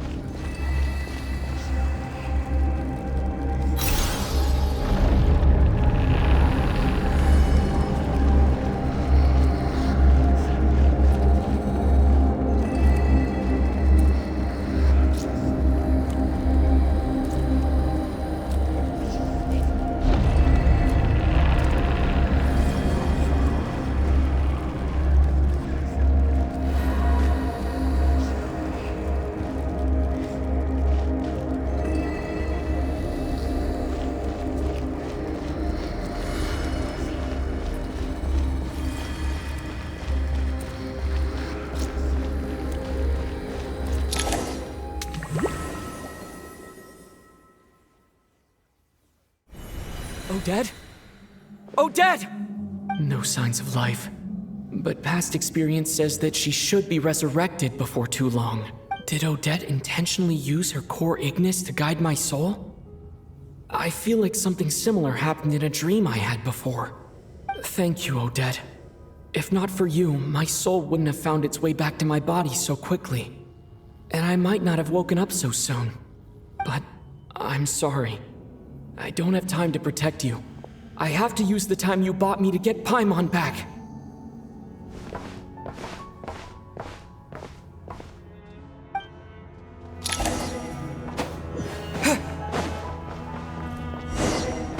Sure enough, everyone here has been affected by the curse. Paimon! Paimon! No, wait. Paimon probably didn't escape Renova's curse either. She won't be able to respond to me right now. I'll have to find her myself.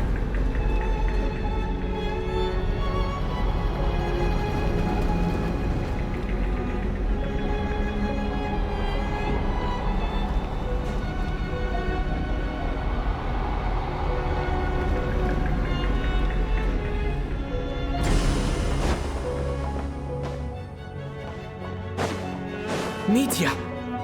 Is this the laboratory he works in? What happened here to trigger the curse of death again so soon? I'll have to ask him when he wakes up. Finding Paimon has to take priority now.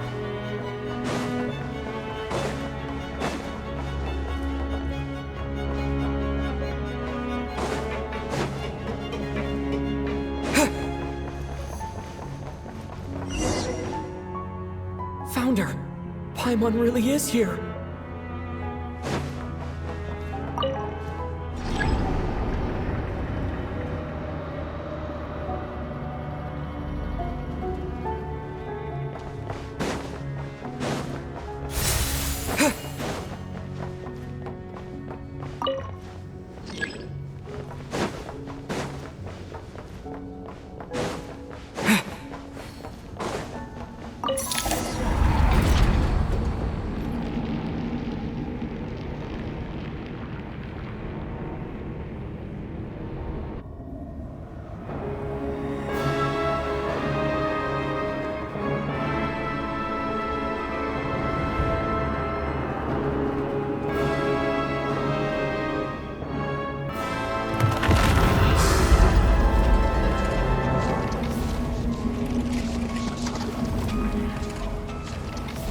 You don't learn, do you?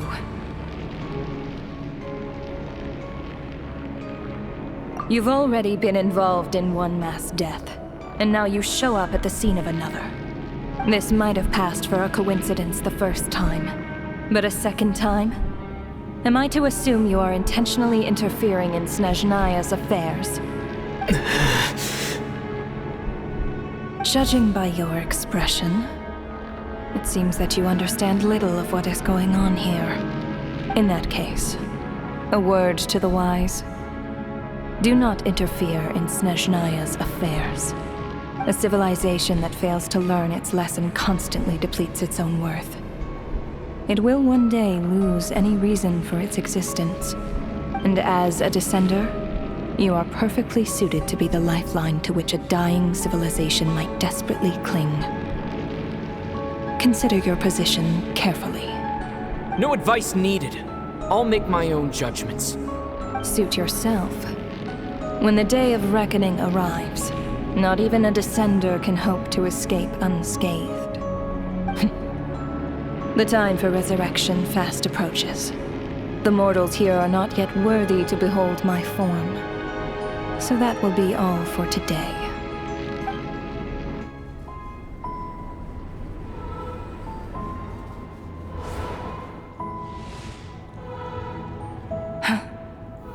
That thing is coming with me.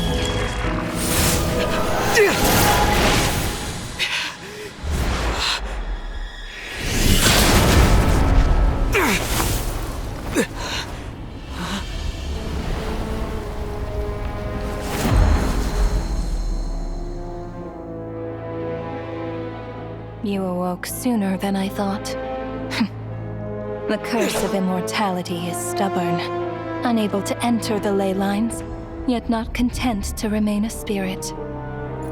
Ruler of death, what do you want? You perplex me. Both you and you. That thing may be a creation of Celestia, but it possesses none of Celestia's power, let alone authority. Your obsession with it baffles me. No matter, the resurrection will soon begin. It's worthless anyway. I'll reclaim it next time.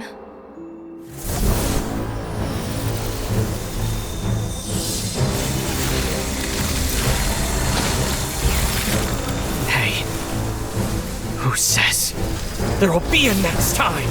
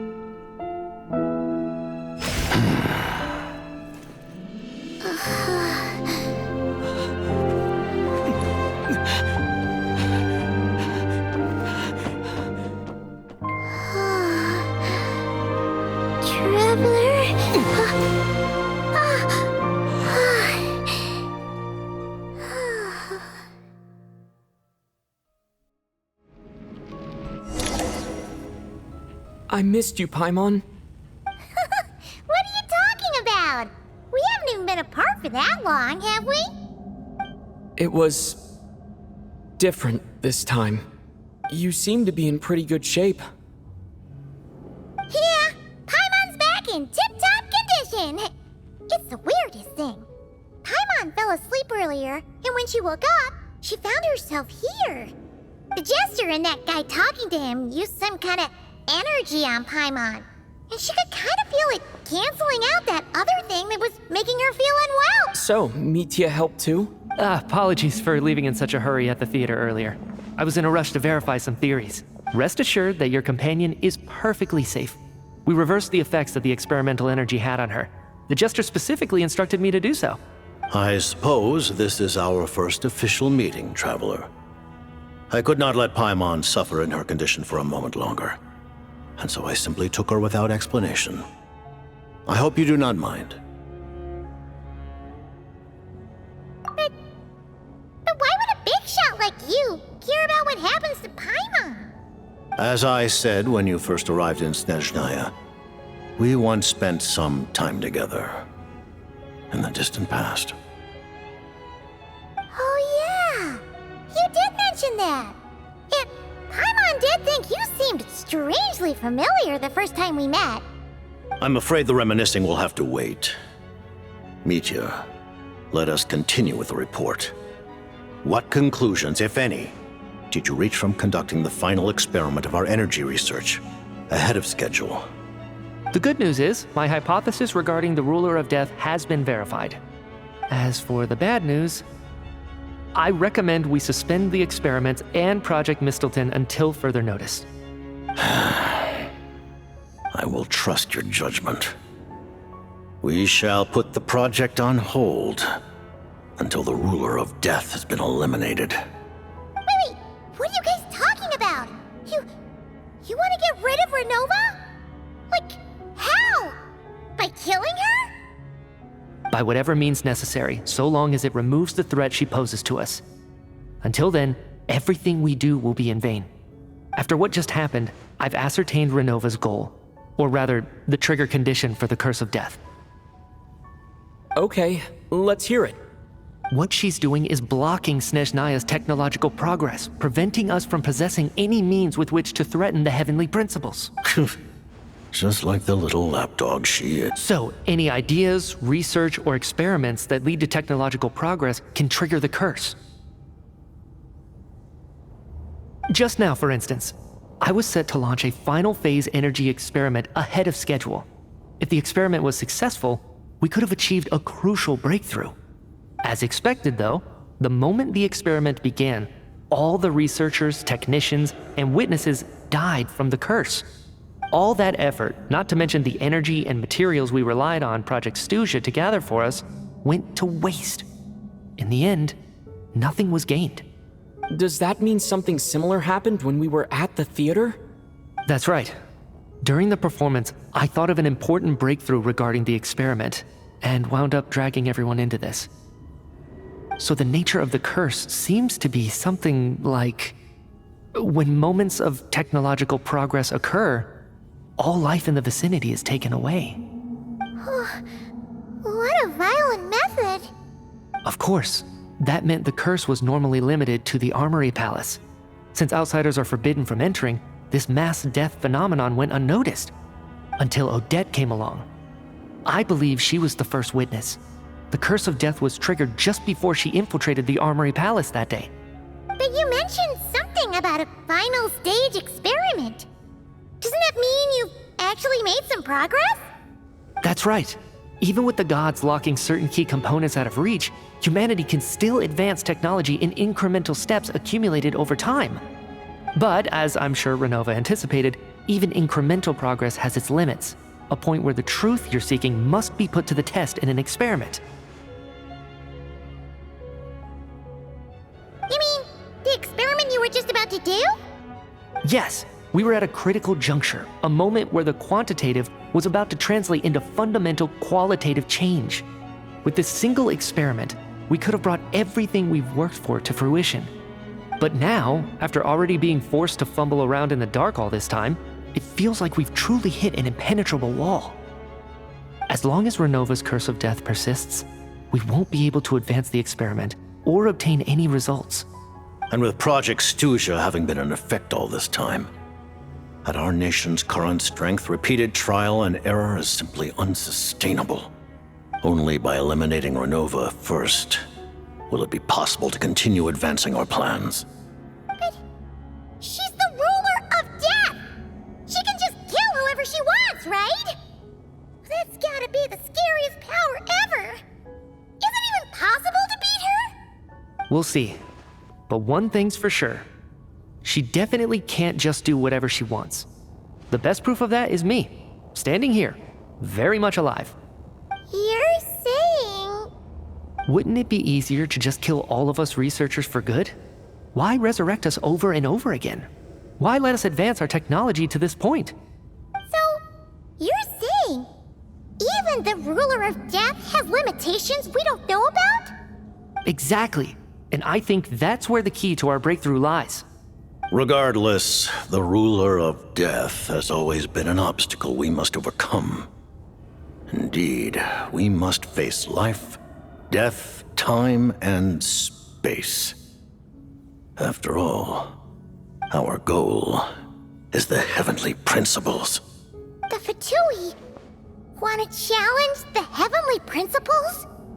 For a long time, I've had a vague suspicion the Fatui and the Tsaritsa, but hearing the Jester admit it is still a shock.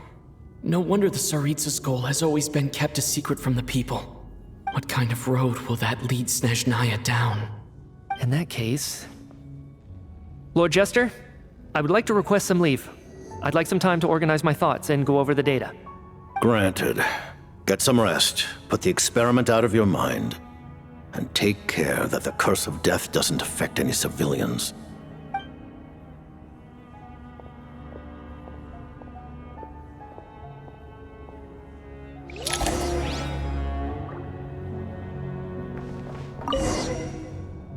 While there is yet time, allow me to offer you my hospitality, honored guest of Snezhnaya.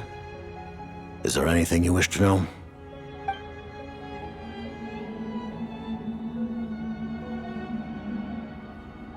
Thank you for telling me so much. Given the circumstances. Allies? To advance Project Mistleton, we must first resolve our issue with the ruler of death. And if I presume correctly, you have no intention of letting her actions go unpunished either, do you? That's right. Ever since she said she intends to reclaim Paimon when we next meet, I figured reconciliation was out of the question. Against an opponent of this caliber, deliberating over our allegiances would waste time we do not have. We must join forces unreservedly with whomever we can, if we are to stand anything like a fighting chance. You're going to challenge the ruler of death? Just for Paimon? But Paimon's only...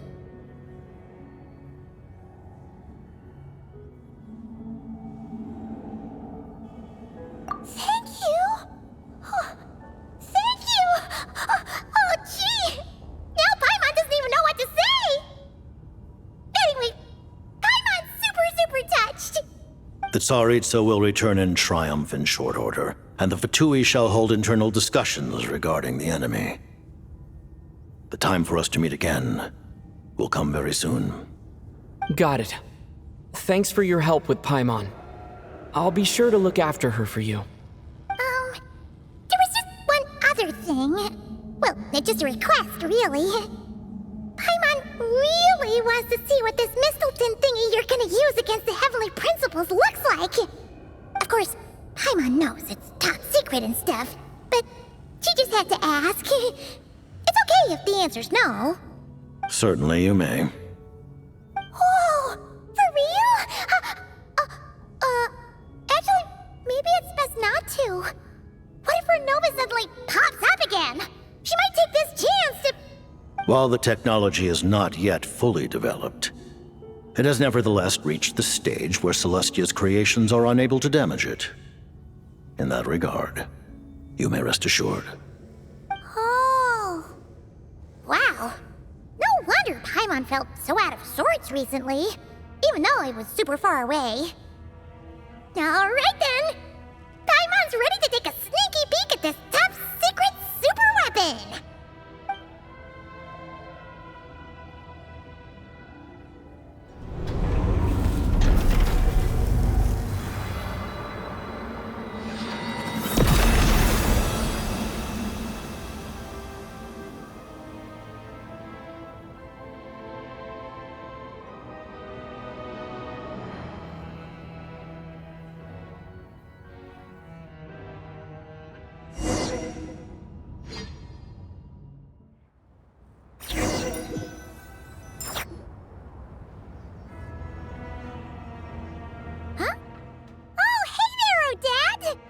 Paimon?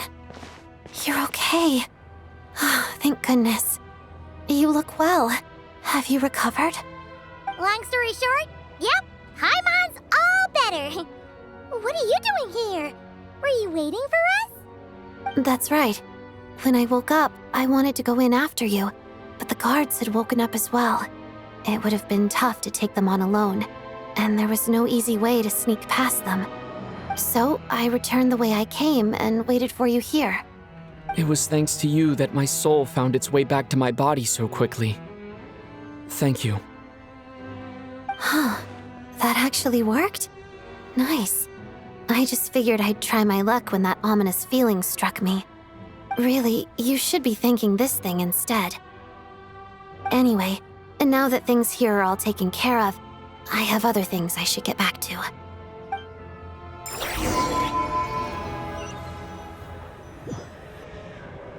Ah, Director Chuganov, you're back. We just received notice that Project Stuzha has been suspended, so we've convened an emergency meeting. This is the preliminary plan.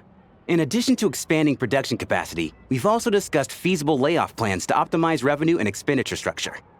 Our calculations indicate that the factory's profits will increase by at least 30%. Just give the word, Director. That won't be necessary. Leave the energy for those who need it. Whether they use it just to get by or to run a business, that's up to them. Start preparing to halt production and lay off the staff. Make sure the workers are able to land on their feet and that they are duly compensated. Thank you all for your hard work during this time. Am I hearing you right? Why? After all the tough times we made it through, now is exactly when we should start to turn a profit.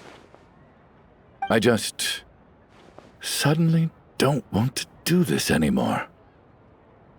Iskra. Dear esteemed members of the Rokot, given the effects of Lelik's radical actions upon our organization's reputation and social stability, a decision has been made to permanently withdraw this codename from use. Considering that Lelik did what they did for the benefit of the people, the Rokot has nevertheless negotiated with the authorities, ultimately securing a waiver for all penalties due to them. Lelik will be suspended for a period of time. Depending on their future performance, they may be allowed to adopt a new codename and continue acting as part of the Rokot. The purpose of this notice is to remind everyone once again that motives and methods are equally important when one operates in the shadows.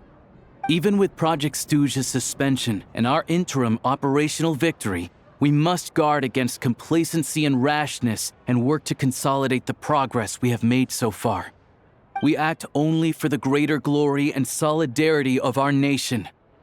May the aurora shine ever on, and the tundra always stand firm.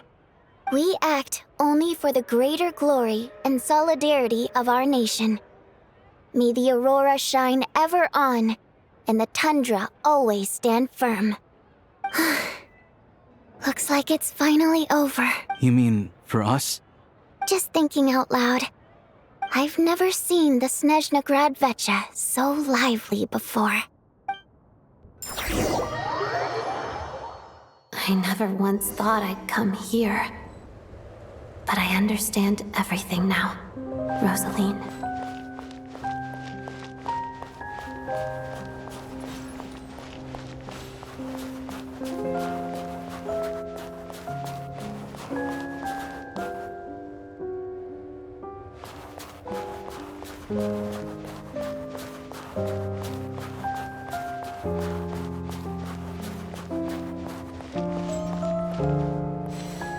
I've seen Spirit Seeker performed many times, including by your mother. Why do you bring that up all of a sudden? Even though the choreography is always identical, every dancer finds a way to make it her own.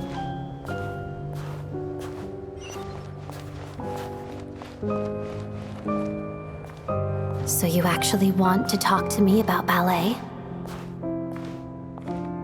I just think it would be a pity if the dance was lost to history. She didn't teach it to you, did she? That was an unusually subtle taunt for you.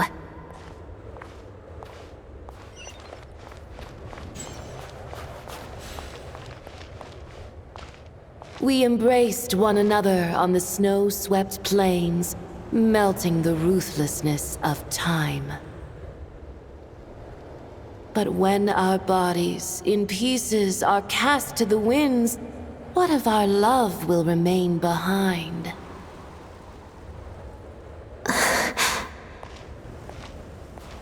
Don't tell me you can't sing. Shush.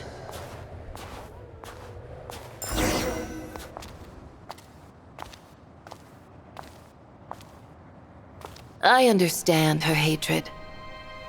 The Fatui robbed her of the life she should have had.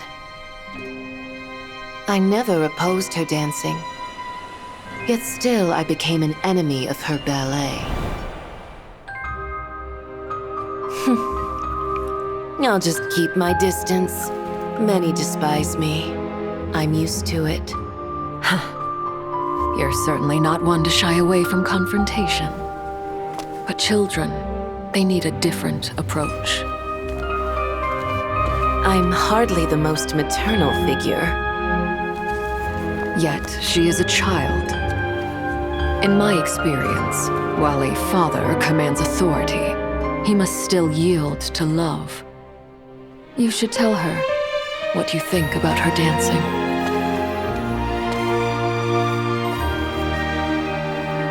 Odette will soon take the stage at the Korolyevsky Theater. This could be your chance. Geonosis secured. It went smoothly. I'll be there. Have them send me an invitation.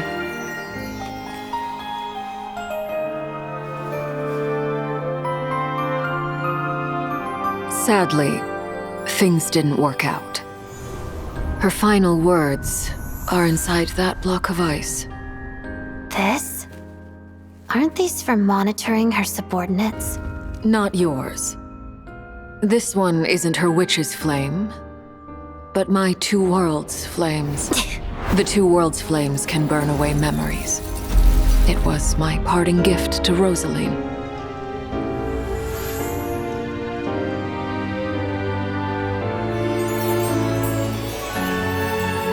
If all goes to plan, she and I will both live to see the Tsaritsa succeed. I believe she'll find peace. But if anything happens to me, she needn't follow in my footsteps. The cryo-energy will fade away in time.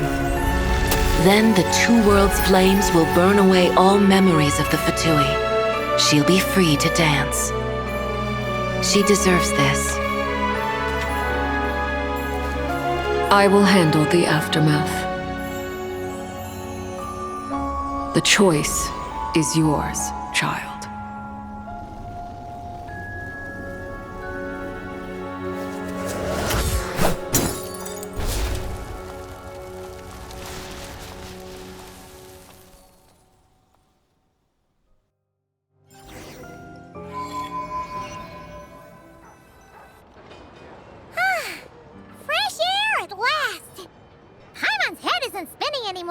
And the fever's all gone.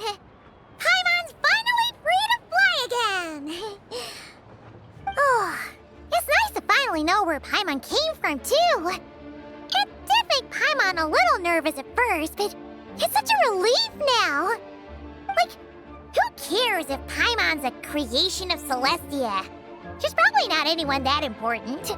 Probably just the fairy of food and fun or something. And like you said, this doesn't have to change anything between us. You're not gonna just... Hey! Hurry up! Why are you walking so slowly? You've spent the last few days lying in bed and stuffing your face. I didn't think you'd be able to fly this fast. Says who? Paimon's as agile as ever.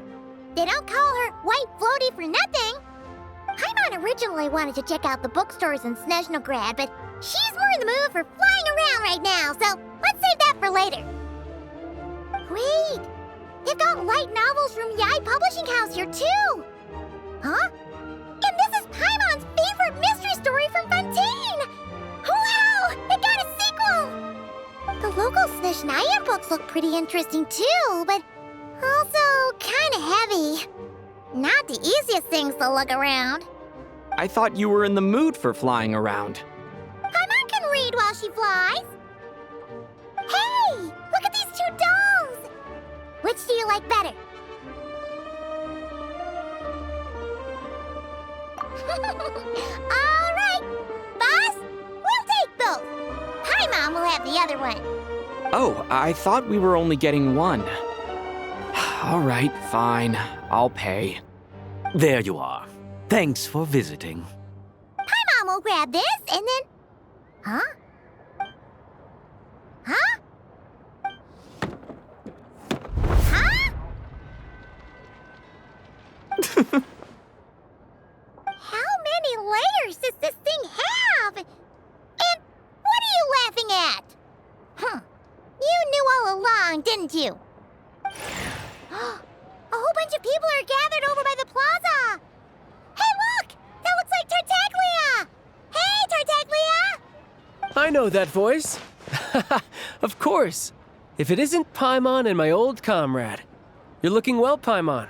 All better? Yeah! The jester knew I was wrong and fixed Paimon right up! Thanks for sending someone to keep Paimon safe, too. Oh, yeah. About that. That was kind of embarrassing. Who could have known that our director would go looking for you in person? So sorry for the misunderstanding. Oh, right. Let me introduce you. This is my little sister, Tonya. Hello, Tonya. Hello. Firstly, I'm really sorry about my brother. Sounds like he's caused you no end of trouble. Hey now, why'd you have to start with that? Not that it isn't true, of course. So she's the real Tonya. She said you two didn't manage to meet up at the theater.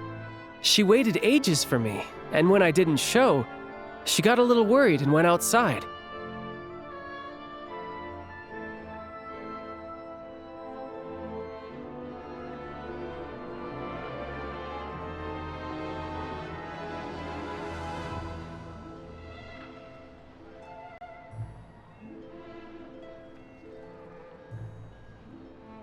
I know, right? He didn't bother to say a word to me. I searched up and down the city for him, and he only told me about it when I finally caught him at the gates of Glupov. I've been rushed off my feet lately, so I didn't get the chance to go home. I just figured the Traveler would fill you in when he got there. Well, the snow was bad, and you're never late. So I was really worried about you. How was I supposed to know that you'd stood me up? I'm sorry, Tonya. I really am. I'll make it up to you somehow. Just... please don't tell Mom and Dad. Although the mix-up led to a series of misunderstandings, it's probably for the best that the real Tonya didn't get caught up in that mess. Besides, it's obvious that Tartaglia isn't usually one to break a promise. He only gave his ticket to me because he had to look into Lelik. No, it's fine. It just meant I didn't get to see the show in the end. By the way, what did you think? You were one of the first people to see it, you know? I would say... the best is yet to come. Huh? What kind of review is that?